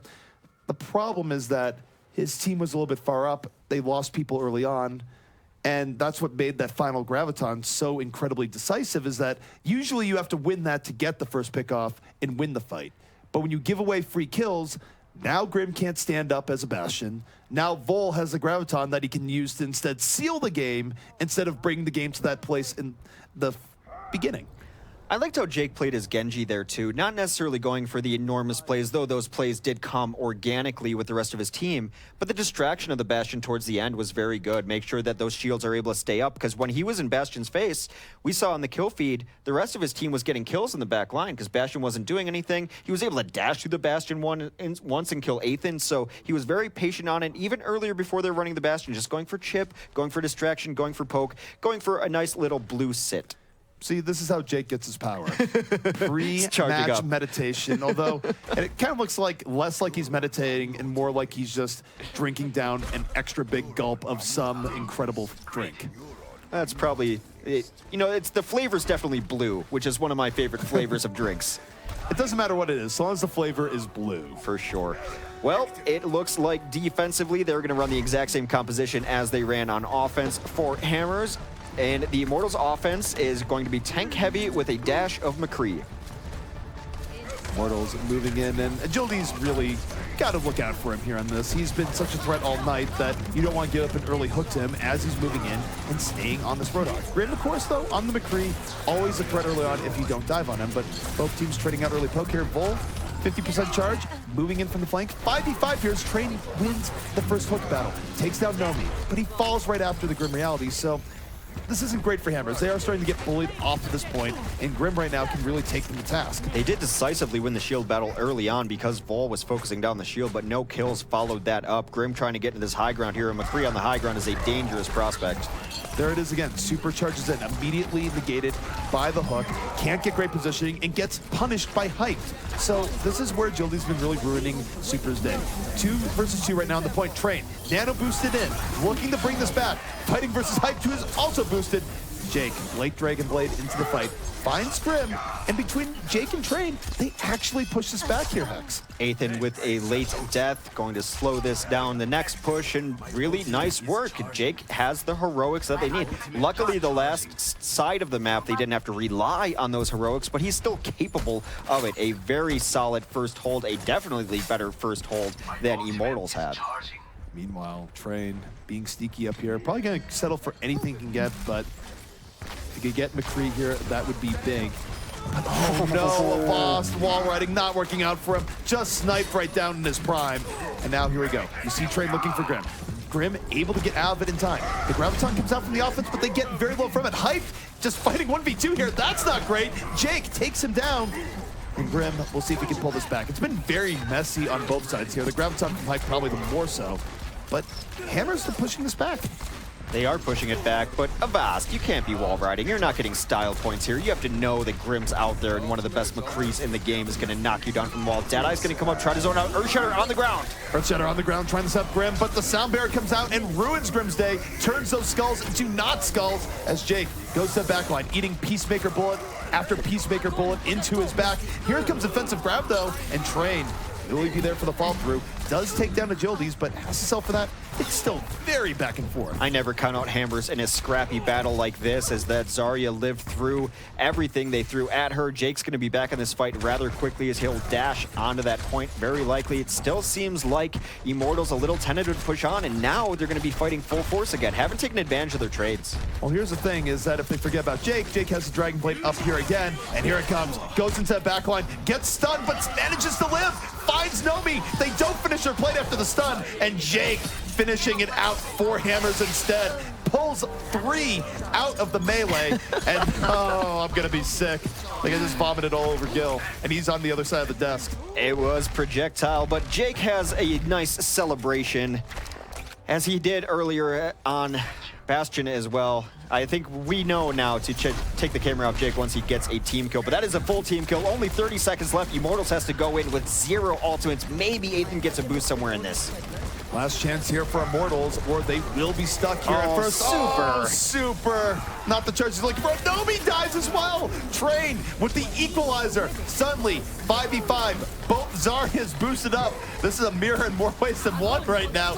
But here's a ground taunt by Vol. Hype does not have a ground taunt on his own. 3 people in that vortex of death. Train is there with the fall through. And Hammers taking it to Immortals here. Pushing them back, Hex. 5 seconds remaining.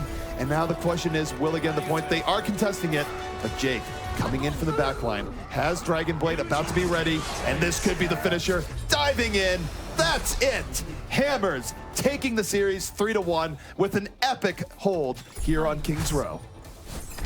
0-3. Well, Hammers can play a little bit of defense. Very good there. Jake had great plays, and despite Super being super aggressive at times, it's their style. It paid off on the offense, especially when they were able to charge in and get a kill. And just like over the weekends, Pumpkins not safe anywhere. Jake has killed far less pumpkins than Nico did, though. Let's just be fair. Nico needed an entire farm. But speaking of farm, Jake finding a way of farming into Immortals there at the very end. Dirty stuff, a great initiation, although he did get stunned in the middle of that, so I do wonder if there's a window where they could have taken him out in the middle of that.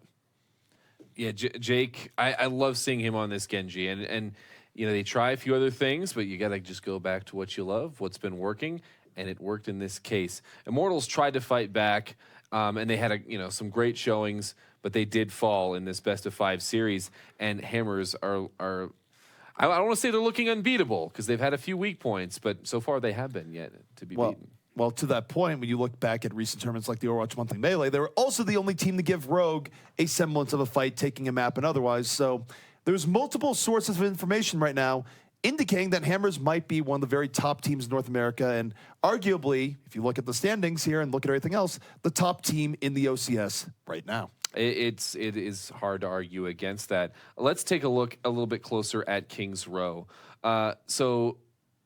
I mean, Grim fell early on in a charge, and it was honestly a little funny because like everyone else ran out of the way, and I don't know if it was almost like Grim just didn't see it coming, and then everyone else, and then he just got charged in, and then Train got an early pick, and it was a very, very fast first push, and then from there they just kept going, but.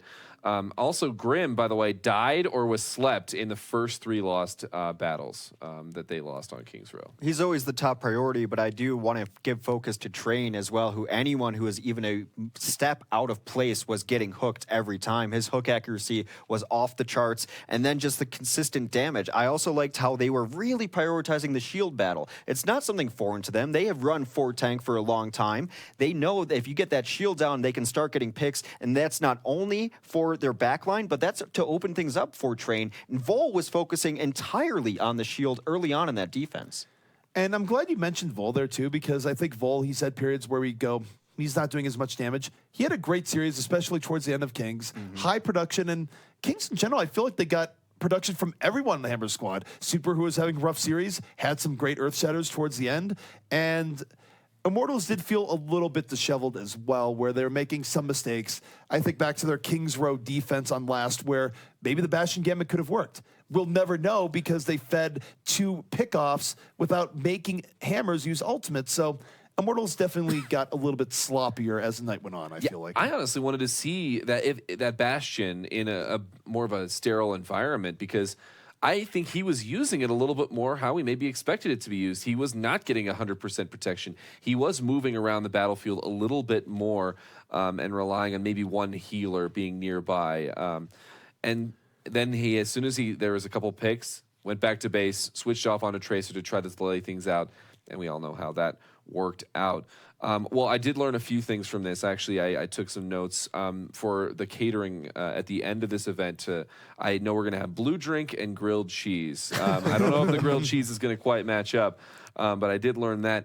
But I really also learned that the Jake Train combo, they're really solidifying in my mind as one of the strongest damage combos as far as consistency and versatility in the OCS and potentially even in North America. To go toe-to-toe with Immortals DPS combo and come out on top is no small task, because for a long time coming into this tournament, I thought Grim and Agilities were the highest of tier. Jake and Train making a case. My question actually in watching this, because you talk about people going back to their comfort picks, and well, right now, Jake going back to Genji, that's a very strong pick, but McCree not looking as strong. And is that maybe a struggle here for Immortals? It's hard to say. It doesn't feel like Immortals has had confidence in their McCree, which is strange given what they did back in the Winter Premier Finals with Grim having an amazing time. You do get into a bit of a death spiral where you're not running a hero as often, and then when you do run the hero, you don't be effective with him, so you run the hero even less. I would like to see them commit to the McCree a little bit more, but I think for Immortals, that's a lesser issue than some of the other things we saw tonight. Yeah, that puts them into a rough spot, though. They're now 1-2. They're going to have another shot tomorrow to try to bring it back.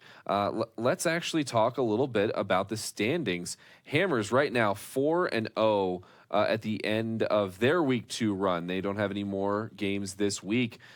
Clearly on top of the pack. Renegades, who started off the event 2-0, found their first loss to Complexity, who is now at in that third place spot at 2-2. Immortals and Luminosity, actually Luminosity, they've beat Immortals, and so in the head-to-head they're actually ahead, but they're both tied at 1-2. And then Team Liquid still struggling to find themselves. We saw some glimmers of hope from them today, but they're going to need to show us more coming into the following weeks. Well, let's actually take a look then at the final 2 matches for this week. It's going to be Renegades versus Luminosity Gaming tomorrow at 5 p.m. PST, and then Liquid versus Immortals. So everyone's going to want to come back for those. Should be some exciting games. And then, of course, the 2 matches that we saw tonight, Complexity finding victory against Liquid, and Hammers continuing their reign of terror in their victory against Immortals. Do you have any final thoughts looking at this schedule before we close out the stream?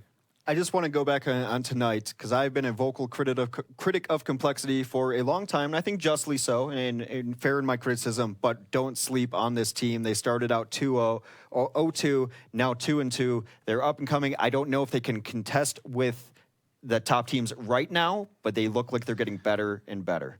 Immortals, I think, is a bit on notice right now because they came in as the favorites, and now in the middle of Week 2, they are 1-2. It makes the matchup that they're playing tomorrow a must-win. If they lose it, it is panic time for Immortals, and not where you want to be when you come into a tournament as a frontrunner. Yeah, well, I'll tell you, the OCS is all about adaptation and improving and trying to show why your team and your organization deserves that spot in the ever-coveted Overwatch League. So all of these teams are trying to pull it together. A few have started to show their worth. But I know that a lot of things are going to continue to shake up as we continue.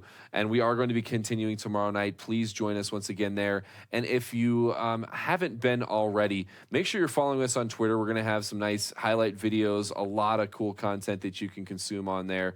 And of course, updates as well. And follow us on our website. Our website is kind of the hub where all of the information lives. We're going to have the schedule, standings, bios on the teams, as well as rosters and other pieces of information for your edification. And then finally, follow us here on Twitch so that you can see all the action as it unfolds Monday through Wednesday.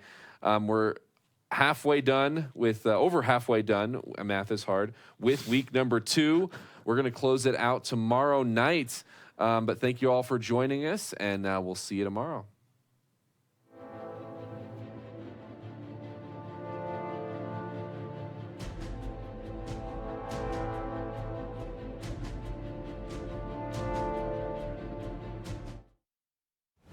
Hammers made them run way far back from spawn camping. And Jake definitely took a moment to his Genji. This, of course, perhaps one of the best ones. It doesn't work.